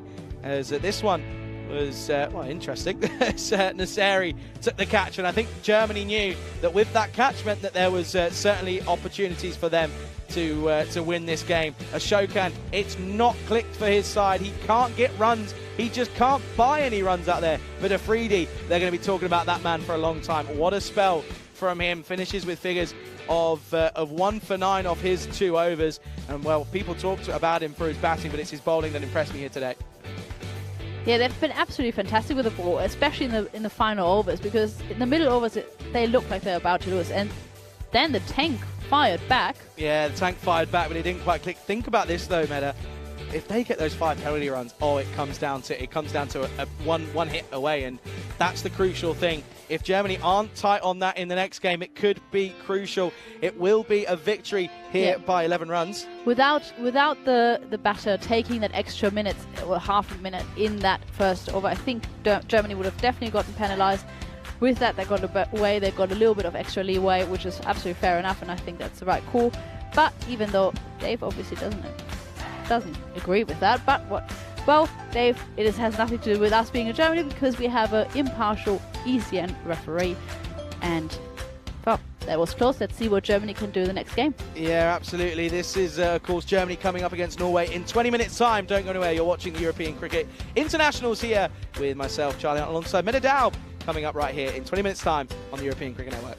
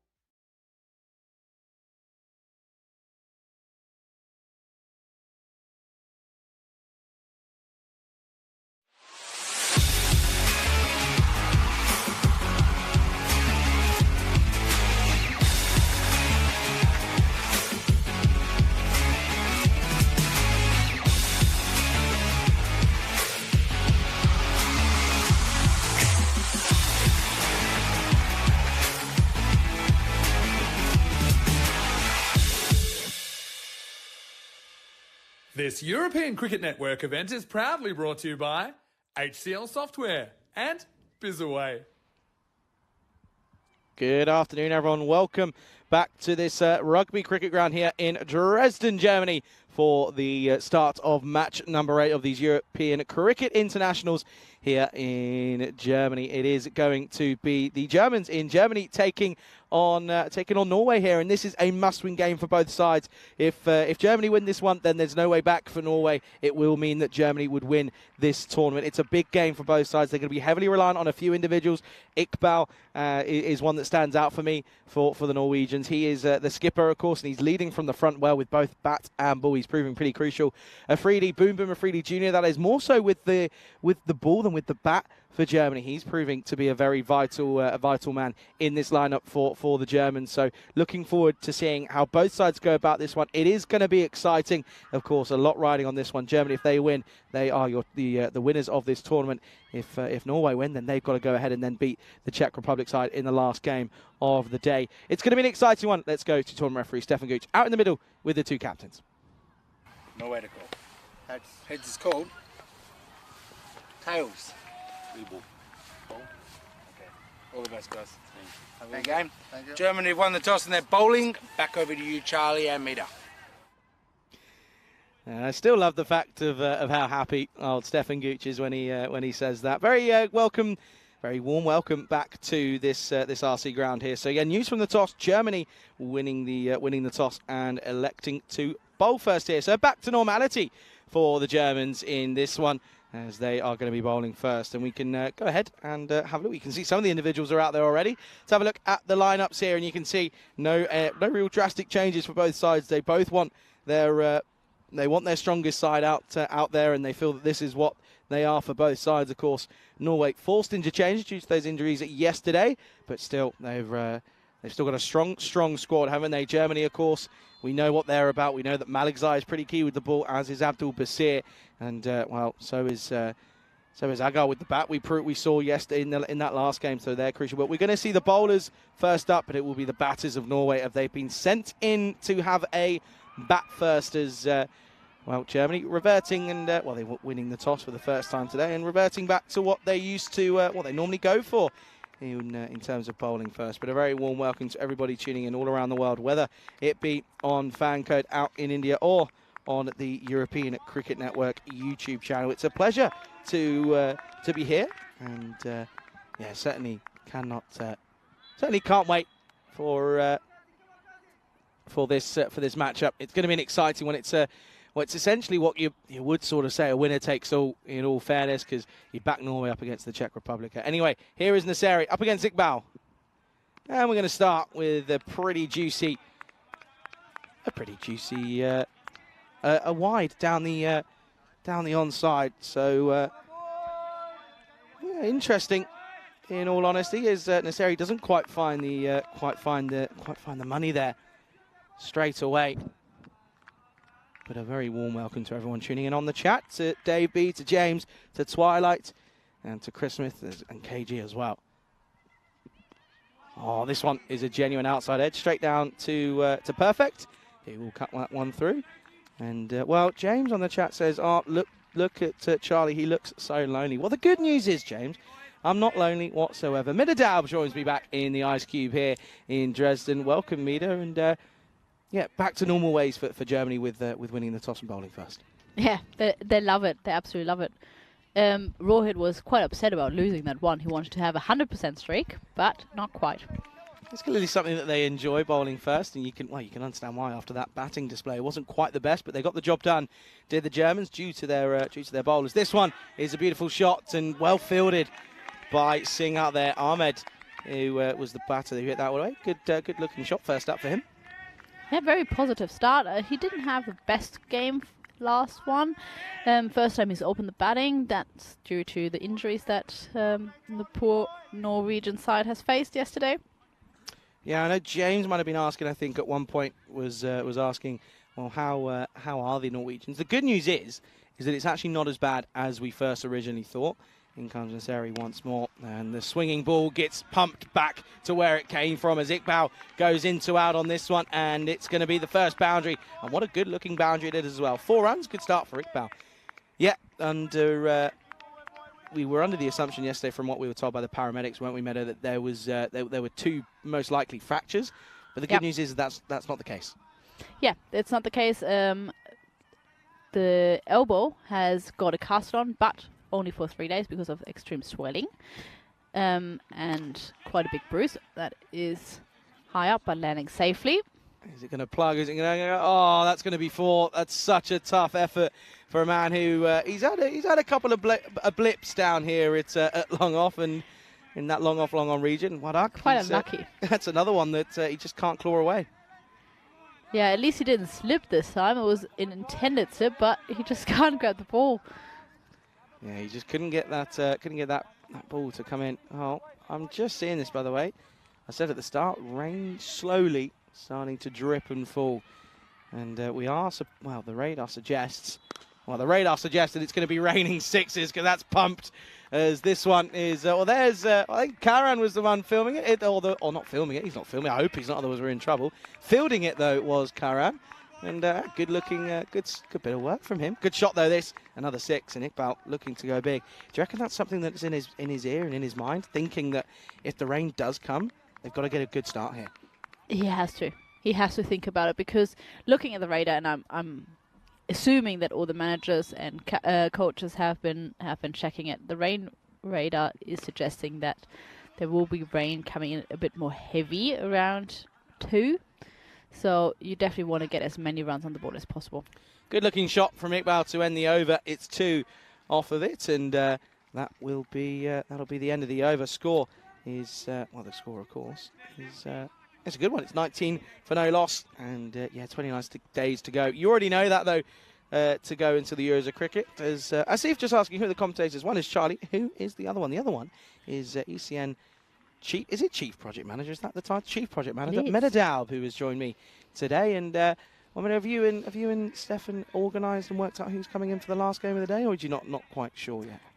Not 100%. It looks quite positive that Steph is going to come in for the last one, but I don't want to promise too much. You might have to deal with me for another one. Well, I was going to say, I'm sure everyone will be happy with either or. I'm gonna check with him during the next toss or the innings break. In the next innings break. Okay, we'll find out though. Of course, you're right though. The radar just isn't looking good. It's looking from about 2 o'clock onwards, heavy. And that's not good. Not good news for any cricketers out in the moment. Basir starts, and this one is pumped over the top and hasn't quite got all of it. And the chase is on again. Oh, and it's another bit of unlucky work for Wadak. He just can't seem to get there quick enough. It's another boundary. Good looking start for Ahmed. And he is a quite quick fella. Like, he has been sprinting down really quickly to somehow get a hand to it, but he just can't. Its ball was too quick. Good start for the Norwegians. 23 of 1.1. This is harsh.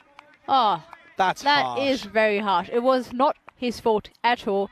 Rather change the bowler than the fielder. And yeah, you can see there, by the way. So what's happened is that Wadak has been moved. Nasseri has come in for his place. That's very harsh. I hate that. If that's honestly, that's happened to me once, and I was fuming. Because it's not your fault. Rain starting to come now, by the way. This is again hit very well, Nasseri. Don't mess this one up, otherwise you're going to look a fool. He doesn't. And that will just be 1. Yeah, I think maybe they took him because with the big chain around his neck, it's easier for him to go down quicker. Bit of an anchor. Yeah. Bit of an anchor. Yeah, exactly. He's heard you say that and he's put it away. Look, he's just saying that. Cheeky. No, Nasseri, great guy. He was umpiring and scoring a lot for our Frankfurt women's side. Not easy to get, unfortunately, not always easy to get umpires and scorers down for the women's league, and he was always there helping us out. So thank you for your efforts. What a good bloke. What a good bloke. What a man. Okay then, Basir. Deep in his creases, Iqbal. He's lucky that he does miss out on this one. Just watch this one. Look how deep. I want to show you how deep Iqbal is in the crease. Look how deep he is. Look, goes deep, then goes deep, almost onto the stump. So he just watches. Be careful. Got to be careful of it. So then, It's been pretty tidy, apart from that one.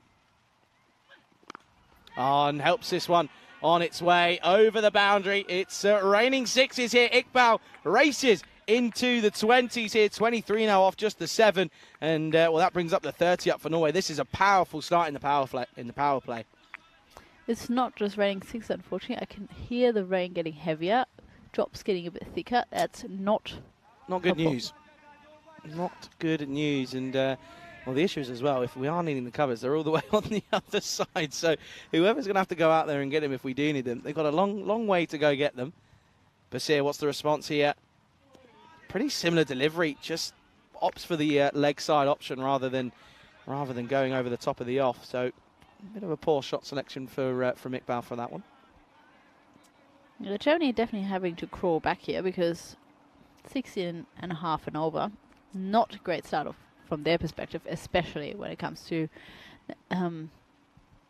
the DS, in case it comes into place.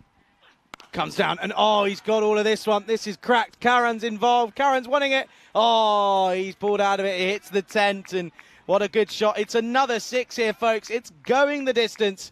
And oh dear, not good from Basir. It is raining 6s, end of the second. And, well, the score is, well, of course, it is 36 for no loss. And this is the updated standings there. So Germany now ahead. But of course they've got a game in hand on Norway. They of course play the Czech Republic in that last game of the day. So that's what's happening with that one. And so this is why a win here for Germany would make them out of reach for the Norwegians. But a win for Norway means they've got to win against the Czech Republic to get through into that. To win that trophy, local lifestyle trophy, by the way. And I have to say, my favourite trophies. 100 was just going to say the same thing. The ECIs are my favourite trophies. The MVP, they are beautiful. They're stunning. They're heavy as well, by the way. Oh, top edge. And this one is going to be another boundary. And I'm not too sure as to whether this is carried all the way. They're just going to want to check this one to see where this has gone. But I reckon, all I know is that it's definitely a boundary. Yeah, I always wonder with... Let's just check that first. Check this one. One bounce for. Yeah, I always wonder, like, if a traveling team wins that trophy, it's going to be pretty heavy in the luggage. You don't have... That's a lot of extra weight. Literally thinking the exact same thing. Pulled firmly into the onside. What a good-looking shot that is. Gets the odd swivel out and, well, rotates through this one and gets the full face of the ball and out of the middle. 4 runs. Yeah, I always think the same thing, I think. I pick it up and I'm like, that's probably, what do you reckon, a good few kilos, I reckon. Imagine the winning captain also being the MVP. That is an extra, probably, how heavy do you think they are? Probably like 2.5 kilos? More than that. More? Than that. Yeah, I reckon so. They're pretty heavy. Maybe not, actually. Oh, and this one is going once more, goes the distance, full into the banner. 6 carrera más, and look at that. Umpire's got his hands up and keep them there, because at the moment, it's all they're dealing in here. That is a very, very expensive power play for Germany. 50 already, 3 balls to come. And that's the top 3 bowlers so far, apart from Afridi. And they're all gone for good 15 to 20 runs. Yeah, it's not been good, has it? Basir went for 17 off his first over. Of course, Nasiri went for 19. This one already 14. It's been 4-4-6. And this is going to be 4 more. It gets through Jagmeet Singh, and unfortunately, you feel that the rain might be starting to play effective, because this one just skidded, I think, quicker than he was anticipating. But Singh gets it wrong, does Janpreet. It's another 4. Yeah, just beautiful shot. Really, really beautiful. Oh, he just doesn't get down quick enough. That's what I'm saying. I think it might have just skidded across a little bit more. Yeah, but still, that's pretty poor. He's got to get down. He's gone straight through him. He has to stop that. That's what he's there for. It's gone straight through him. Okay, then. Basir, Malikzai, sorry. Full toss. This is going to be another 4 here. This over already goes magical. It's a full toss. And Ahmed is laughing it up at the moment. Races on to 28 off just 8 deliveries. Yeah, Norway really take the challenge. They know it's a must-win for them. Without winning this one, the last match, it's a bit of a dead rubber. Because they're definitely going to be second place. Yeah, you can see all the umbrellas in the background there. They're needed, because it's certainly coming down a bit now. Oh, he's gone for it again. Karen! Oh, it's not Karen, it's Arshad. Oh, he's put it down. Oh dear. It was so good. It was meant to be. But it goes down. What an over that is, folks. 28 come off it. And, well, I tell you what, we said it, I'll say it again. It's raining, but it's raining sixes. End of the third, 64 for no loss. That was buffet bowling. That was right in the slot. Not a great line he has been picked. Yeah, 19, 17, 22 of the three first overs. That brings it up to 58 for none. No, sorry, 64 for none. What? Yeah. That's interesting. Weird. It says 58 for none at the bottom and then 64 for none. It's definitely 64. Definitely. I was just like, wait.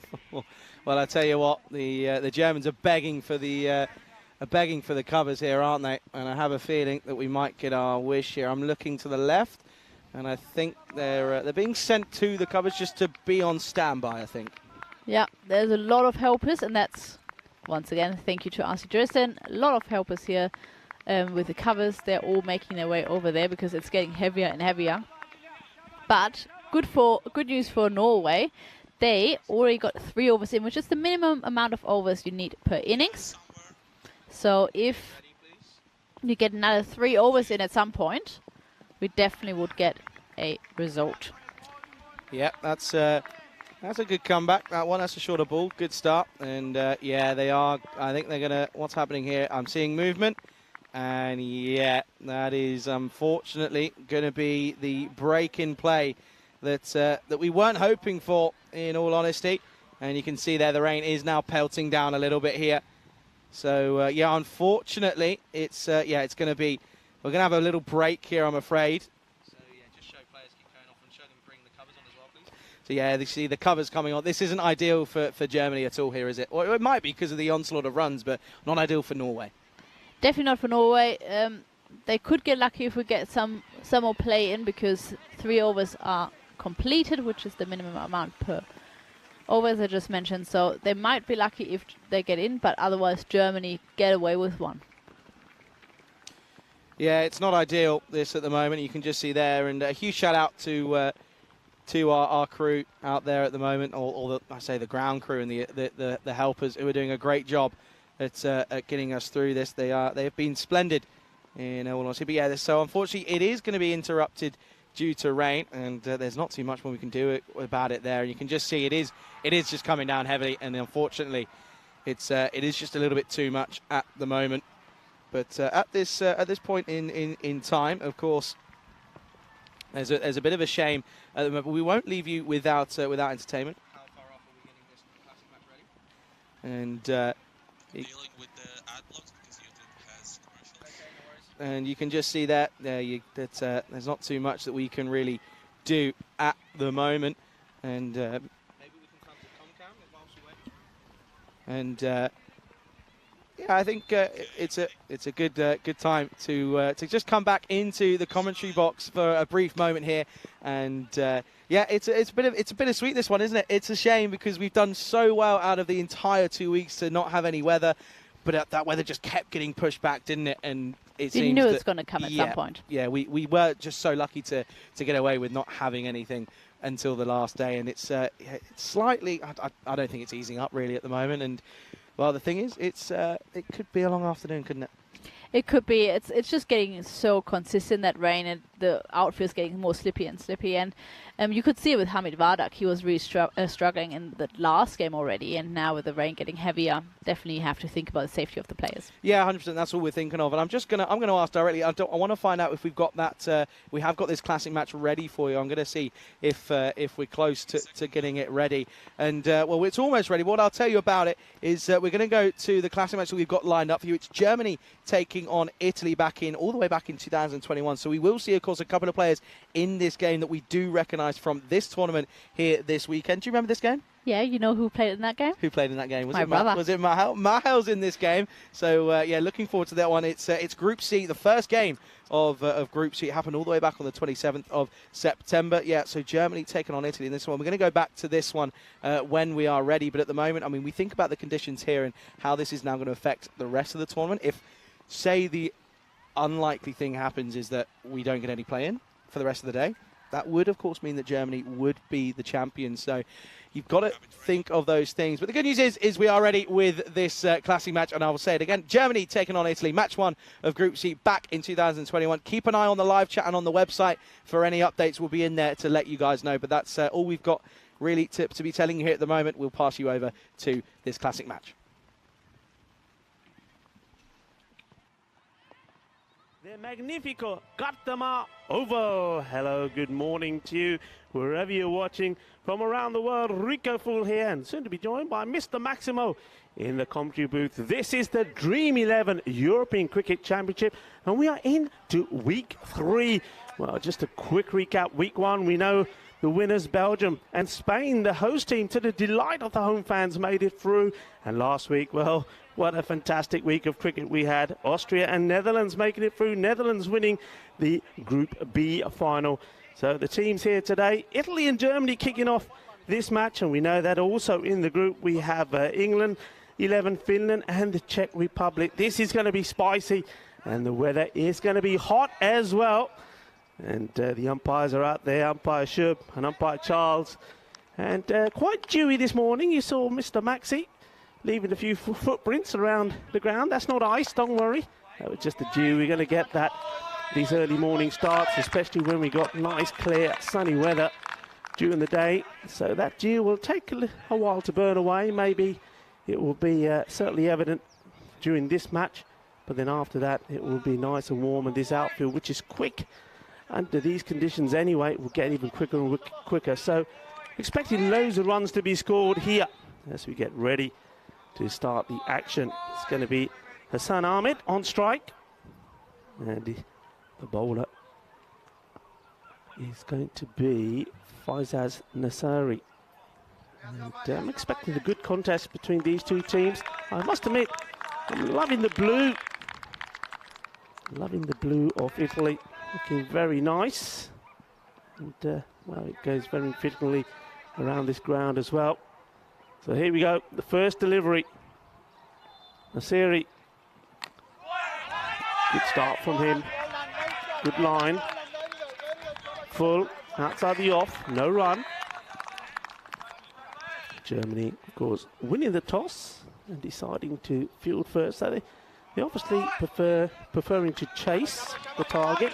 It's not going to be easy first thing out there with the ball, though. I have to say, going back to that dew is going to make it quite difficult for the bowlers to keep the ball dry and get good grip on it. So we're going to see the cloth being used a fair bit here.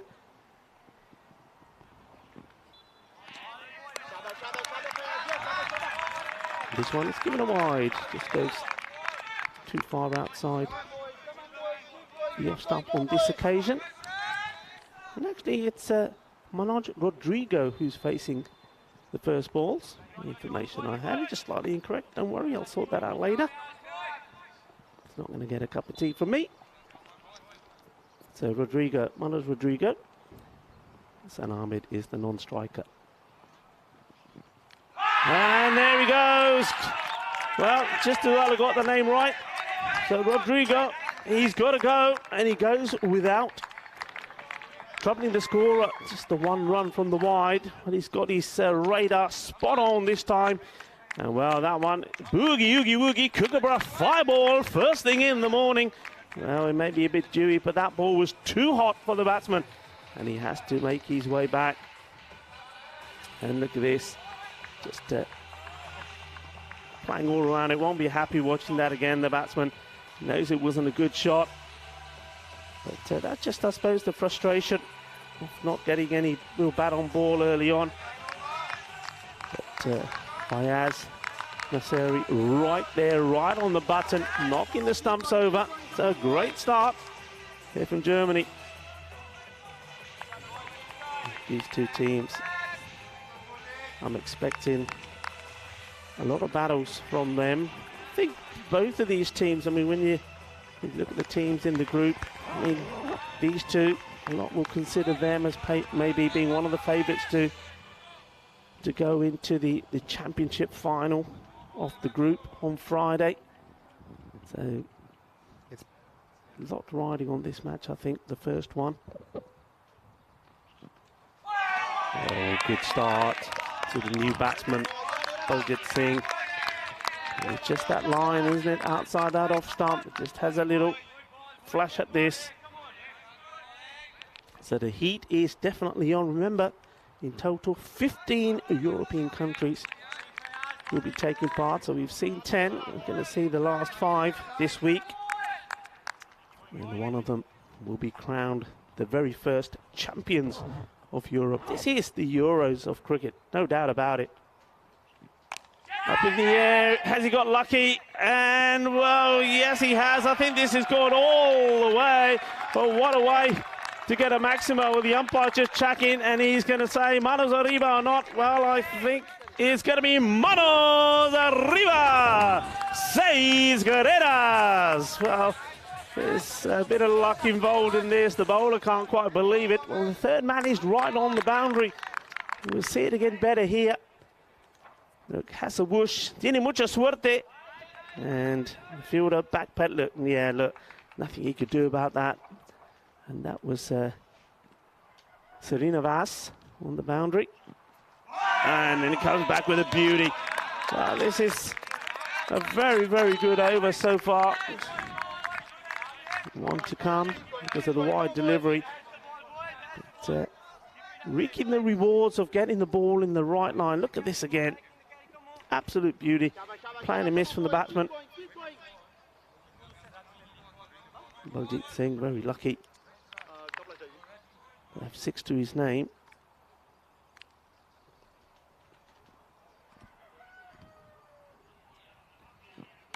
This one a bit too wide. He got the width and he puts it away. This is an effortless boundary. Balle. 6 carreras más. In la zona, and that's one way to end the over. Well, 2 sixes and that one wide. So 13 for 1. And Rico full here. And my partner in crime was just coming in, sitting next to me. Vinny Sandu, buenos dias, Mr. Maximo. Buenos dias y bienvenidos. Galtama Cricket Ground, and it's great to have your company. Welcome back to another big week of ECC. This is the 3rd of 4 weeks, and it's the final group week. We have Group C, and certainly looking forward to seeing what these teams bring to the table. I think it's going to be a really competitive contest between Italy and Germany. And already you're seeing the ball flying. 2 Maximos, both in that region. You see the countries here. These are 2 of them. Well, they're only down the bottom because of the alphabetical order at the moment, but 2 of these 5 teams will be through to Championship Week. So we have 24 T10 matches ahead between now and Friday. We'll get to see the England 11 as well as Finland and the Czech Republic. Finland and Czech Republic will play in the next match. So welcome to all of you, whether you're watching on our YouTube channel, ECN European Cricket Network, or whether you're watching on one of our international broadcast partners. I know so many of you have been enjoying it, and I know from all the messages I'm getting on social media that people couldn't wait for Monday morning to roll around, Rico, and it's had an interesting start with Baljit getting a couple away. Yeah. First one a bit of an edge. The second one was a genuine cut shot. Yeah, I mean, the second one was the first time he was given any room, and he made the most of it. So Malik Zai now to bowl.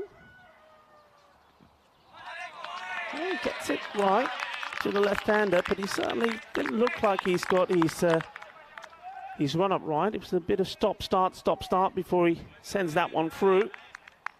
So, I mean, we saw Manos Rodrigo come and go already. Remember, we saw him for All Cricket Padova back in the Venice series, the ECS, earlier in the year. We were in Italy for 5 weeks, so we actually know quite a few of these players. We had 5 different locations in 5 weeks around Italy. We'll be returning there soon, around about 6 weeks.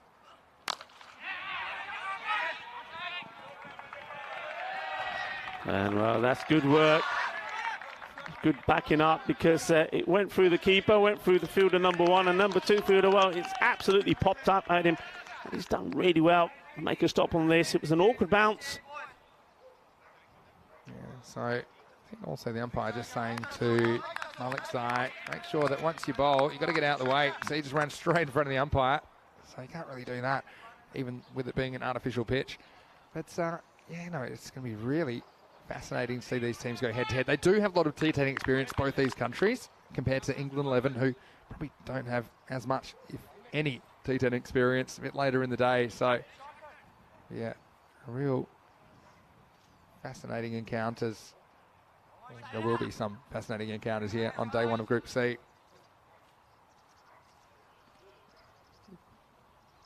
Malexai once more.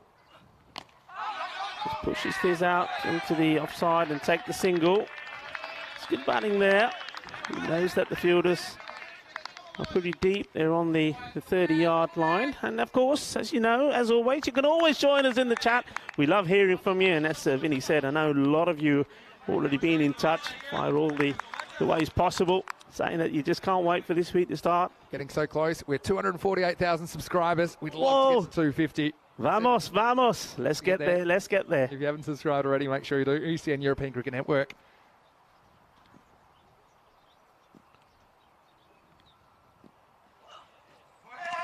Well, I think he was waiting for this one. There's a batsman for the one that just gets pitched up. It's not able to get anything on this. Just have a look. Let's see it again to see if there's any movement there. There's a natural kind of in-swing action just away to the left-hander. Yeah. So much really hoop there, was there? Just a bit of angle across Hassan Ahmed, who's a powerful striker of the ball. Generally bats in the opening on number 3 position for Jenna Brescia. We've also seen him playing in Switzerland. We saw him also at the ECL back in 2019. This time takes a single. Hassan Ahmed. Yeah, I mean, he's scored 274 runs in that European Cricket Series in Brescia. And we saw him feature in the ECL, didn't we, for Jenna Brescia? Yeah. And also in St. Gallen's, he scored 230 runs in that one as well. So he's an experienced campaigner. Loves the T10 format as well. It can do a bit of everything. It can keep wickets. I don't think we'll see him keeping today. But I remember back in that Brescia series, back in March, he was launching them onto the helicopter pad nearby. So let's see if he launches a few here in the ECC this week. Going up for this, I think we'll just keep an eye on the umpire. I wonder if he's got a bit of bat on this. No, it's obviously pad bat. Certainly heard something. It's heading down the leg side for me. I think the angle as we take it to the end of the second over. It'll be 17 for 1. So not a bad over from Malexai at all. When you consider there's only 4 runs off it, including that leg by. We'll get a good look at it here. Just heading down, missing by a stump and a half, I think. But still a very economical over. And a pretty good start this by the Germans. Yeah, it is. I think majority of the time they've got the ball in the right places. They've made the Italian batsman play and miss. So that's been a good start. Only just that one bad ball, really. I mean, to Baljit Singh. That was too wide, which he was able to hit for 6. Yeah. The last ball of that first over. But other than that, it's been tidy. Yeah, and look, it's never easy starting. I think that's why the Germans were pretty keen to field first. I think it just allows them to settle into the game. Anyway, they're turning to spin.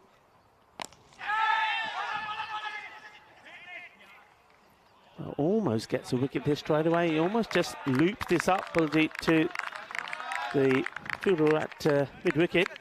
This is Srikesh Srinivas with his off-spinners. There's a little bit of a risk when you're bowling a spinner in the power play. They do have a long on in place. Got a deep kind of forward square leg as well. This one's for shorter and quicker. Batsman doesn't really get hold of it, but some good work there. Fielder coming across from third man. A lot of noise though out there, isn't there? And you'd expect that first morning of a crucial series. I mean, each of these teams will play 8 group matches this week, and then there'll be a finals Friday for Group C to determine exactly which 2 of these 5 teams are going through to Championship Week. So these teams, they've got a 1-week trip, and they can extend it by an extra week if they can be one of those top 2 performers. I've certainly been looking forward to this match, though, Vinny. I think these 2 teams, knowing some of these players that we've seen in the European Cricket Series as well, it's really a clash of 2 teams that know this format really well. Well, this one, it looks like he's getting ready to play this on the leg side, but then looks to change his mind and just sees it go through. It's the field. There's nobody back. There's a very straight long on, but he's thinking he's he's definitely got in his mind. It just wasn't there to hit. He wants to go leg side. And he does go, and he goes big. Balle, Kinna Sona Shakalagia.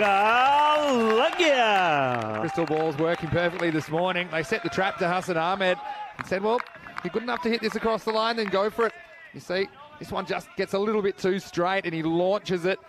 And that's his first Maximo of this ECC. And his Italian teammates, they're loving it. Yeah, nice shot. And as you said, Vinny, no risk. But there is now. That field has changed. Long off comes up into the circle. So they've got a deep mid wicket and a deep long on. This time just opts to play this out and take the single. And Germany, they don't seem too disappointed about allowing the Italian batsmen to rotate the strike there. They seem to be pretty deep. There doesn't seem to be anybody in close to stop those singles. So that's not in their mind is the boundaries they want to contain. Yeah, that's exactly right. We've seen about 120's been par based on what we've seen so far. It's a lovely shot. Oh, this is a gem of a shot. This beautiful. Just rocks back and sort of late cuts this through the gap. What a fine shot that is. Well, the captain loves to cut. We've seen it so far. And this one, it's all about the placement. And Baljit moves to 18. Takes us to the end of the power play. Italy are 29 for 1. Yeah, glorious stroke. A nice way to bring that up. So making a habit of getting a boundary for the last ball. It wasn't a bad delivery. It wasn't that short. It was probably on, and would have probably gone on to hit the top of middle stump perhaps. Goes to show you just how classy it was. Clever footwork and a bit nice manipulation by Baljit Singh, who plays the cricket for Bergamo CC. We did see them in the tournament. It was the 4th week of Italy in Milan. So it's great to see all these players together again. And we had a lot of high-quality cricket from Italy and Germany this year in the ECS, and it's their chance to pit their best against the best. As we're going to see Rohit Singh, the captain, and we didn't see him that long ago. He was in Dresden, you'd remember it well, yeah. Actually, Rico. He captained the winning Britannia CC side.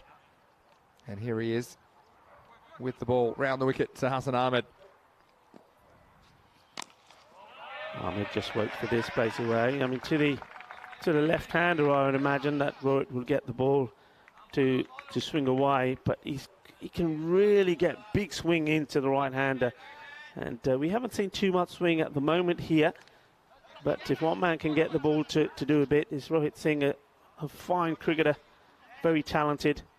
I saw him in Crefeld as well when he played for Germany in that T20I against Norway and France, and he impressed there. And, we know that he did also there in Dresden. Going big, and this is coming our way. This is huge. Lovely shot that just, it was there, it was in the money, and he gave it everything. Well, you're not often speechless, Rico. I don't know why, because that one was heading straight for you. Luckily, it just died at the last minute. And well, Rico's seen a ghost, and we've just seen 6 more runs. And Baljit is looking dangerous. This one straight through the line and takes him downtown for a big Maximo. Yeah, beautiful shot. Yeah, I was thinking it's too early, and it's a bit too nippy to be taking that one at this time of day. Full toss.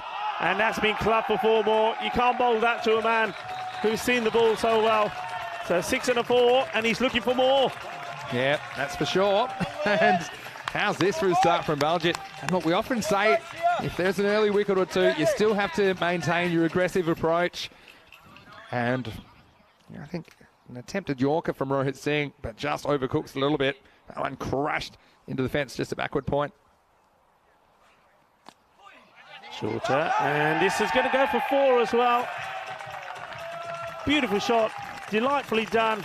Just going to show his class, but showing his strength on the offside, isn't he? I mean, that one wasn't too short. It wasn't that bad a ball, and the bowler, I think if you're bowling, you see this go to the boundary, you're going to be disappointed. Yeah, of course. I mean, it's relentless as a bowler. I mean, they've sacrificed the 3rd man. They put it up in the circle. And, yeah, just very clever with his hands there, Baljit. And he could be gone, and he's got his wicket. Just a variation of pace. I think the eyes lit up of Baljit here. He thought this was probably going to be another full toss. He's looking to hit this over the top off the 30-yard circle on the offside.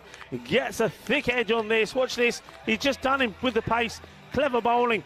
And bearing in mind that he's gone for a few boundaries in the over, that takes a bit of guts to do from Rohit Singh. But he gets the wicket. He gets the wicket of the danger man, who was going guns blazing until that moment. Yeah, finally just drew a false shot, didn't he, from Baljit? So that's a good wicket to get at this stage, because he was looking very, very good, wasn't he? That's the way they'll play. They live by the sword and they die by the sword, these European cricketers. I love this T10 format, but still a pretty promising start for the captain. But Baljit's got to go for 32 off only 13 balls. It's 44 for 2. Yeah, good start from him. And I bet he's probably thinking, yeah, I quite like batting on this. They want to come back as soon as he can, but Mo's got to hope that other batsmen do the same sort of thing, and they can get to that score. I think, I mean, we say 120. I think really 130. It's been sort of par here. I know where people would have noticed we're bowling from the end where we started from in week 1. And that, of course, is just we're rotating that to give each end time to recover, because things like the bowler's foot marks and also where the wicketkeeper stands. So it's wonderful to have your company, no matter where you're watching around the world. Vinny Sandhu here, Mr. Maximo, along with Rico Full. Hope you had a wonderful weekend. I was catching some of the action from Cyprus across the weekend as well on our YouTube channel, ECN European Cricket Network. So a quick hello to Nish and Ujwal, who I think is heading home, but Joe's going to replace him soon. But it's going to be great to see all these matches this week, and I think this group's going to be really competitive. And we've got England 11 coming, England's best amateurs, and look, these two teams already, we're seeing a lot of action. I think it's going to be a really close contest. I think it is. I think it's all teams are capable of scoring big runs. I think we're going to see a lot of runs. I mean, I've got some stats about the runs, which I'll share with you in a bit, but I think what we're noticing is we're just seeing more and more runs being scored. I mean, it seems to be like it's a bit of a batting paradise. We shall see. All these teams bat very deep. Baljit going for 32. Not a wicket that they wanted to lose, but they'll keep going. And they keep going here. And this is into the gap. It's going to be one bounce, 4 runs. And this is Amir Sharif, who gets one that's slightly a little bit too short, I think, from the bowler. But it's a good bit of placement. This is Abdul Shakur Rahimzade into the attack and immediately a boundary. Yeah, too short. And he's onto it. I like the way he's controlled it as well. He's got on top of it. He knows there's 2 men out there, but he's, dissected them beautifully. 4 more runs, and this is what we're used to seeing here. Whichever batsman comes in, there's no cautiousness at all. It's just about going in there and playing your shots. This one's a bit wider. To the arm ball. Takes a single. Yeah, it's very much a battle of, as you see on the intros, it's all about bat versus ball, Vinny, nothing else, isn't it? Yeah, that's exactly right. And we love the contest within the contests, don't we? And on a quick load of Maxi as well, Suleiman as well, who's over there from the ECN crew, and everyone else. And we love the fact we're able to bring you so much cricket, 7 matches a day most these days. Well bowled. Cyprus does have a day off tonight. Just a rare day off in Cyprus. I think there's only 2 days off in a 24-day span of that night series. So you'll have to just stick to the 5 from the ECL. But I tell you what, there's some really good contests. And that one just pushing Hassan back, who hasn't quite found himself yet. Up in the air, and I think it's got the legs to go all the way. Yes, it does. 6 carreras más. Manos arriba, Vito, arriba. Como le pasa la pelota. 6 carreras más. Amir Sharif, he's not working around at all. And I do remember seeing him playing for Fresh Tropical, who ended up winning their week of their ECS back in March. Down. 4 more shots to catch it, and then afterwards, come on, get down on it. But that Kookaburra, once it passes you, even on this dewy outfield, it doesn't slow down. It keeps going, it keeps accelerating. 4 more runs, so it's 6 and 4. Maybe he's after more as well. Certainly hitting the ball well, Amir Sharifi, but that one not quite timed. 3rd man almost in action once more. Reaching for this one as well, just variation of the pace. Good throw. He had to make sure he got that back down pretty quickly. And then sloppy bit of backing up there, which allows the batsman to take 2. Yeah, well, it was. Backup fielder was there. We're just left the gate open. He was looking straight into the sun. So they do allow a double off the last ball of the over. That does keep Sharif away from the strike. He's immediately outscored Hassan Ahmed. At the end of 5, it's 63 for 2. Yeah, you see this again. Just held this cleverly. And he just managed to get a bit of toe end on that to get it away. The first throw was from Shoaib, but well, the backing up wasn't so good. So now we get the halfway point. And I think we've used this 120 as a bit of a par to a ball. And, you know, sometimes you see teams taking a little bit of time to get into the tournament with the bat. Again, there's nothing like really getting out there and getting used to the conditions, but we know that both these teams, they bat deep, so that's why they'll keep taking risks. Hassan Ahmed, I think it's time. It's now or never for him. He's got the one big shot in there in his 11. He'll be facing the spin of Srikesh Srinivas in the 6th over. Hits it firmly. Ball's long off. Well, this one has been absolutely lunged back to the bowler. And the bowler, credit to him, takes it. His hands are stinking, as you see there. There's a lot of adrenaline out there. If you couldn't tell that from the throw of his shoulder's arm, then you'll never see it. But that's a couple that have just been miss-hit well enough to bounce before the man at long on. Says Sharif on strike. Oh, he's hammered this and he's nailed it over the boundary. And we've seen him play that shot once already. Seis querer más. Well, he's in the mood to party, isn't he? And that takes him to 24 of just 7 deliveries. Yeah, and this is good. It just kind of rides the length here. We know this pitch, it will bounce pretty consistently. There's a bit of movement. Sometimes if you hit the seam, it's very pronounced, of course, because the balls are very new that are used in these 10-over matches. Oh, he's gone. He's got to be gone here. The umpire is going to the third man to have a look at this, but this is very good work from the wicketkeeper, Husnain Kabir. And I think you'll find that he never gets anywhere near back in time. Yeah, it just flicks the bail off, and it's just a little bail flick. I think that's what prompts the umpire to go upstairs. You'll see here, there's no problems taking the ball. And, yeah, let's go. Well, let's have a look. It's bat versus ball for survival. Well, what do you think? And I think that just needs to be slowed down a little. The third umpire's having a look. Yeah, it's very, very close, I have to say. It's closer than I thought. I thought at first that he took a while, but his bat speed was pretty quick getting the bat back down here. But was it quick enough? Let's have a look. So. Here we go. Oh. And the other thing was, did he have it in his hand? Did he have bat in? Was he in control of his bat all the time? Well, it's being given out. And there you see go. there. There's the shot. There's the shot there, no doubt. Yeah, so there we go. And it's a smart bit of work. And, well, I suppose they're the kind of shots that you're a hero if they come off. But Sharif maybe just leaning a little bit too far down the continuum into the reckless, I think. Trying to hit that one out of the ground. But still, that's what this game's all about. He goes for 24 off only 8 deliveries. Italy lose a third wicket to 70 for 3. Yeah, well done to Srinivas, and also Husnain Kabir, the wicketkeeper, and also good umpiring as well. You can see there, I mean, why he did go upstairs, because first instinct made it look like it was going to be an easy call. But you see, the batsman always gets there. But remember, that bat hitting the line's not good enough. You've got to get past that line. Back to the action, that's hit firmly. The bowler diving to his left, can't stop it.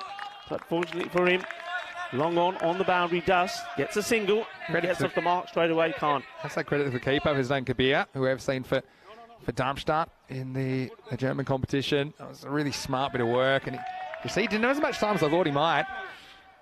He just flicked off the bails very quickly. New batsman out there is Ahmad Khan. And right now, we'll be looking at Hassan Ahmed. Can he get going? Slices it in the air, just gets it past the fielder, and it would go for 4 runs. So he does pick up another boundary. I have to say, it's not convincing, but that's what they need him to do here. He can't be chewing up too many dot balls at this stage now. We're into the last half of the innings, and he's got to play some shots. He just hasn't quite clicked yet, has he, Hassan Ahmed? And if he does, I mean, watch out. But this is the thing. Sometimes you have the timing, sometimes you don't. He just got enough on that one to get it out of the fielder's grasp. Moves to 16. Oh, and this is going to be 4 byes. This is gone for a while. We just saw some very good work from the wicketkeeper, Kabir. This one, well, I think he's taken his eye off it. I think he's thought the batsman's going to clobber this. It was short, and he thought he was going to go to the boundary, but it does, but not the way he expected. It goes straight through him. Yeah, 4 byes. He'll be disappointed with this one because, yeah, it's just one of those ones. He's a bit of a spectator, and it goes over at leg stump. And, well, that can be costly. You see this one, he just doesn't track the ball. We've seen sometimes the keeper's struggling a bit with the extra bounce. But see, he just never gets his body in the line of it, which is what you need to do. You need to forget about the stumps, forget about the batsman. So that's 4 more to the total at the 6-over mark. It's 79 for 3, which is where I normally do my 6-over check-in. Well, if you keep going at this rate, they'll get in the 130s. But even if you go at 2 a ball from here, it's 48. That'd be 127. So, yeah, something like 130 to 140, I think, would be a really good score batting first. First game of this Group C. Yeah, I mean, they've upped the tempo, they haven't they? I mean, the first over went for 13, then that was that great over that only went just for 4. Then since then, it's always been double figures, 12, 16, then 18 and 16 again. So, yeah, they're going in the right way. So they're pushing on, maybe trying to get to that between the 130, 140. Big appeal. And, nice, fiery, lively delivery. Malik Zai coming back. Yeah, this game's really in the balance at the moment. I understand why the Germans wanted to change, but the risk is, I mean, you put your batsmen under more pressure as well. If there is a decent score on the board, you're kind of gambling that you can keep Italy to something below par. At the moment, that seems unlikely. 7 wickets in hand.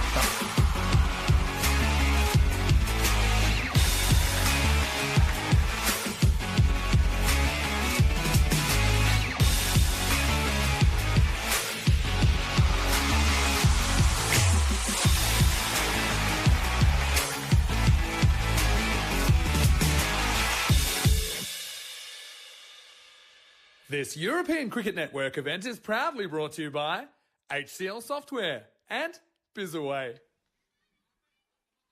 Good afternoon, everyone. Welcome back to this ground, the RC ground here in Dresden. Well, we bring you back to live action here as we come away from that classic match between Italy and Germany. And yeah, we can inform you that we are back out and we do plan to get a full game. Well, not a full game in it, but we plan to get a result.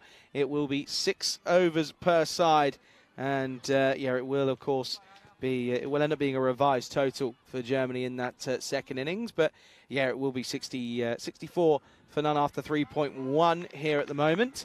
And yeah, the news is that yeah, restricted to the 6 overs per side.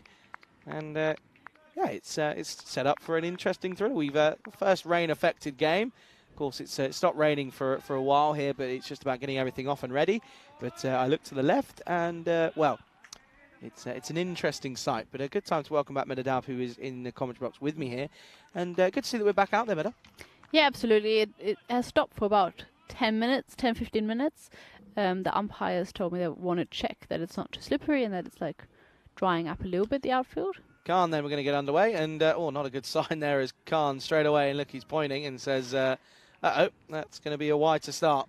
A bit dramatic, to be honest. The German side, like, obviously, he's definitely slipping quite a bit. With the front foot, you can see there. Yeah. We saw it the other day as well, in fairness, and this it just sort of, it does happen. It's not just because of the rain, that's just sort of the way that the pitch is, in all honesty. So, there you go. Bash just says, yeah, that's all right, but it's still your one for the over, so I'm not too bothered. Yeah, and I mean, it's fair enough. Like, I understand it's slippery, but it's not as bad as it was this morning with the morning dew and the rain overnight. And we've played the 20 overs in that, so just going to adjust a little bit. Just make sure that one spot where he slipped away just now is going to be dry, and we're going to still check that it's not getting too slippery. Yeah, exactly. And I think the thing is as well, get out there, get as much cricket in as we can. Of course, we know that the weather isn't looking great for the rest of the afternoon. So get out there, get as much in as we can, and hope for a result off the game. He's fine this one. Well, unfortunately, the result isn't as this one. I think this goes all the way, I think it goes all the way. The keeper's telling us 4, but my first reaction, I think that's gone all the way. Let's have a look. here then. Outside edge. It's a big, thick outside edge. Oh. Let's have a look here. Just before then, it's tricked us. Bit of the old mind games. And, yeah, that'll be 4 runs. So a good start this, isn't it? For Iqbal. Comes out and continues where he left off. I mean, by the way, before that rain came, that last over, just to remind you, 28 came off that over from Malik Zai. Okay, looks a bit better now with his front foot. It's really good bowling. Has a great comeback, and I'm not sure what's going on with the timer. It started with 9 minutes. Now it's 7.5, and it was stopped in between. I'm not sure what's going on, but well. Yeah, I mean, he definitely did slip. Just getting a message from the tournament ref. He's keeping an eye on it, but so far he's looking a lot better in this one. Yeah, this one played away. This will go the distance here. And we'll watch this one.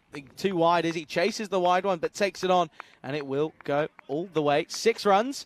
And yeah, good looking shot from Iqbal. He's playing it nicely here at the moment, isn't he? And I just want to show you folks that this is what we're dealing with. Look, that's what's coming our way. And well, if anyone can tell you anything, it's not pretty. It really isn't. That's what's coming our way. You can, well, hopefully we can. Well, hopefully we avoid the worst of it. As, you can really see these clouds there. Yeah, you can see those. They're coming down, aren't they, in that corner? Here we go then. There's Khan once more. His partnership now 75. Bottom thick inside edge, and yeah, they'll come through for one. Good fielding from Singh out there. Yeah, so of course one thing you got to remember is as well, it will be a revised total because you've got to remember the fact that Norway didn't even know that they only had 6 overs, so it's a little bit unfair to say that that's all they're going to get. So. But as well, Germany has 1 over less of a power play, so that is also obviously taken into consideration, like everything else. Yeah, that cloud really is coming on in, isn't it? That looks scary. It does look scary. It actually looks like slightly end of the world vibes kind of thing. Especially like these little clouds in front. That's what I'm saying. This looks awful. This looks horrible. Oh, I hate it. Gives me the old, I don't know, something weird. Last delivery coming up of this over from Khan. And gone big. And this one is all the way. 6 runs. And, well, I tell you what, on any other day I would have been up for that one. I would have taken a catch there, but not on today because I think I'd end up falling and slipping. But a good shot because I haven't got my right shoes on. Good shot, this one. That will be 6 to end the over. It's a good over as well. They get 18 from it. Score at the end of 4 is 82 for no loss. They're really bringing up a really good score, the Norwegians here. It's 82 off just 4 overs. They're going at over 20 and over.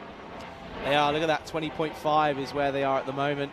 And, well, I tell you what, helicopter's going right into the thick of it. I wouldn't want to be driving that. That looks petrifying. And you can just see their top left, and you can see, by the way, if you look at the trees and I don't know, this genuinely feels as if this could be the end of the world vibes. This is Cube is not too happy about it either. No. What do you reckon? Do you reckon that side needs to be closed? I'm thinking about it. I'm not sure if it makes it worse for the Cube. Well, I'm trying to think if the rain comes in. That's what I'm thinking about. Yeah, maybe. Well, everything's flying here. The wind's picked up, and this is well, this Cube. I don't know if this Cube's going to last much longer. Well, something's gone, and this is oh dear. Yeah, okay. I tell you what, Meta, I'm going to give you this one. I'm zipping this Cube up. Thank you very much, because it's getting pretty frosty in here as well, and I can feel the first couple of drops of rain. And tournament referee Stefan Gooch said if it gets more rain, he is definitely reconsidering putting them back off the ground, because yeah, the outfield was slippery, and that was the biggest concern of the umpires when they send them back out. It's like, we have to make sure that they are not slipping in the outfield, and we will continue to do that. Charlie's just trying to reach the zip up, running around in all panic. And Mars Baji is running over to give him a hand. Thank you, Marzi boy. Good ball from Shahid Afridi. He has just been a phenomenal addition to the bowling unit of the German side. I think predominantly came in as the opening bat, but after the first game, they gave him the ball and he has not disappointed. He has been absolutely phenomenal, especially in the last game. Probably one of the reasons that German side got that win against the Czechia side, which was a must-win to be able to get the trophy in the end. Oh, we're back. Cube is settled for now. Thank you very much, Charlie. I reckon if that could have taken off if we didn't get there early enough. Afridi though, okay, good move. He's bowling well, isn't he? Once again, pretty consistent. Not too worried about the run out there. He wasn't even concerned about it.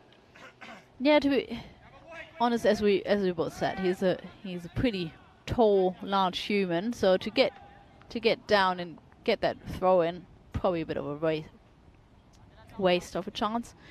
So rather keep it clean, keep it to the one single. Yeah, of course. Both of these two. Look at that, 40 off 10, 41 off 17. Pretty impressive. Here is Ahmed then. Oh no, it's not going to be because Afridi's lost his mind up there. This is. I don't think I've ever seen these sort of conditions before in my life. It's really weird. I hope we could show you these clouds because these seem very scary. They're rolling in as well. A bit of drizzle now coming down as well, and coming out. By the way, I don't know if you can see it, Meta, but there's the angle of it that's coming down. It's almost horizontal because of that wind as well.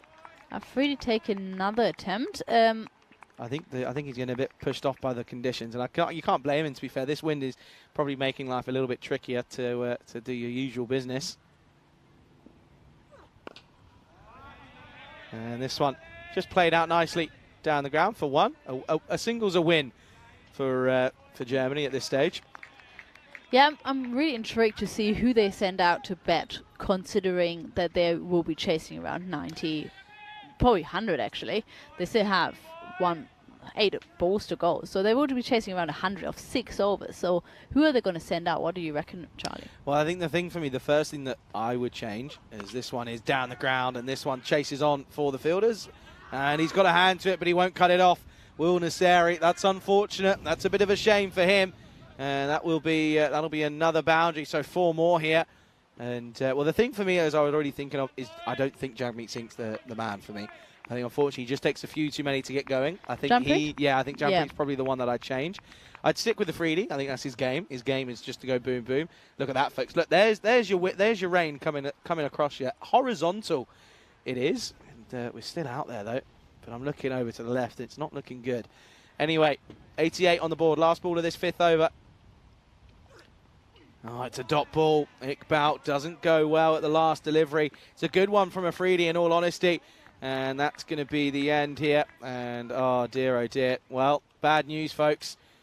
It looks as if I think we're off again. Yeah, ECN crew running in. Groundsman running in. Covers getting pulled on. Yeah, unfortunately, it does not look like we are able to continue, but I can tell you one thing, the cutoff time for this game, to get a 3-over game in, is at 45. So as long as we can restart the next 20 minutes, we would still have the hopes of getting a game in. But look at that win, though. It's a struggle to get that untwined, and yeah, it's a shame here. As I think this is unfortunate. This is really unfortunate here. So not the most ideal situation at the moment. And yeah, it's a shame, but the good news is that we have got some form of cricket to give to you here, folks. We can go back to that classic game where Italy was 79 for 3 after 6.1. It is, of course, Vinny Sandhu, aka Mr. Maximo, and Rico Full, of course, the duo that you'll be seeing from Krefeld. They will be taking you through the rest of that game, and keep an eye out for a couple of those German players in that side. There are a couple playing here today, but there's also a couple of familiar names in there. We can hand you back over to Vinny and Rico, who will take you through that classic match. About the England 11. Let's see if they can do what the Netherlands 11 did last week. But, I mean, the Netherlands 11 bit of time to get into it as well. And, yeah, everyone in with a chance, aren't they? Shouts will catch it. Hits it on the full, but again, because of that pace taken off there from Rohit Singh, not able to get the power into the shot. We do take a single. Both these batsmen now need to start playing a few shots. Ahmed Khan, 6 or 4 deliveries. It's Ahmed. That's a full toss. That's got to be a no ball for me. It will be caught, but and Well, they take the single, thought about 2, so no ball called. It's a high full toss. So this one will be a free hit. Did well to at least prevent the boundary. But yeah, it was just 2-4. I think it's probably an attempted Yorker from Rohit Singh. And you get a good idea of it here. Yeah, that's a good call by the umpires. I thought we might see him opening, but they decided to bat him at 6 in the end. It's pretty full as well, but this one's okay. So it gets away with it, takes a single. So not too much damage done. A free hit. This one's probably thigh high, but still too full, really. I mean, you get a good idea of it here. Marginal, but I think that one's fine. Rohit has got to find his length. Better. Straight through. You can see, you're not seeing the swing. Sometimes we can get from Rohit Singh's bowling, but maybe that's again because of the dew. The ball's got a bit heavier. It's going to be wet. That's well bowled. That's 2 very, very good deliveries. He went for 16, didn't he, off his first over, but that was courtesy of 2 boundaries towards the end of that first over. And this one, well, look, he's right on target. That's where you've got to be. Yeah, the length he's got right now, Rohit. Very talented cricketer.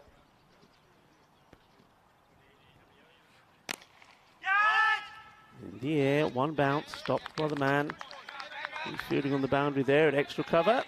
They've just pulled this back, haven't they, Rico? I mean, look, they were staring down the barrel of kind of 130 to 140. Now, you can get away with, in the high 90s at the 8 over mark. Maybe you can even keep it below 120 with a bit of luck. Nicely played and been sent back, but not to the best of throws. And I think if he had stayed on his feet, they're still throwing it around. Well, how about that? They've given him the opportunity to take this single on 3 occasions, and batsman haven't moved. I thought they might get one in the end. Somewhere along the line. It's just a very exciting dot in the end. Look at this one. It's carved out. It's well done, actually, because that one spun a bit on the 3rd man. This one, it would have been gone by plenty, I reckon. Yeah, maybe not plenty, but he would have been gone. And then we almost had a run at the end of that. So it's just a very kind of extravagant 0 to finish the over. And after 8, it's 95 for 4. Yeah, I mean, no, I was talking about the runs, Vinny. So remember, week 1 was played from this end. And in week 1, we saw 4,050 runs scored, 229 wickets. Now, week 2, so Group B matches, was played from the opposite end. And we saw 5,075 runs scored. So 20% more. 20% more. And as I was saying, the runs, the team certainly getting used to the pitch and scoring more runs. And, of course, this week the weather is going to be good as well. Yeah. So well, it all happens in the 9th. And Naseri's got it for Germany.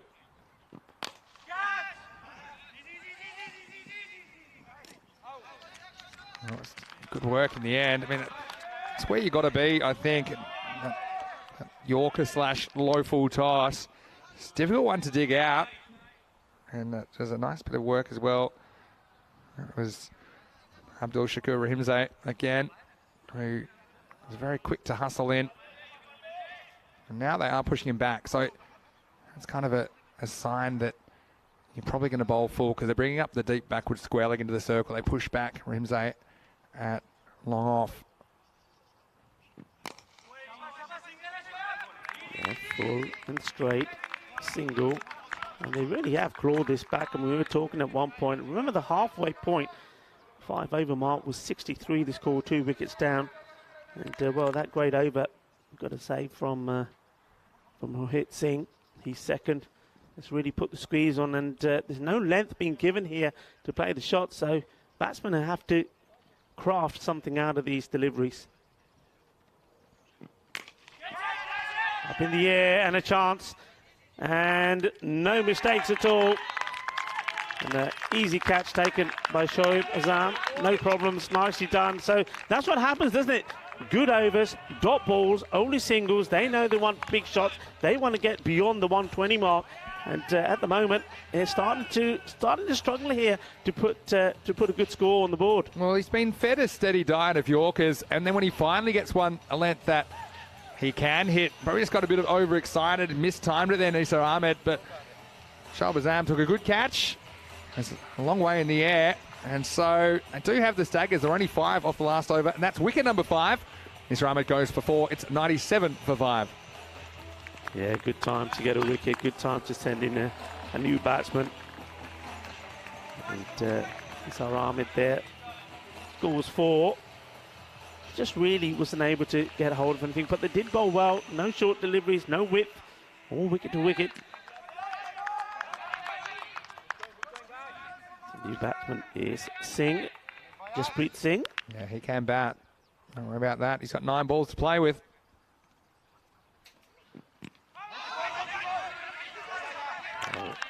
Angled this into the pads, giving him no room at all. And he's trying to whip it away, isn't he? But good ball first up to the new batsman. My word for Germany, they've been kind of relentless and persistent during this innings. They've kept the chat up, they've kept the kind of energy up, and they're getting the rewards. I think, it was only Baljet that really got away for Italy. With the exception of that, there's been little bursts, but they're getting their rewards here at the back end of this innings.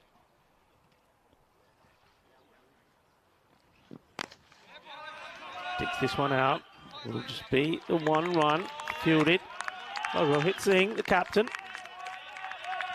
That's what good captains do as well. I mean, that over, there's only 5 off that over in the 8th, and now this one, there's only 3 off this one with a ball to go. So what's that?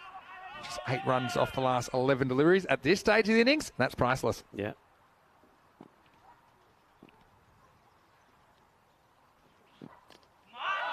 And that's a beauty.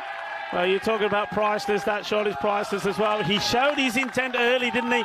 So the bowler had time to adjust, but he just went with the same old same, and that's a really good shot. Takes a lot of courage to play that, and he's nailed it, hasn't he? 4 runs. Yeah, and this is clever. It's still a difficult one. The bowler's trying Yorker, and so you're just hoping he can dig it out, and he did get it on the full, didn't he? And that brings up the 100 for Italy. Off the last ball of the 9th over, it's 102 for 5. 102 for 5. And the man who took the catch is Shoaib Azam. He's going to bowl the last. But, very good cricketer as well.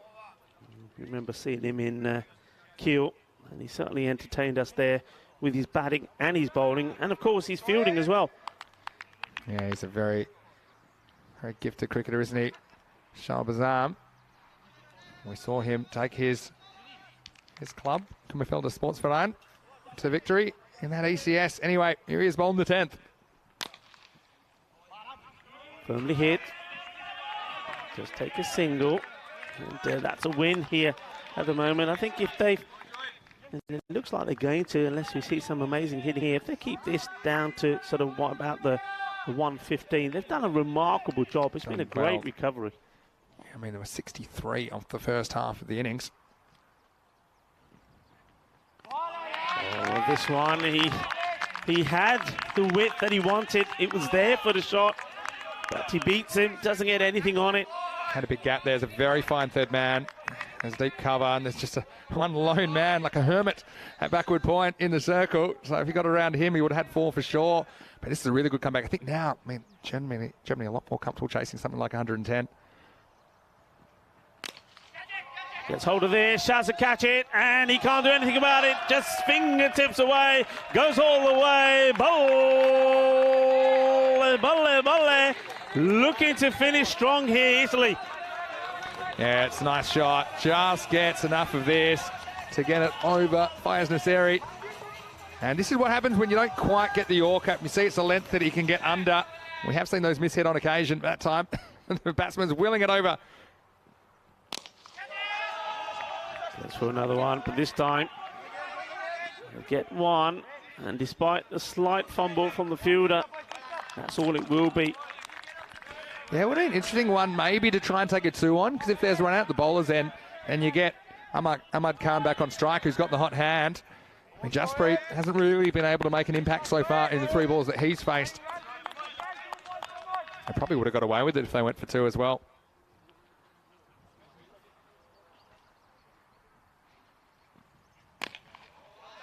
A single, well bowled, full, not allowing the batsman any room to manoeuvre this anywhere else, so he takes it to the Nelson, This could be a really good chase. I can just tell. It's that kind of a score, Rico. I know we haven't had a golden ball yet in the tournament, but it says right in that golden ball, Goldilocks zone. 1-1-1 with the ball to go. Gave himself some room, but wasn't able to get back onto ball and finishes. Well, you're talking about the golden ball. Well, it finishes with a bit of golden dust. Gold dust, that's what these dot balls are. And that's a remarkable comeback in the second part of this innings from the fielding team, Germany. They've done ever so well. And, well, they'll go back knowing that on this pitch, this score, if they get a good start, they should comfortably be able to get that. But Italy, well, we know that they've got some depth in their bowling as well. It's not going to be easy. Yeah. I think it is going to go right the way. This is going to go, for me, into the last over. I think so. 63 and 48 with the splits, and we know that par's about 60, so it's a really good second half of the innings from Germany coming back into this match. It's Group C, 5 new teams. I can see in the background there the Czech Republic and Finland. Well, they have arrived as well to play the next game, but, well, it was week 3 and we're ready to go. 2 teams each desperate to register a win, and, well, we got Maya as well in the crowd who is supporting the Germans. It's great to see the fan zone filling up, and, well, didn't have to wait too long for some action. One was Rodrigo. He went without scoring. That's Italy. We knew that their approach would be all-out attack, and it certainly paid off for the first few overs. In particular, Baljet looked pretty impressive to me, the captain, before he went for 32. You saw there all the thrills and spills, everything you expect here in the first ever Dream 11 European Cricket Championship. Yeah, and that's where Baljet was at his best. You see, any bit of width on the offside, he put it away. And he got a bit lucky as well with 1 or 2, you got to say. But in this format, well, I think fortune favours the brave. But on this time, it was a good delivery. This just took the pace off it. And Rohit Singh, well, his first over, it was expensive. It did go for 16, but he did pick up that huge wicket. So the captain of the bowling team got the wicket off the batting team captain. This was great work from the wicket keeper. Very quick hands. We had to look at it a number of times, but you see there, the bat may have beaten the ball back to the line, but it's only the line. You've got to go past the line. So that was a good bit of work there. Good stumping to remove Amir Sharif. And then, well, there were some good hits, weren't they? And from him, he certainly did take over from where Baljet Singh left off. But then towards the end there, not too many more. And that was the thing. But you can't take anything away from the bowling, because I talked about Rohit Singh's first over. When his second only went for 5 runs. And then that 9th over, only 2 runs from it, which was amazing. And though they did get a few boundaries there towards the end, it was certainly below par. We just have a look at that for Hussain Ahmed. It took a while to get going. He never really did. Scored 20 of 14, 32 from Baljet Singh of 13 deliveries, and 24 of 8 balls from Amir Sharif. And there at the end, Ahmad Khan, well, you made a good contribution there, the not-out batsman. And with the ball, well, 6 bowlers used. And Rohit Singh, despite those figures, 21. And he picks up 1 wicket. There's also a wicket there for Srinivas, 1 for 24. And, well, those 2 overs from Sahir Malik Zahid, fantastic. 1 wicket for 13. And then, of course, the opening bowler, Fayan Asari, he took 2 wickets there in the end for 20 runs. So good fight back, as we keep saying, from Germany. Italy, they've got it all to do. And I think the key thing for them is they've got to take wickets early on. They've got to try and restrict the power play. They themselves made 29 runs in their power play. So they're going just under 10 and over. Well, they will be believing that if they can get some early wickets, they can then pile on some pressure themselves. So this, the first match of Group C, match number 1. It's evenly poised. Italy have had a bat and scored the Nelson. It stayed on 111 for 5. So Germany 112 for victory. Join me, Rico Full and Mr. Maximo.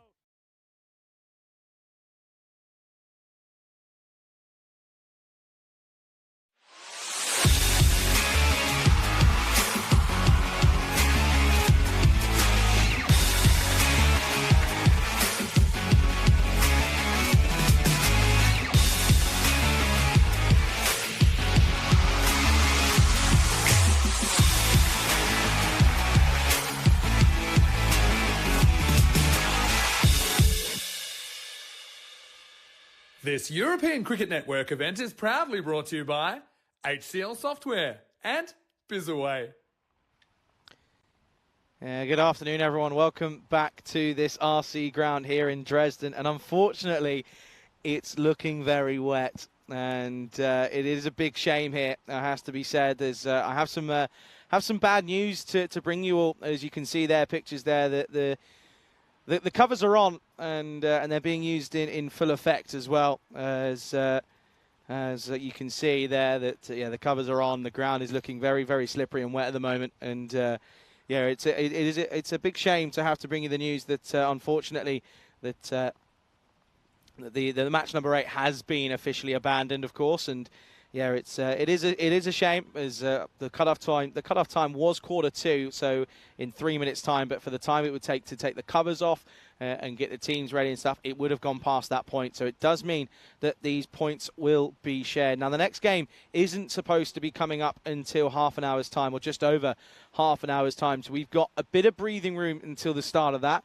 and from there on in, it is, of course, going to be the waiting game. That's all we've got to play for at the moment. The conditions you can see on your screens, they're not great, and unfortunately, it's yeah, you can see all that rain that's sitting on the surface. That's what's being collected, and that's now being sat all around the rest of the pitch. So I'm afraid it's not good news here, folks, and it is, of course, unfortunate news that at match number 8, you can see on the bottom of your screens now, Germany versus Norway is abandoned. Now, what does that mean for this tournament? Well, basically, it means that the points will be shared, and that effectively means that Germany are your winners of this tournament due to the circumstances here. We will, of course, hope and keep our fingers crossed that we can wait until that next game. Of course, as I mentioned, half an hour's time, and yeah, until then, we don't have too much to come. That, of course, is coming up in 31 minutes at the moment, and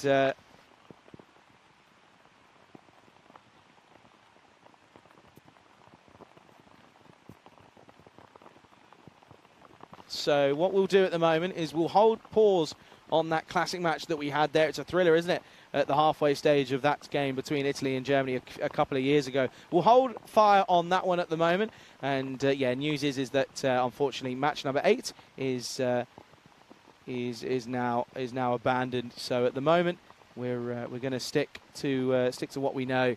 That unfortunately match 8 abandoned. There's not much more to it. So to everyone tuning in at the moment, I appreciate all your patience, and we apologise. We did try to get things going, but yeah, unfortunately it just isn't happening. And at the moment, I'm now, as I talk to you now, I'm getting dripped on in the cube, and everything's getting very wet. So it's one of those days, I'm afraid, that yeah, we can't do too much about it. And the rain now getting heavier once more. So we will, of course, wait, and we'll give you more of an update in half an hour's time for that next game, whether or not we're starting on time and what the conditions are at the moment. But all I can tell you now is it's a bit of the waiting game. So we do apologise for that, but we'll be back hopefully with some good news in half an hour's time.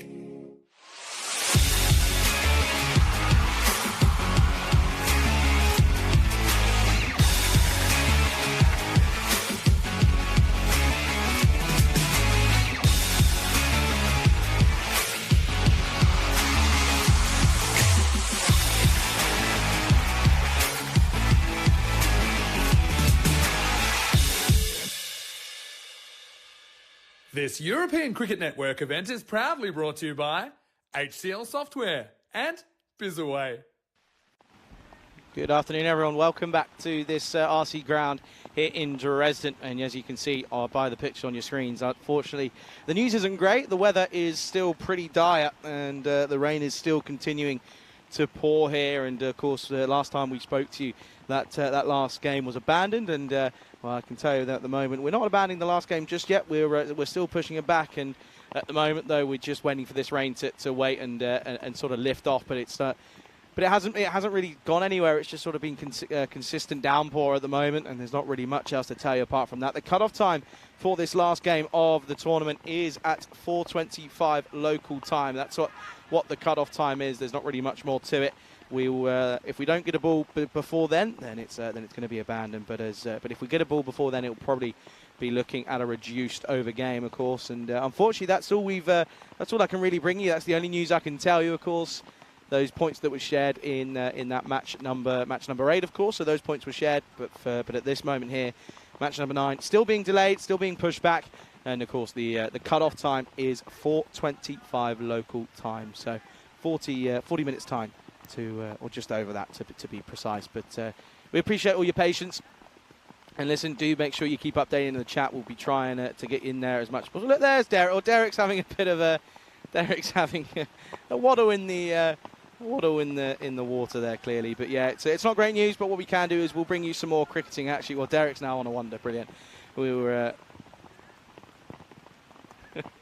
well, Derek's is gone, and of course that's Dieter now, of course. But yeah, we'll leave you with that classic match that we had earlier at the halfway mark. Of course, it was Italy batting first. Germany looking to chase that one, and keep an eye out for some names in there that you will recognise from today's play and yesterday as well. But yeah, as I say, keep updated on our socials, on the website, and we'll hopefully provide you with some better news. But until then, I'll pass you back over to Vinny and Rico.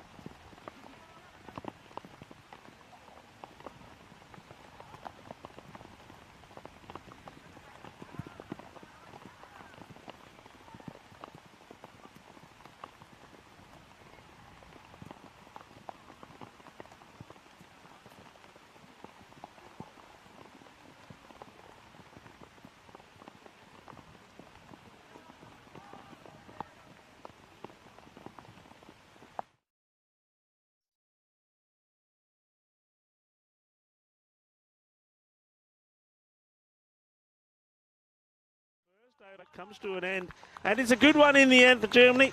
Well, not for Germany, it's a good one for Italy. For Germany, it's a good one in the sense that they could have had both batsmen out, but only one is. Zadran is still there, and will he make it count when he was dropped by Justpreet? But at the end of the first, it's 5 for 1. Yes, that's a good over to start. Like you say, the drop catch doesn't hurt him so much in the end.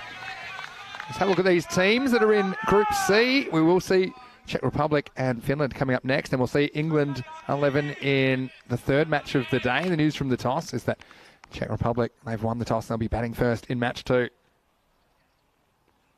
Oh, well, this is caught him on the lid, and it's a very quick delivery, you have to say. But he bent his back and powered this through from Amir Sharif. Oh, so good that he's wearing a helmet. I mean, otherwise, that's a very quick end to the tournament for the batsman, Nasrullah Zadran. And just slippery, wasn't it, from Amir Sharif? Yeah, that was a fiery ball, and that would be the one for the over as well. That has been signalled. He still bangs this one in, but it's come out of the middle of the bat as well. And Zadran has the last laugh, if you like. Been hit on the lid, shake it up a little bit, but not that much. He saw this one short, and he had room to rock back and fire it through the gap 4 runs. Yeah, it's a good shot, because I think basically he knows he probably wants to go short again, but he can't go as short because he can't get above the shoulder because he's used that one up. And so he just waits and hits it through the line. That's a good comeback from Zadran.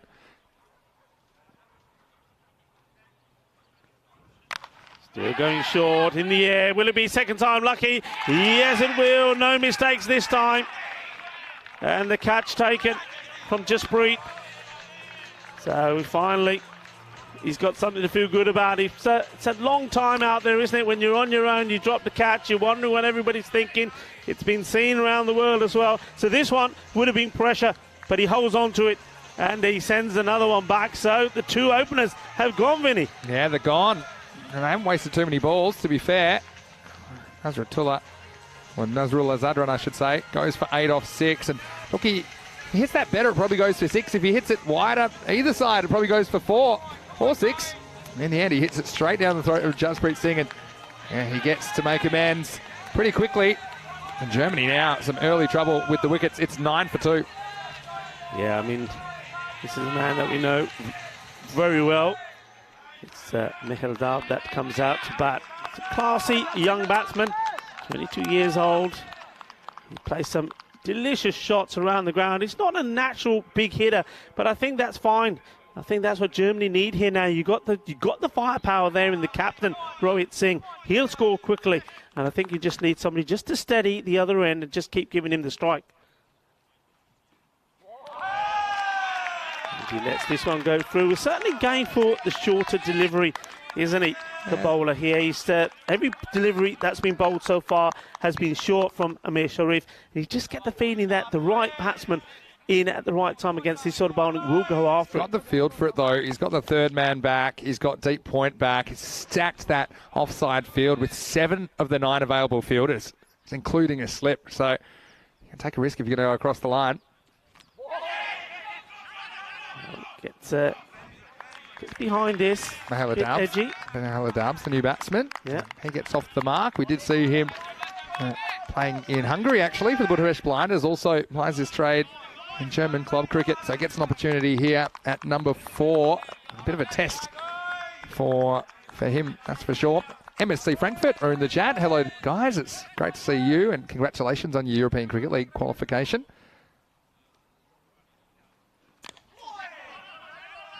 Should be 2 here. It's a long chase. This is the consequence of only having 2 fielders on the leg side. I think it requires you to maybe be bold. Yeah, maybe in this form of the game, you take up a stance, maybe outside the off stump, and you dare the bowler to change his plan. But in the end, that's an excellent over from Amir Sharif. And at the end of 2, it's 12 for 2. Yeah, it's a good over.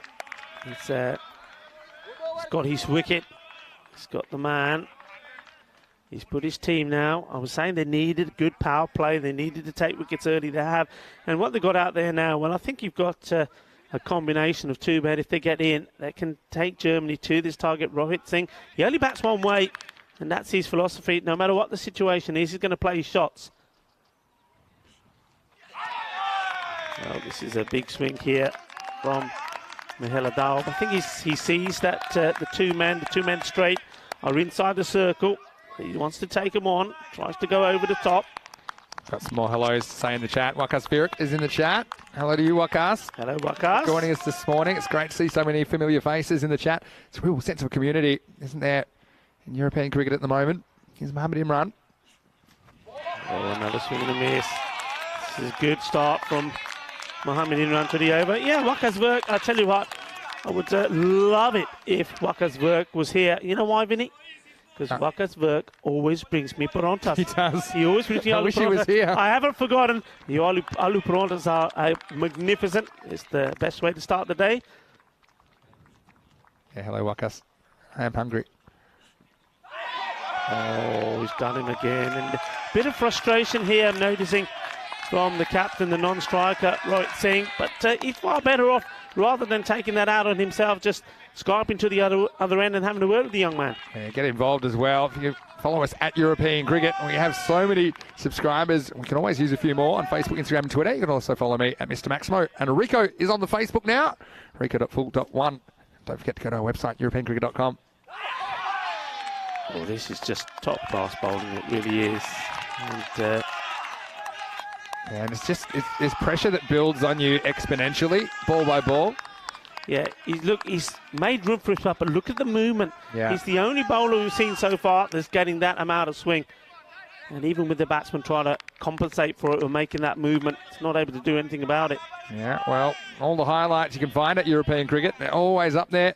Little snippets of the day. And there are so many highlights, aren't there? This one goes for him as well. So this is turning out to be a fantastic power play for Italy here. Just what they needed. It's tough for Dow because he knows there's 7 fielders on the offside. So he's kind of torn whether you just take on the fielders anyway or whether you try and go across the line. You see, he's trying to get a long way outside the off stump, but he just keeps getting beaten by that away movement. It's good bowling. And it's going to finish with a maiden, Vinny. This is just incredible. Absolutely incredible. What an over that is. Yeah, incredible. And I'm not sure it's our first maiden. It certainly is the first of Group C. So the score remains 12 for 2 after 3. And look, they probably could have got a run off that last ball, but I think they're realising, obviously, with Dharm struggling so much, Rohit Singh, he wanted the strike. Yeah. And there's going to be a tooth missing from that little Manhattan there. Yeah, it's not often you see that. No, we've had a wicket maiden, in fact, in Group B. So it's not the first maiden, but what a time to bowl a maiden. Remember, it's in the power play. You've only allowed 2 men outside, so batsman should be in a position to take advantage of it. But he's just bowled a really good line, and he's got that swing. He's getting the ball in the right area, swinging away, and unfortunately, they're not able to get back onto ball. The rate's already up past 14 and over as well. So now you need an over to counter that. And Baljit Singh, the captain, who batted very well, quick fire 30-odd. He's in to bowl over number 4 at the end of the power play. And this one's just a little bit too wide, and it's called as such. You know, you've got to give credit to the bowling as well. I mean, they've been asking questions of the batsman that time. Too much movement, takes outside the wide line. It can't be easy for the batsman. Always expect a bit of a rust on a Monday morning. New pitch, new conditions. Hammers this, and this goes all the way. Balle, balle, balle. Rohit Singh is up and running. Yeah, well, finally gets one that he can go after. It's a bit of a half tracker from Baljit. Not his best delivery. And he just got this one right out of the middle of the bat. Have a look at this one. It's not super short. Maybe it wasn't a half tracker, but it's good footwork from Rohit. And he gets in a perfect position to play that shot, and 6 very sorely needed runs for Germany. Yeah, like you said, they need a good one to counter-react that maiden. Wide was the first ball. Second one's been hit for a big 6. And that one's better. Just stops there. Almost comes to a stop with the run.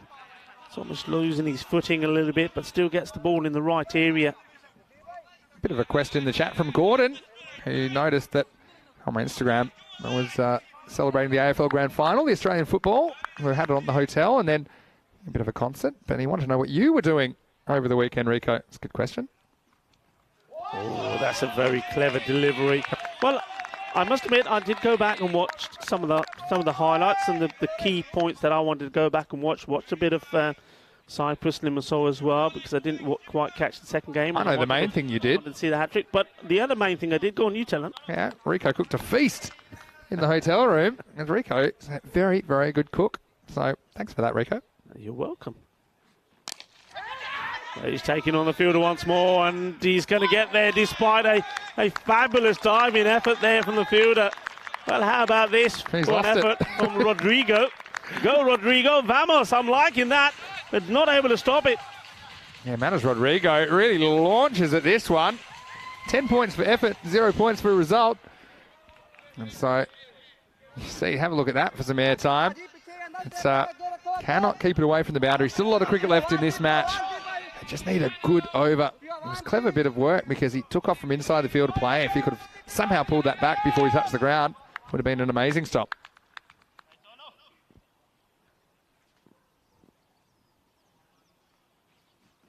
Slower, but it's come off the bat pretty quickly. There's 6 more. Que grande esta jugador. 6 carreras más. Yeah, once again, how quick does Rohit Singh get onto the back foot? And look, he's not the tallest guy at all, quite on the contrary. But you'll find sometimes the players that are a little bit shorter in stature, they're very quick on their feet, and he gets that back foot back and across. And that one's into the jungle. 6 more to Germany. Yeah, good shot. And I think you're seeing here, anything that's slightly short, he's onto it. They're still reluctant to put a second fielder out there on that leg side, though.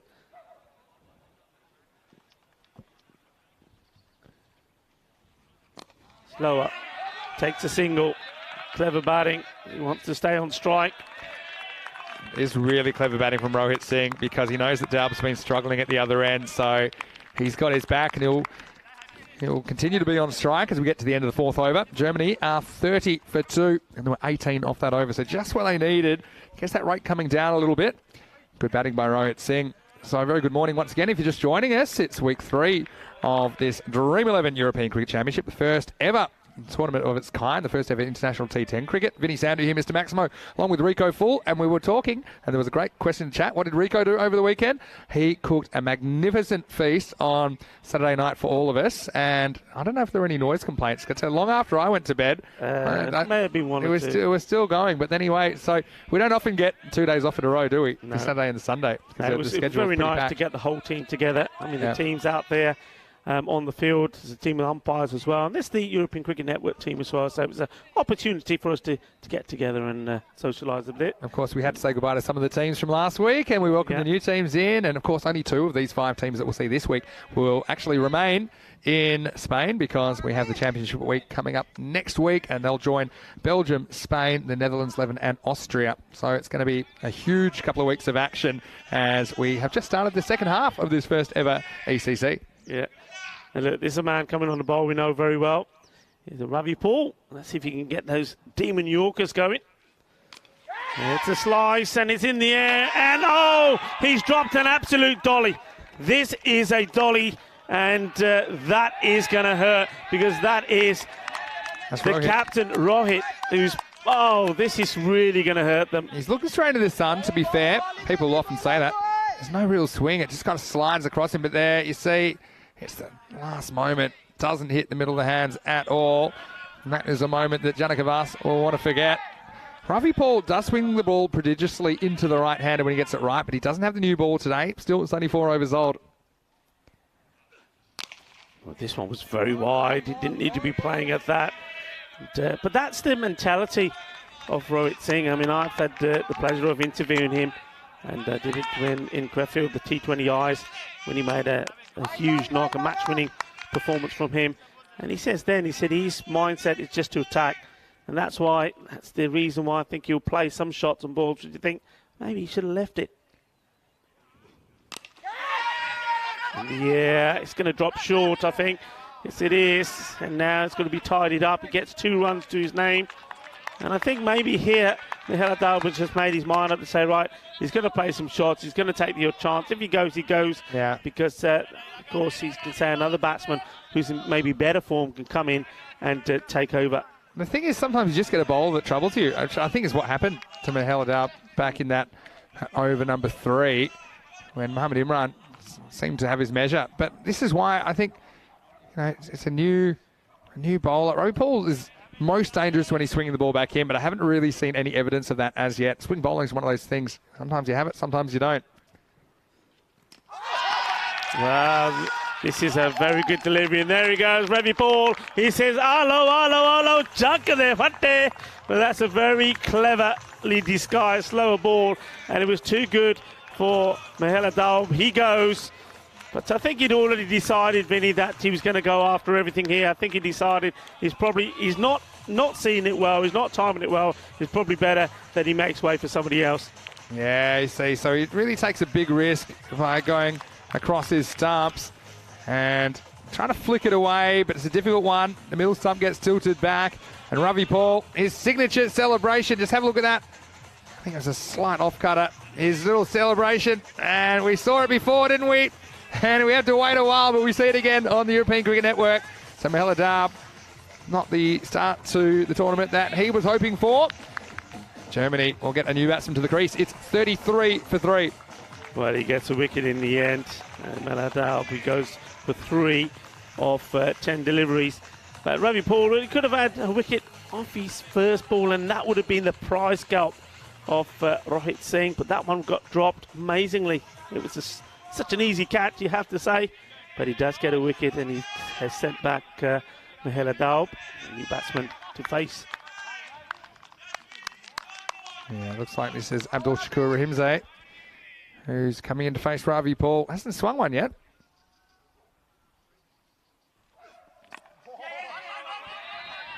Take the single. That's good running. And it's one of those things that sometimes a batsman just won't get going. We saw it last week, actually, on Monday. Navjit Singh from the Netherlands 11 had a similar kind of innings where just couldn't get anything going. So yeah, maybe it's not the worst thing at this stage. Hopefully Dab can make it up a bit later in the week. A slower ball from Ravi Paul, and he knows the ball's not swinging, so he's just used his pace cleverly, I think, to compensate as we get to the end of the 5th over. And at the halfway point in the chase, Germany a little bit behind the 8 ball. They are 35 for 3. Yeah, 35 for 3. Just have a look at those overs. I mean, that's a really good over from Ravi Paul. But there's only been one expensive over, and that was from the captain, over number 4 from Baljit Singh. That went for 18. All the others have been under double figures. Well, you're 18 off one over, and you got 17 off the other 4. So that just shows you that most of the bowlers have been very, very tight. But I mean, look, they have bowled out Mohammad Imran. He bowled very well. Ahmad Sharif does have one left up his sleeve. Looks like they're going to go for Janaka Vas now. And he's the man who dropped Rohit Singh. So they've said, all right. He's still there. Maybe you can get rid of him this way. So he'll have the ball as we start the 6th over. That run rate's gone up above 15 required. 15.4 are required.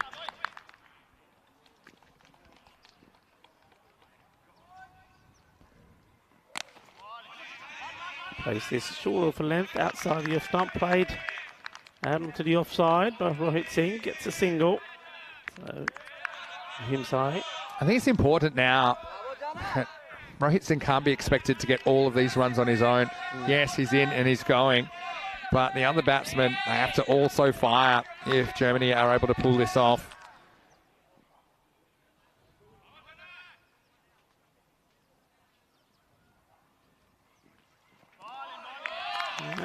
This one's fine. And the batsman just having a little look at the umpire. Umpire should saying, nothing wrong with that. That's fine. Yeah, it's frustrating. But let's have a look at this. Yeah, I think it's a good call. Yeah, I mean, it comes back just in time. Perfect delivery from Janaka Vas.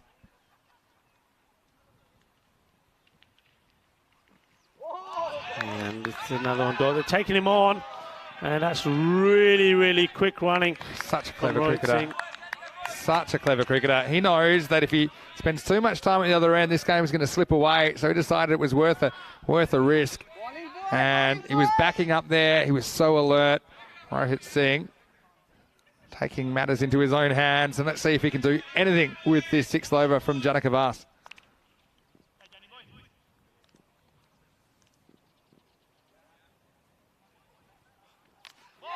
Oh, that's a good stop from the keeper. Oh, Nisar Ahmed, this is absolutely brilliant. He's going one way, the ball goes the other off the bat, stops it. Good work. It's all reactions here. A lot of keeping his footwork and everything, but sometimes it's just pure reactions. That's one where he's slightly wrong-footed. Well, now that run rate creeps towards the 3 ball. Just needs something, and you need something soon. What can Rohit Singh do?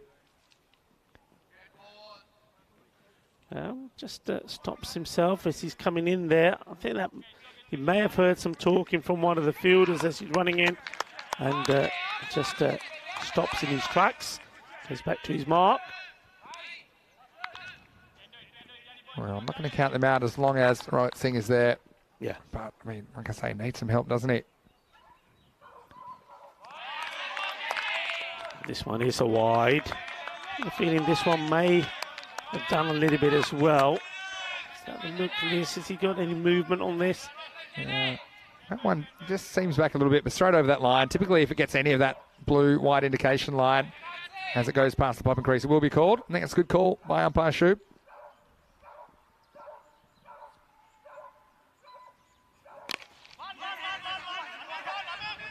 One is a shout, and that's a very good pick up and throw, and that's all they will get. And I think they'll take note of that arm as well. That's not one to be taken on. Yeah, they were clever because they went to the keeper's end just in case Rohit was thinking about 2 and trying to steal the strike, thinking the throw would come to the bowler's end. I think Rahimze was on board with it, but he realised, no, this isn't the moment. So last ball, the 6th coming up. A bowl from Janika Was, and Rohit Singh reluctantly has to take the single to get to the other end. Does take us to the end of the 6th over. Germany still a long way behind in this contest. It's 40 for 3.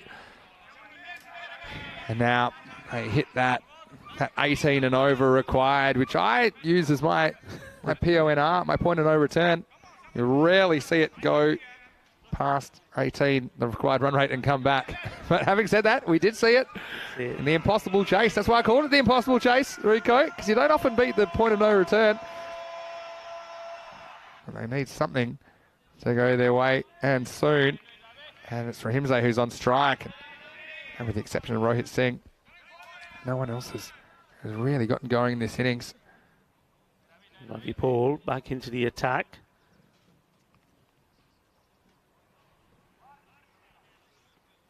Short, and it's been picked up and goes over the fielder. 6 carreras. Así me gusta. Eso es que necesita ahora. Necesita las 4 o las 6, no la tiki-taka. Necesita the boom, boom, boom. And that certainly will help. Well, that's a good way to start the over. Yeah, they needed that, didn't they? And Rahimze, who gets a bit of length to work with this time. Yeah, Ravi Paul, I'm a bit surprised he didn't get the new ball. But he just doesn't have that movement, so he's a bit less effective. He's making up for it with some clever slower balls. Probably see one here from him. He's got enough of this as well. Balle, balle, balle. Ginnasona Shakalagya. Well, let's go big or die trying. Time now for Germany. And Rahimze rolls the dice, comes up double 6s. Just what they need. And, you know, that rate, the only way to get it down is with like so-called magical over, something 20 plus. This is a very, very good start to this one. And Germany now move past the 50 mark in the 7th over. Yeah, 2 good shots. They needed that, didn't they? And that sets up this over. Could be the magical one they need.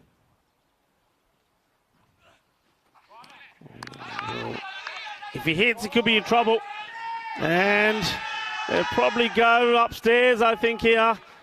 Well, he doesn't think, well, looking at the batsman reaction, he's not happy. I'm not sure if he's happy about missing out on the full toss, because it was a wide full toss, wasn't it? I think he's in here. I think he's hurt himself in the dive. Well, we're waiting to see what the reaction is from the third umpire. We'll be having a look at the screen here now. That one was signalled a bye. So again, very good running to get to the other end, but I do believe that if it had hit the keeper's end, I think that Roy was struggling to get in. So everybody waits in anticipation. I mean, this is a big moment because both these batsmen have started to get set. We've seen some good shots from Rahimze as well. We're just waiting to hear. I mean, it was diving in. And I think when you look at this again, I think because the ball's come, he's had to pick up and shy. And I think he's made it, yeah. That's a very good call there. And good work again from our team there, courtesy of Spring Productions. The production crew doing a wonderful job. Tom, Kristaps, Martins, Germans, Karina, Richards. Excellent stuff. Yeah, nice work capturing that one. So they do survive. Once again, I'd be going for Rohit. I think I'd be going for the keeper's end, even if you give up a run. Here's Ravi Paul around the wicket. And this is going all the way over. And this one goes over the photographer, the ECN photographer, Diana. 6 more. And she's saying, that's where it went. Go get it. Go fetch it. Yeah, this one just goes with the angle from Ravi Paul, who's changed to around the wicket. And, yeah, that one just goes with the angle, doesn't he? Clever batting, and he's single-handedly keeping the German team in this game. Well, they stared the point of no return in the face. They haven't gone over it, but they were at it. Now it's back down under 16. Over. Ends up being a full toss, but not able to get it through the field there. We'll take a single, but that's okay. We've had a couple of boundaries in the air with the singles. The rotation is good. They're trying to get themselves back into this game. How good was that work there from Elvira as well? Doing the replay spot on for the third umpires.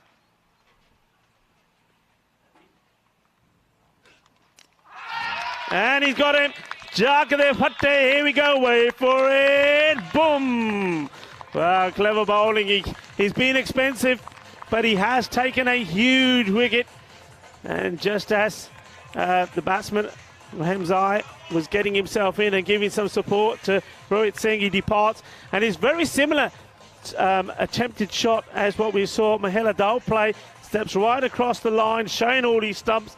And clever from Ravi Paul, just takes the pace off the ball, just concentrates on getting it on the stumps, and he takes a second. Yeah, so Rahimzai, it was one where he had to just kind of go big or go home, I think, because he knew it was the last ball of the over. He goes for 14, and the score now is 60 for 4. And, well, let's see what Fayaz Nasseri can do. And, well, this is coming up next as well. We have second of 5 matches today. We've got 2 teams making their T10 international debuts. We've got Finland and the Czech Republic who will be going head-to-head. The news from the toss: the Czech Republic have won the toss and elected to bat first. And, well, quite a few familiar names there. The one that sticks out to me, the beast, Sudesh Wickramasinghe, likely to bat 3. But Finland, they've got a pretty exciting opening pair as well, and Collins and Gallagher. They can be fiery when they get going. So I'm looking forward to a really good contest in match 2. That one starts in around about half an hour from now. Jasprit Singh coming on to bowl here now. 20 coming off that last from Ravi Paul. He did get the wicket off the last ball, but it was an expensive over. He was talking about the point of no return, that 18. Well, tell you what, getting that 20 of that one, their rate has come back down now to 17. So clawing themselves back in this game. And while this man is there, they've got every chance of doing it. Well, that's the shot of the day. What a shot this is. Absolute class. Magnificent. Oh, it doesn't get much better than this. And this is Jasprit Singh. That's come out. Nothing too wrong with the ball. It's just a length ball. But look at the bat speed. Look at the way he just flays his wrist through that one. So don't count him out. That's 48 required in 17 balls. And, well, Rohit Singh doing the job. Well bowled. They'll be looking for 2 here. They're pushing, and they should get it really comfortably. And they do. Yeah, I mean, Rohit Singh, never say die. That's the sort of batsman he is. And we've seen him plenty of occasions get victories for his team, including the national team in the T20Is when, well, they never looked in it.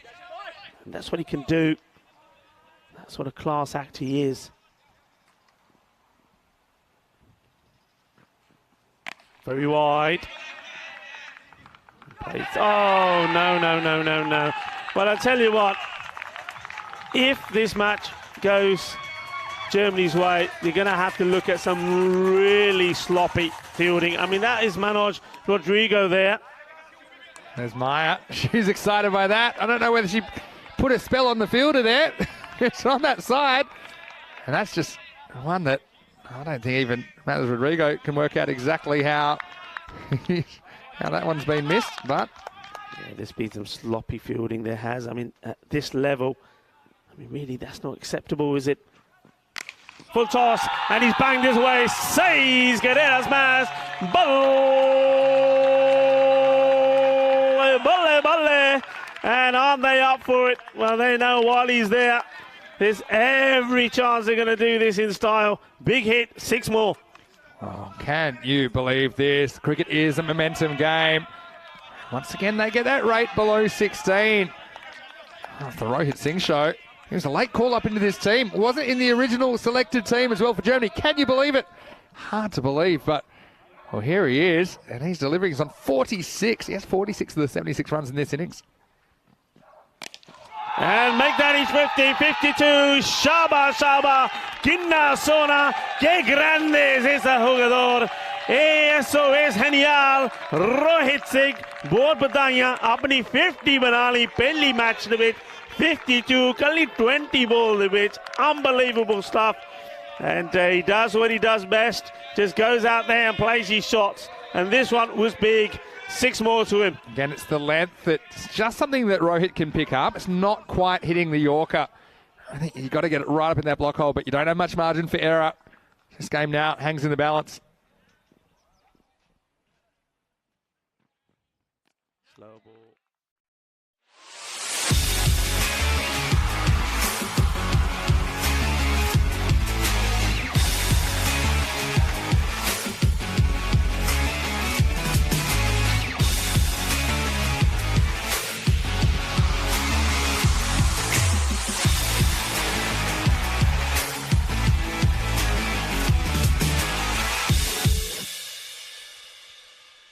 This European Cricket Network event is proudly brought to you by HCL Software and Bizaway.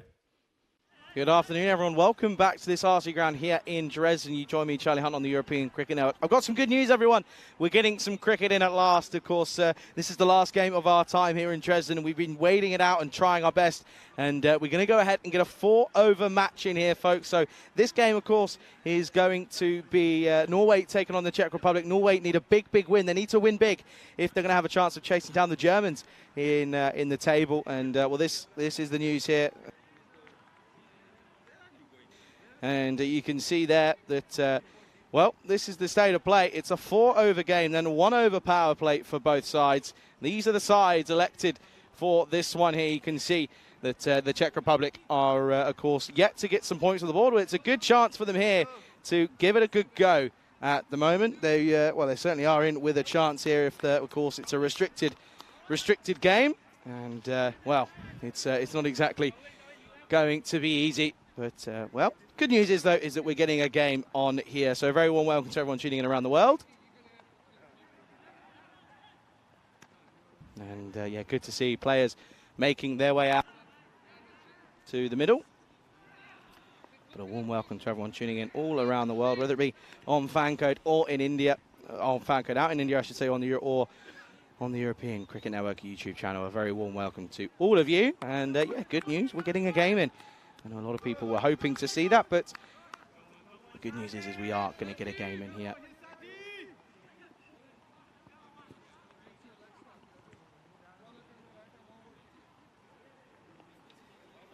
So you can see there in the bottom left of your screens, 4 overs. That's all we've got, 4 over per side. So good news that we get that game in. And yeah, you can see there that umbrellas are still being used in full effect. But, well, listen, the conditions, the drainage here is pretty good. Players were keen, so we are going to get a game on here. It's a 4-over per side thriller. Starts with a dot. Of course, that's Sazi Buyan, who is opening the bowling here for Czech Republic. Norway, of course, won the toss and batted. That was a while ago that they did that toss.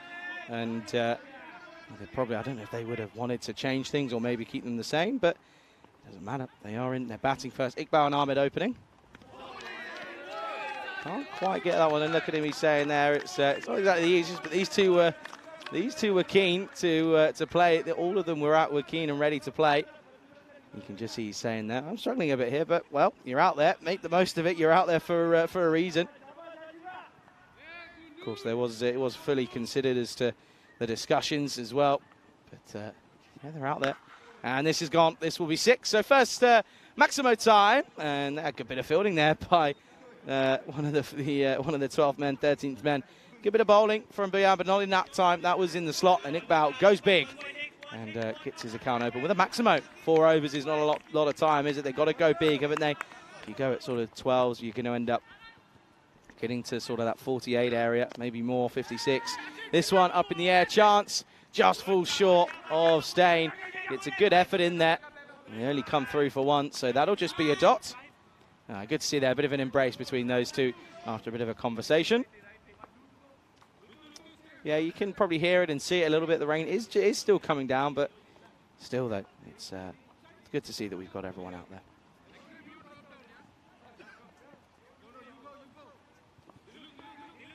But a very good afternoon to everyone. Very good afternoon to everyone. And Cricket Match, oh, that was a replay. It was. You were watching, of course, that game between Italy and Germany. But yeah, good to see you in the chat to John Gray as well. Good afternoon to everyone, and thanks for your patience, folks. Good delivery. That's where it needs to be.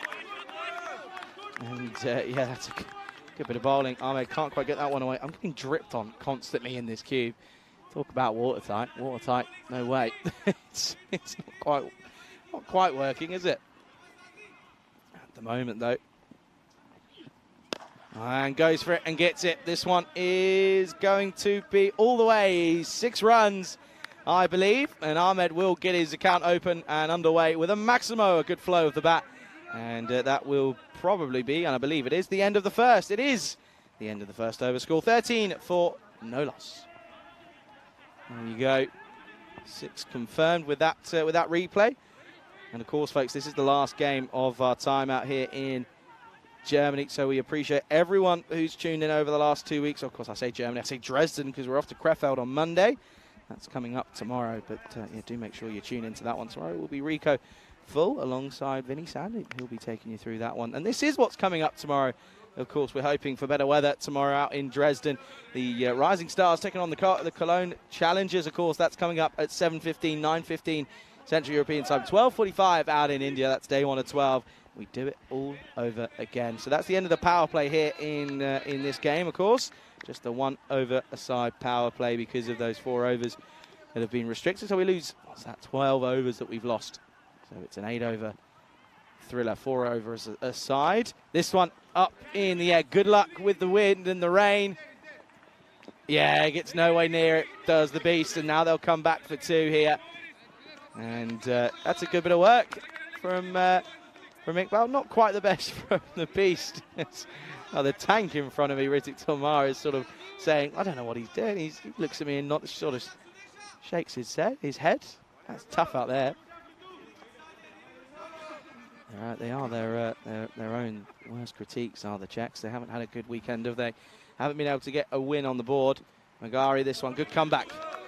And that's going to be a dot.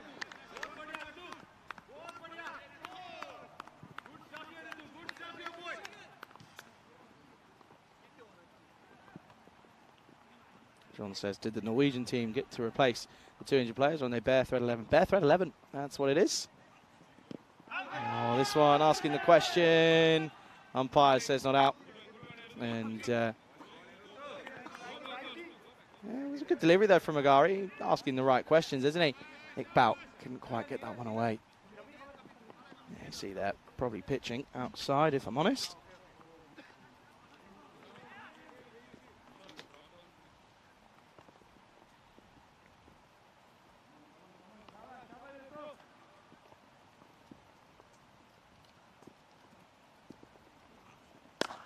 Firmly struck, chance there. Oh, Ritik Tomar. Oh, yeah. He's got to be watching his feeting, isn't he? He's got to be careful his footing. And, oh, dear, well, now Ahmed's been stepped on by Magari. There's an apology. Oh, dear. And watch this here. He sort of steps on him, and Ahmed, he's not too impressed, is he? Watch the reaction. Oh, he's not happy. Not a happy bunny, is he? Oh dear, oh dear. I don't think he did it on purpose. Got to be a bit nicer than that, I think. Oh, and this is well struck into the onside.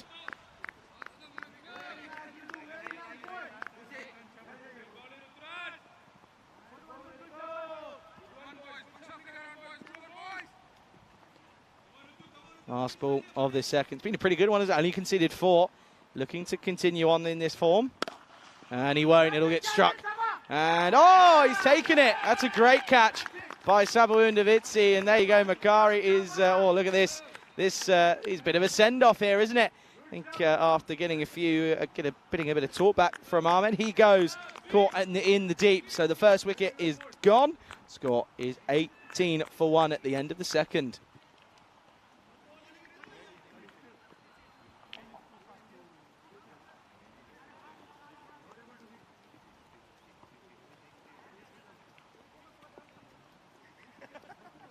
So end of the second over then, 18 for 1 here. And, well, there you go. You can see there those points shared. So a win here for Norway would put them level on points, but it needs to be a pretty drastic one at that, doesn't it? You can see there as Germany at the moment sat on top, even if, well, Norway must win. We're saying it as if it's a given 100%. And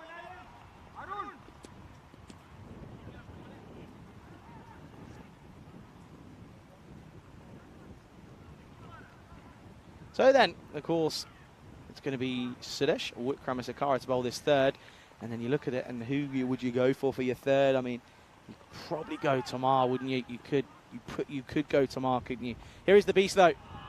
And starts by getting hit down the ground. And 6 runs. Davitsi can't replicate the heroics of the last over. And this one, it goes the distance. A good start for Iqbal. He's been so good for his country, isn't he? He's led from the front, and he's been in the runs, but also in the wickets as well. Certainly is a shout for the, of course, that MVP award that that myself and Mida were speaking about earlier. Response back of a length, and it's a good stop from Grover. Has to be said. Oh, no, that's sloppy. You can't be giving away these runs. And no, there could be more. Oh, dear, that's poor from Grover. Watch what happens here, folks. This isn't good. This is sloppy from the Czech Republic. Look here, it's a pretty decent ball. Should have just been a dot. Keeper doesn't take in the first place. Then has a shot at the stumps for no reason. No one's really watching. The Beast isn't watching, and rightfully so. Why would he? Well, he would have been gone if it's a direct hit, but not quite the best from the Czech Republic there. So they do get one, and we will get to see Gowrie, who will come in at 3. He's not got long left, has he?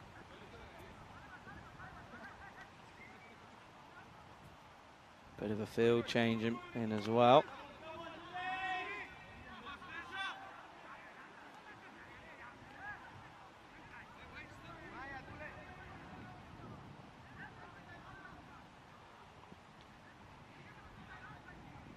Okay, then.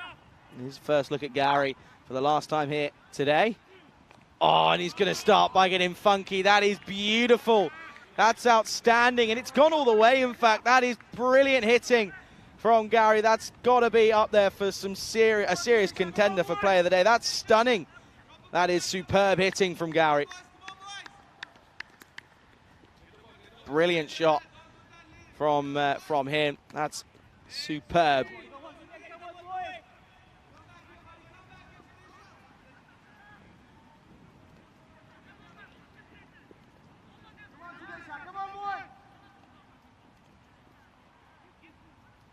What's the response going to be from Sudesh? Oh, he's gone for it again.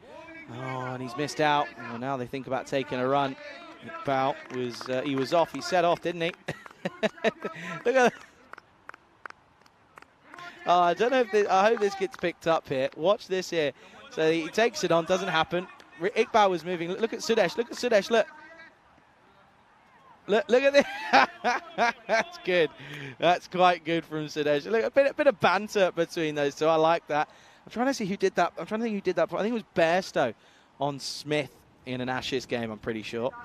That's good. That's very good from Sudesh. I like that. The Beast. Showing his banterful side.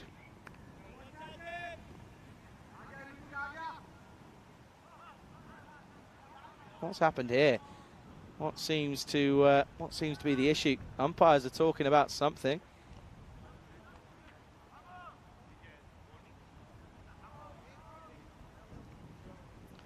Trying to see. It can't be for having a bit of a joke about that, can it be? It can't be, surely.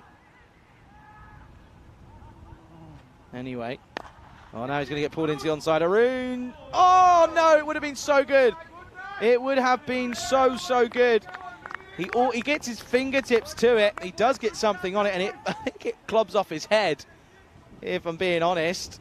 What happens here? It somehow gets a hand on it. Oh, it does come off his head. It would have been amazing. It would have been catch of the day, catch of possibly the week. But it doesn't happen. Last ball, bottom edge, and they'll come through for 1.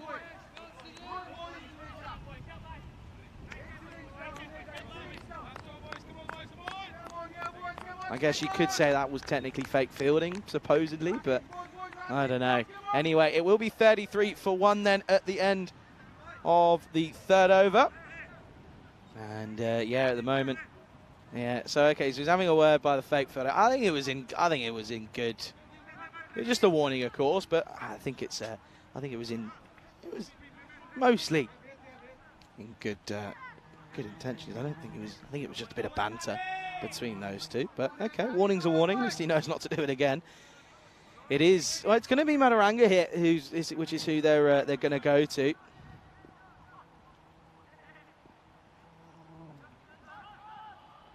Last over, and this is going to be picked up by Iqbal. This has gone up in the air and taken by Davitsi. He doesn't put many down.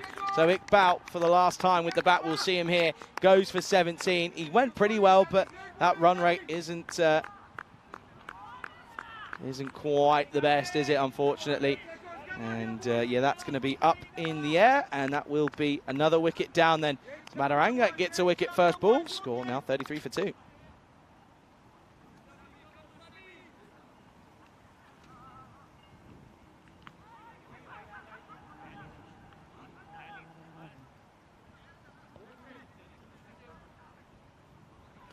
So then, new batter is Sahak, who's going to come out, and he's got one thing on his mind. He's only got 5 balls left to have a go here, isn't he?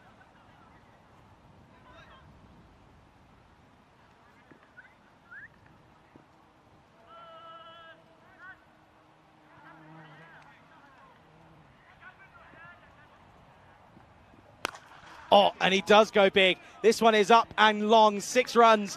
And what a start that is from Sahak. And the sound of the bat, the crack of the willow against the leather was serious from Sahak. He goes big first up. Good start for him.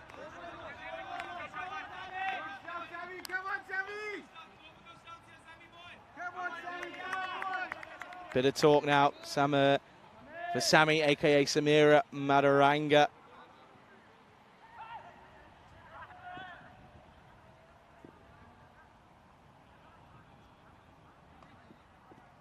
Oh, now it's a poor ball. That's a wide. That's a big wide as well. Keeper does well, does Grover, in all honesty. He does well. Look at this. That takes a serious bounce away. So can't find the line and length, really. He's been a bit erratic here. He's gone for 7 now. Oh, and this one is up. This one is long. I think it is. 6 more. And going to Madaranga, I said it probably wasn't who I'd go for, and it's proving here. He goes for 2 Maximos in the over now. That's a big one again from Sher Sahak, proving his worth to the team. Good shot.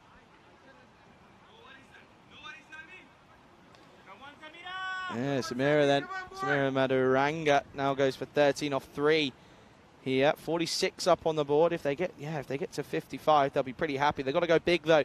Sahak proving so. Look at deep in the crease, full toss, hit firmly. The tank's got it all to do. He does well. Gets his body behind it. Was not going to be easy, but he made it look so.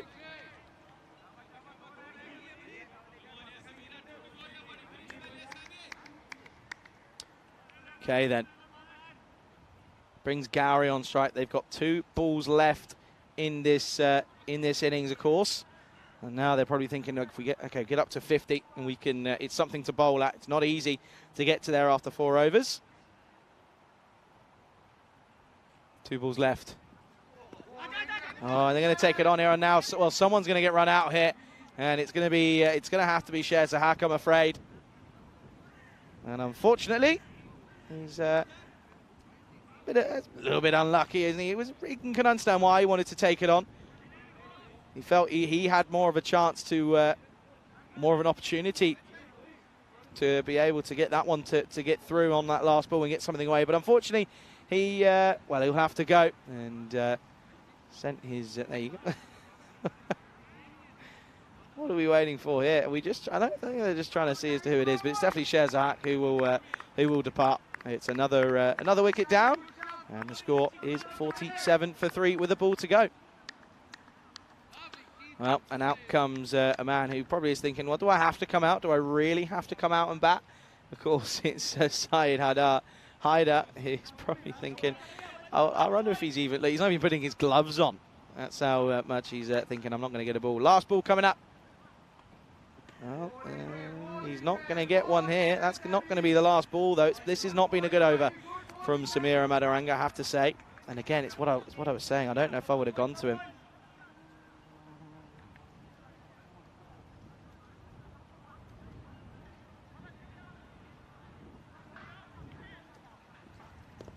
There we go. This one will be the last ball.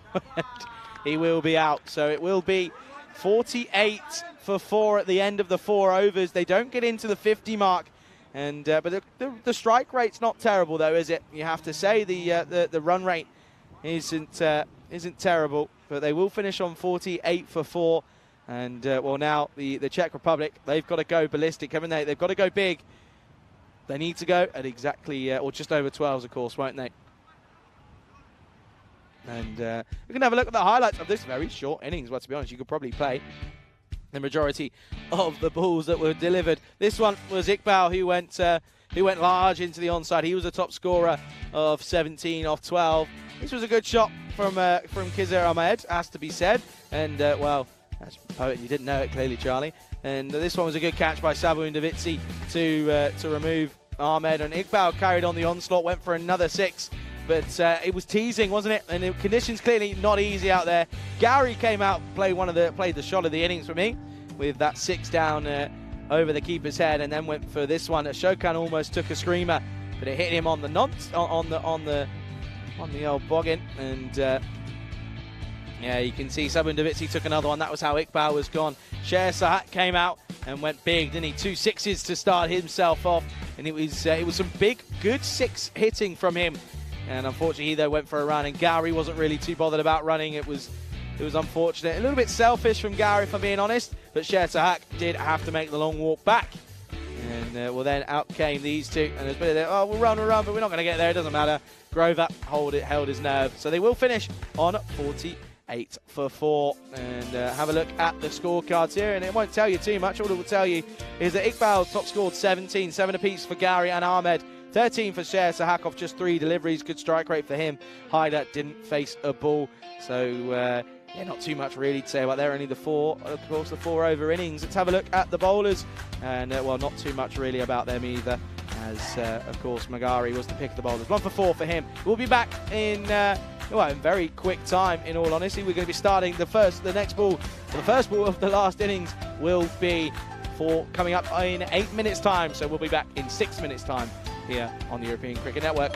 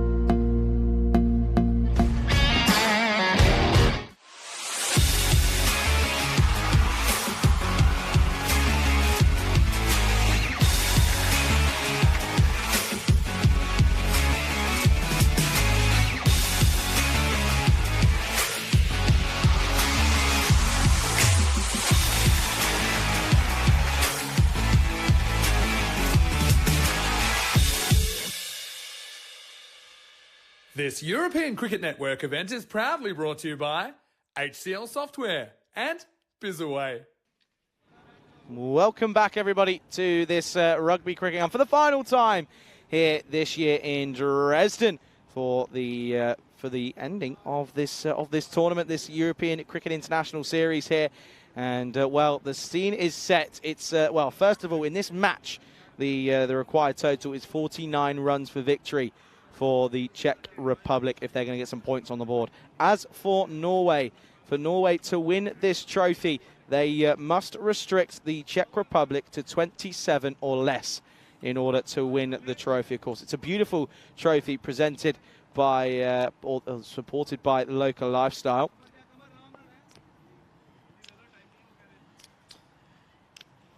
So it's yeah, this is interesting. As well, you've almost got two different matches really coming up. I mean, Norway, of course, know that they need to win first of all, but they've got to restrict them to 27 or less. Whereas the Czech Republic, they just want to find a way of getting runs on the board here, don't they? Interesting move as they do stick with the two openers that they had started from the first game today. It is going to be Magari alongside Sahil Grover.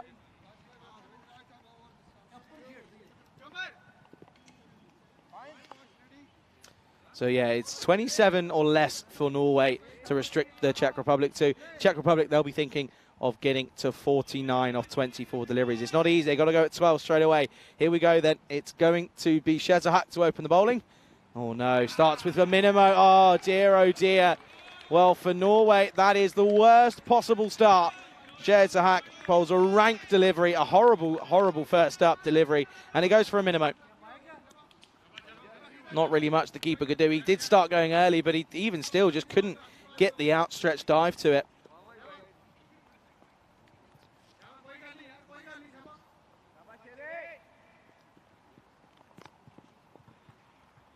So then, once more, here we go. 5 already on the board. It's going to be a dot ball. So a good comeback from Shahzad, but that's not a good start for them as they look to defend. 27 here, essentially. That's what Norway will be thinking about.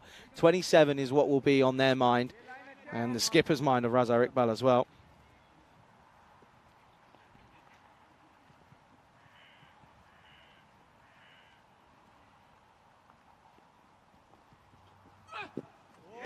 And again, just can't play this one. Back of a length outside the off stump. Good delivery from Sahak. He's won the money once more. So starting with that minimo, those 5 wides, not helping proceedings whatsoever, are they? Could end up being pretty crucial, depending on what ends up being the outcome of this game.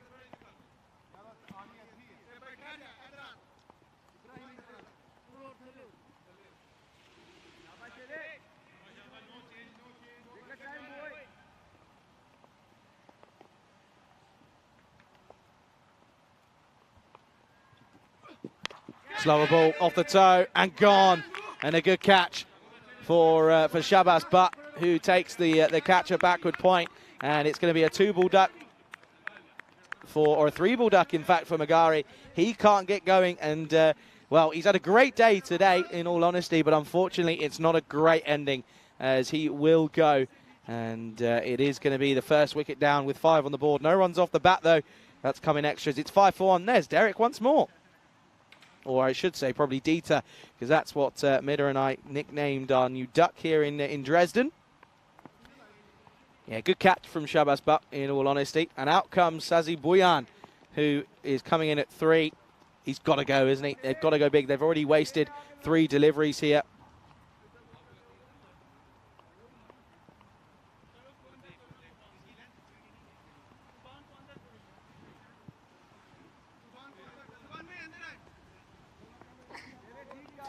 Okay. What's it going to be here then? So, Buyan, of course, both these batters yet to face a delivery. Sahak, good comeback though, isn't it? After that minimo to start. 27. That's all Norway will be thinking about.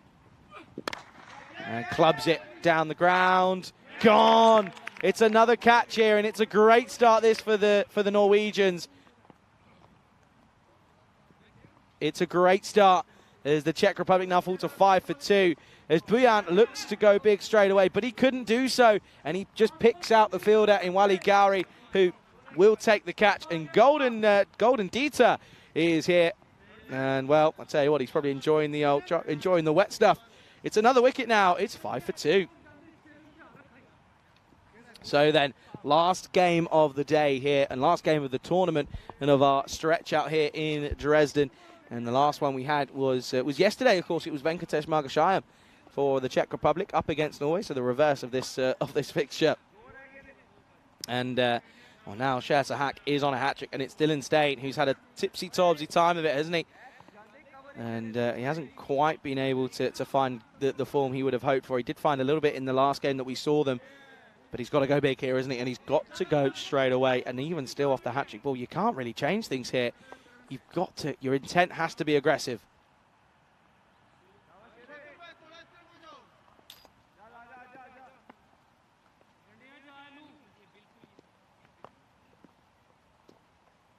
Hat-trick ball coming up for Sahak. This is nicely played, and we'll just be down to, runs this down to third man for 1.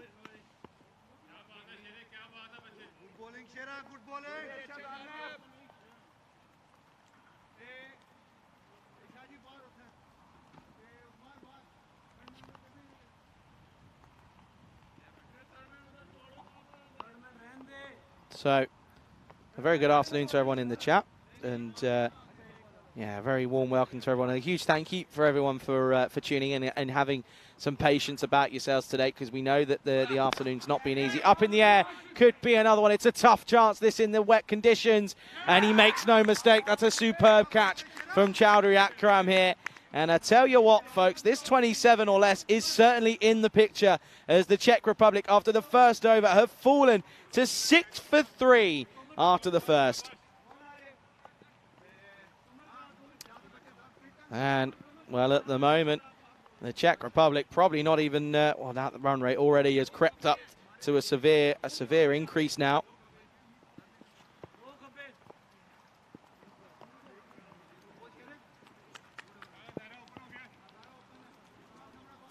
Six for 3 at the end of the first, after the first over for Norway. Sorry, they were 13 for no loss, so already a serious deficit here at the moment. And can they do it? 27 is what they need to keep the Czech Republic to, or less, in fact. Stain and Davitsi, though, these two, well. They have an interesting relationship, it has to be said.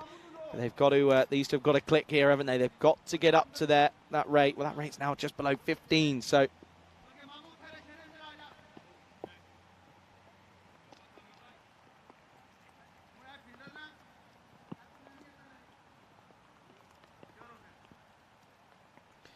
then it is going to be Mushtaki. Well, now he can't make any mistake, can he? He cannot do anything out of the ordinary. He's just got to bowl a quiet over. Here we go then, Stain on strike. Got him! And it's another one here, and well, with that wicket you probably feel that was probably the game. And it's the 4th wicket down here. And unfortunately, that is going to be another wicket for the Czech Republic. It's 6 for 4 at the moment.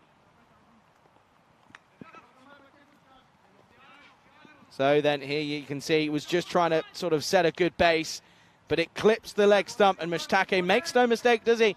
And he picks up a wicket off his first ball. Score 6 for 4 here. Wow, wow, wow.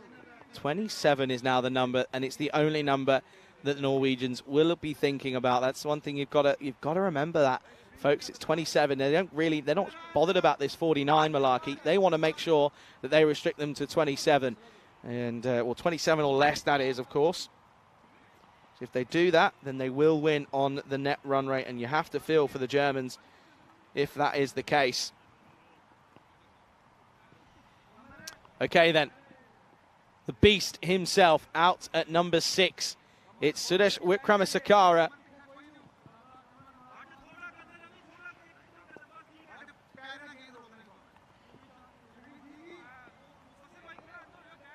And, well then, at the moment here, it's all about Mushtake. One off his wicket off his first ball. He's got the beast in his sights. Wickramasakara on strike. Needs to go here, doesn't he? And he just runs this into the onside, and a direct hit would have been close. And, well, they probably could have come back for a second. Oh, Davitsi's set off now, and, well, they throw to the wrong end. Oh, dear, oh, dear.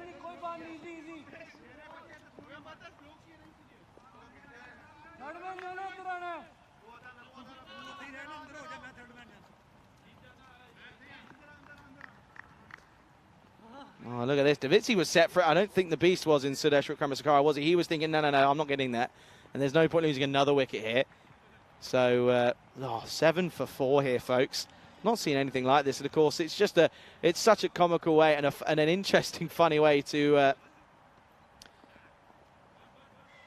interesting way, of course, to finish our stint here in Dresden. It's been a great 2 weeks, and I'm really thankful for everyone who has supported us and joined us, and even at the ground there's been a few spectators, so a huge thanks to all of you. But it's coming down here, 15.7 needed. That's a dot ball, and oh dear, oh dear. Are Norway going to do the impossible here? Are they going to do it? Who'd have thought it at the end of the day, needing to defend 27 off 4 overs? Oh dear, oh dear, oh dear.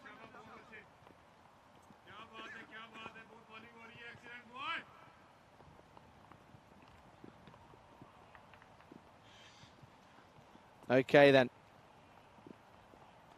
Here's Davitsi one more time. Hasn't got off the mark. No, not going to happen just yet. Mushtake just, well, just using a bit of extra time up there. I'll tell you what, folks, it's stopped spinning pretty much since we got back out there. But players were keen, weren't they? Players were keen. And listen, there was a safety meeting brought in, and oh, that's going to be a wide. That is going to be a wide. So that will help proceedings here for the Czech Republic. But every run counts for the Norwegians, doesn't it? Yeah, there was a safety meeting that was put together, and you know, these were all things that were taken into consideration. And hey, listen, we got a cricket and we got a game on it here, and we're seeing something interesting, aren't we? With the Czech Republic 8 for 4 halfway through this over, and you've sort of got to remember that if they do this, this would be something no short of spectacular. And just got to be thankful that we're here, and players are here and up for it as well. That's what we've got to be thankful for. And yeah, positivity always shines through, as I always say. Leg side wide, doesn't catch anything on its way through. It'll also come through for a run, so that's 2 extras, and that will certainly, that'll help the push by the Czech Republic. So 17. So this is the thing from here on in, Norway, right? If they're going to win this tournament, they've got to defend 17 off the next. What's that? Off the next 2.5 overs. And misses out, and yeah, the Czech Republic batting isn't there, is it? It just isn't happening for them. That's another missed opportunity. That was in the slot as well. Look at that. Look at that time as well, by the way. They're not exactly running through these overs because they have picked up 4 wickets, so that's not exactly gone into their favour, but it has at the same time. They've used up a good chunk of their time.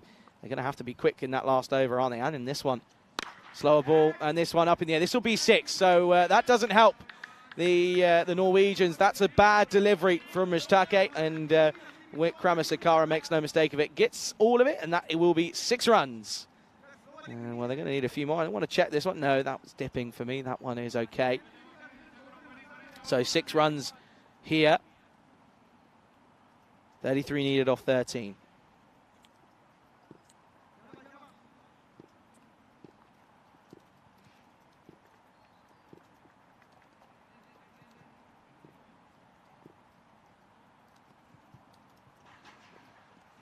Oh, and then this one. And doesn't get it, does he? They needed another couple of runs there, but they weren't able to do so. It will be 16 for 4 at the end of 2. and they've only got 2.5 or just over 2.5 minutes to get this over in. And they are going to go to Gowrie here, and I like this because I don't expect him to bowl off a long run up, and this is clever captaincy. So here we go, folks. Look at this.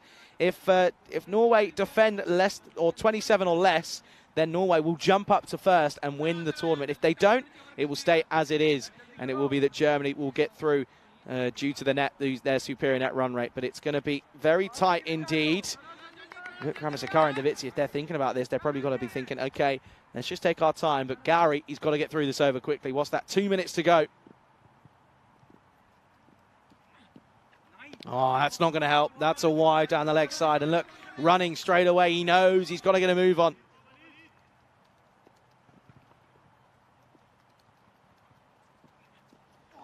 This is a better delivery. This is better.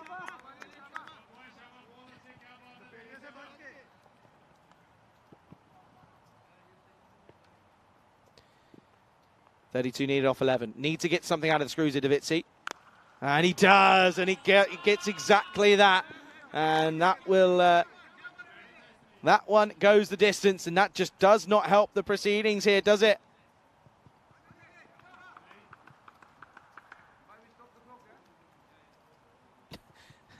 Norway straight away say, have we stopped the clock? Have we stopped the clock? Yes. Yes, it has been stopped. You can see there, stopped on 1:30. We've got 1:30 to get through. What's that? 4 deliveries. So running it very tight. And they've also got to start. He's got to start that last one, hasn't he? Okay, then. 26 needed off 10.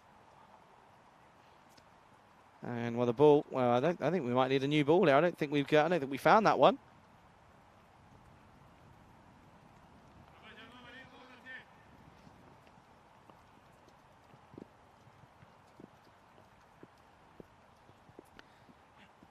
Gone for it, and this is up in the air, hasn't quite timed it. And Gowrie, well, he's one of the best fielders we've seen in quite a long time. And well, the thing is as well, by the way, that wicket doesn't really help them because it is a wicket that goes, and Davitsi will go for 6. It's now 23 for 5.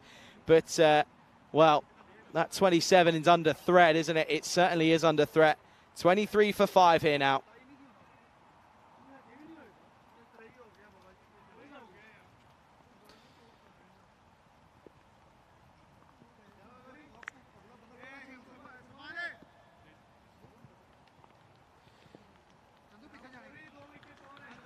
Okay, then. Here is the tank himself, Inritik Tomar.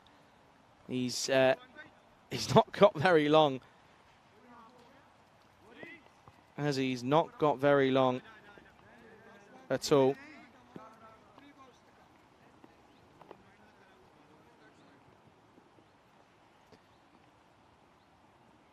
.26 needed off of 9.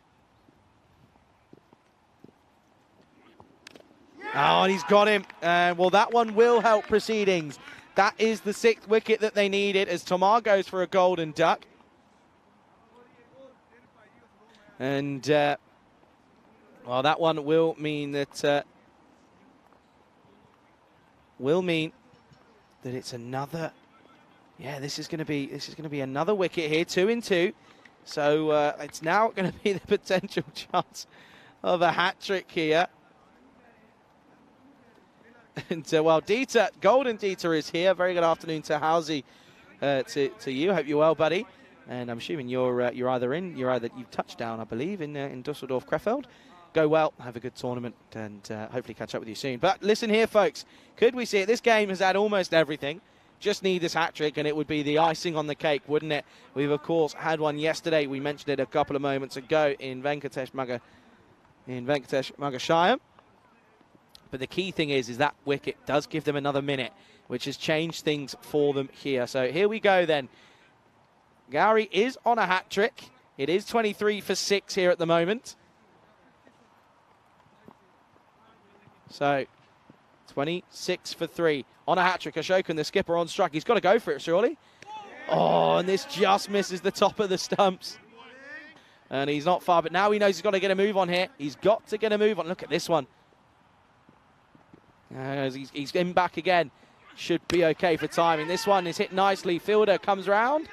does well, superbly well, will just be one then. And they will do it in time. So, well, still in with a chance here are Norway. And this is going to go right down to the wire. End of the third over score is 24-6.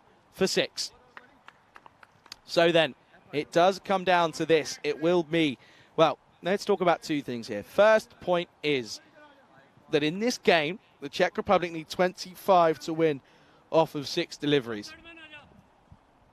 That's the situation for the Czech Republic side here. As for Norway, they have to defend 3.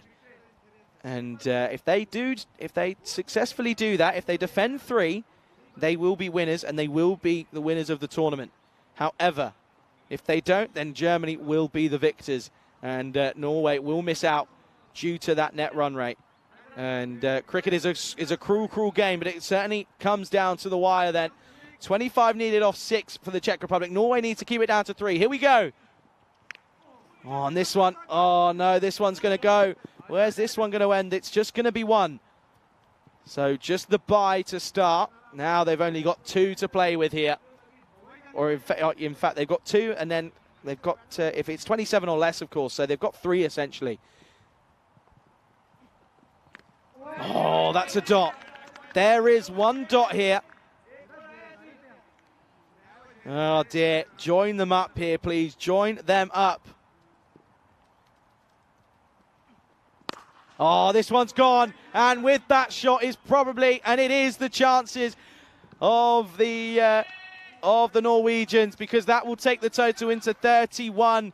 And, well, that is such a shame for Norway.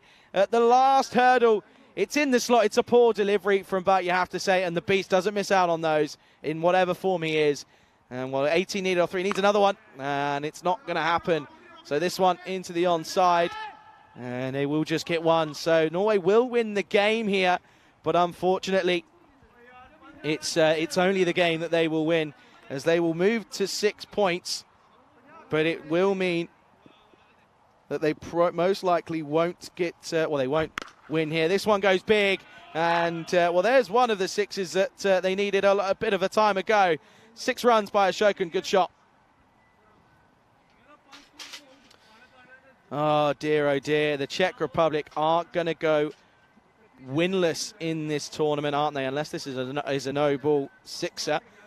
But even still, 11 needed off just the 1 ball. They're going to fall agonizingly close, or short, I should say, once more. And last ball coming up. It's been a great tournament here. It's been a great 2 weeks here in Dresden as well. A huge thanks to everyone for tuning in. Make sure you stick around for a little bit of a presentation. It won't take too much time, and we'll also have the highlights. Here we go, last ball then. And it is going to go into the onside, and it will go for 6, but it doesn't matter, as Norway will mean that Norway will beat the Czech Republic by 4 runs here, so they will go level on points. And if the maths that's been done here is correct, then it should mean that Germany will be the winners of the tournament. And, well, first of all, one thing we do know is that Czech Republic do go winless in this tournament. It just has not clicked for them, has it? It is a big, big shame for them. And unfortunately, there isn't really much more you can say about it, as it does just come down to the simple fact that it just has not clicked for them, I'm afraid, for the Czech Republicans. But then you look at Norway, who I believe should be finishing second here, but we are just going to wait on that one to confirm. But yeah, the Czech Republic, that's the one team we can certainly definitely talk about. It hasn't quite happened for them.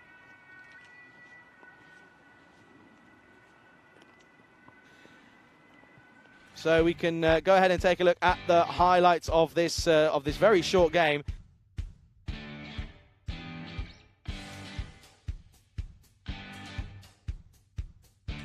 And well, let's have a look at these highlights. And it started with a minimo, and you started to think, really, well, hang on a second, what's going on here? Is there a chance for the Czech Republic? But then Magari went pretty early on. Bujan came next, and well, he was gone. It was a good catch by Gowrie.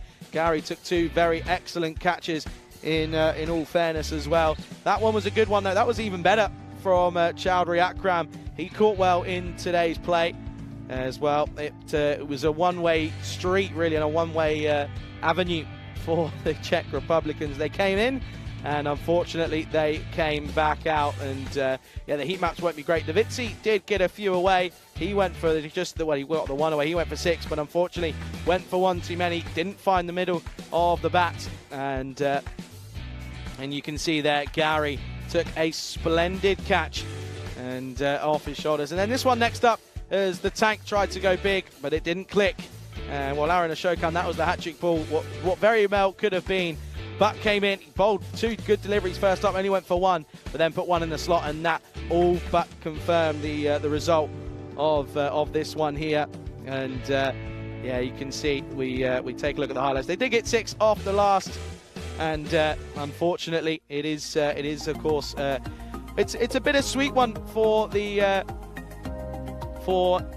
Norwegians, and yeah, we can just take a look at the scorecards here very quickly, and no one really going. Look at those 3 ducks at the top. Not pretty sight for the Czech Republic, but yeah, you can see there Aaron Ashokan going 13 off 5. Sudesh Wickremesinghe, the beast, going 14 off 7. Not quite the stuff that you were hoping for from the Czech Republic here. Norway though bowled well, didn't they?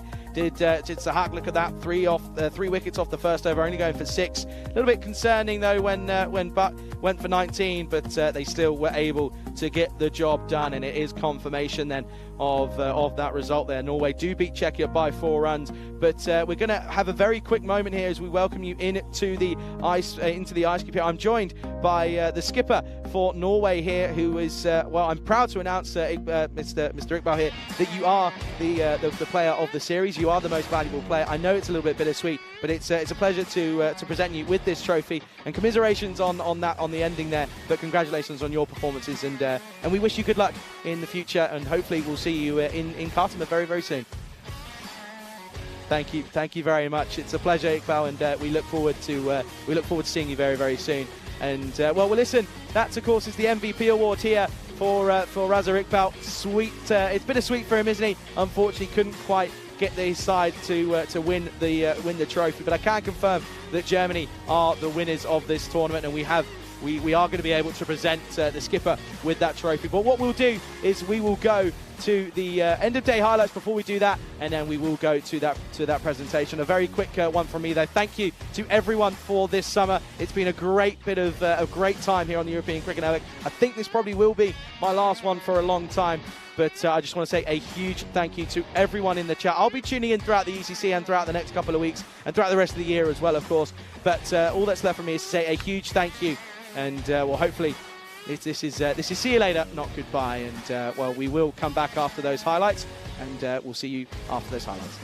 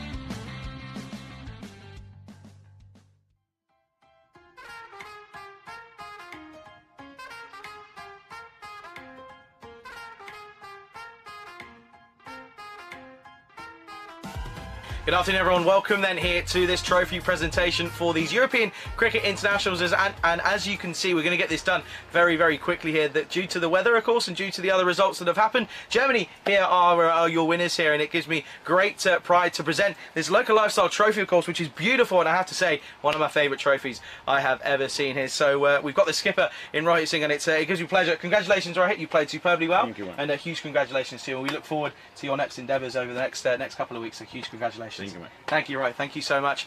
Well, folks, that's all we've got time for here on the European Cricket Network. It's been a great 2 weeks here in Dresden. I've certainly enjoyed our time here, and it's been filled with such excellent cricket. I cannot wait to be back here next year. Fingers crossed for that one, of course. And that's all we've got time here, folks. Make sure you tune in tomorrow, as we'll be in Krefeld, and certainly looking forward to that one. Vinny and Rico will be taking you through that one. All that's left to say from me is have a good evening, everyone. We'll see you soon.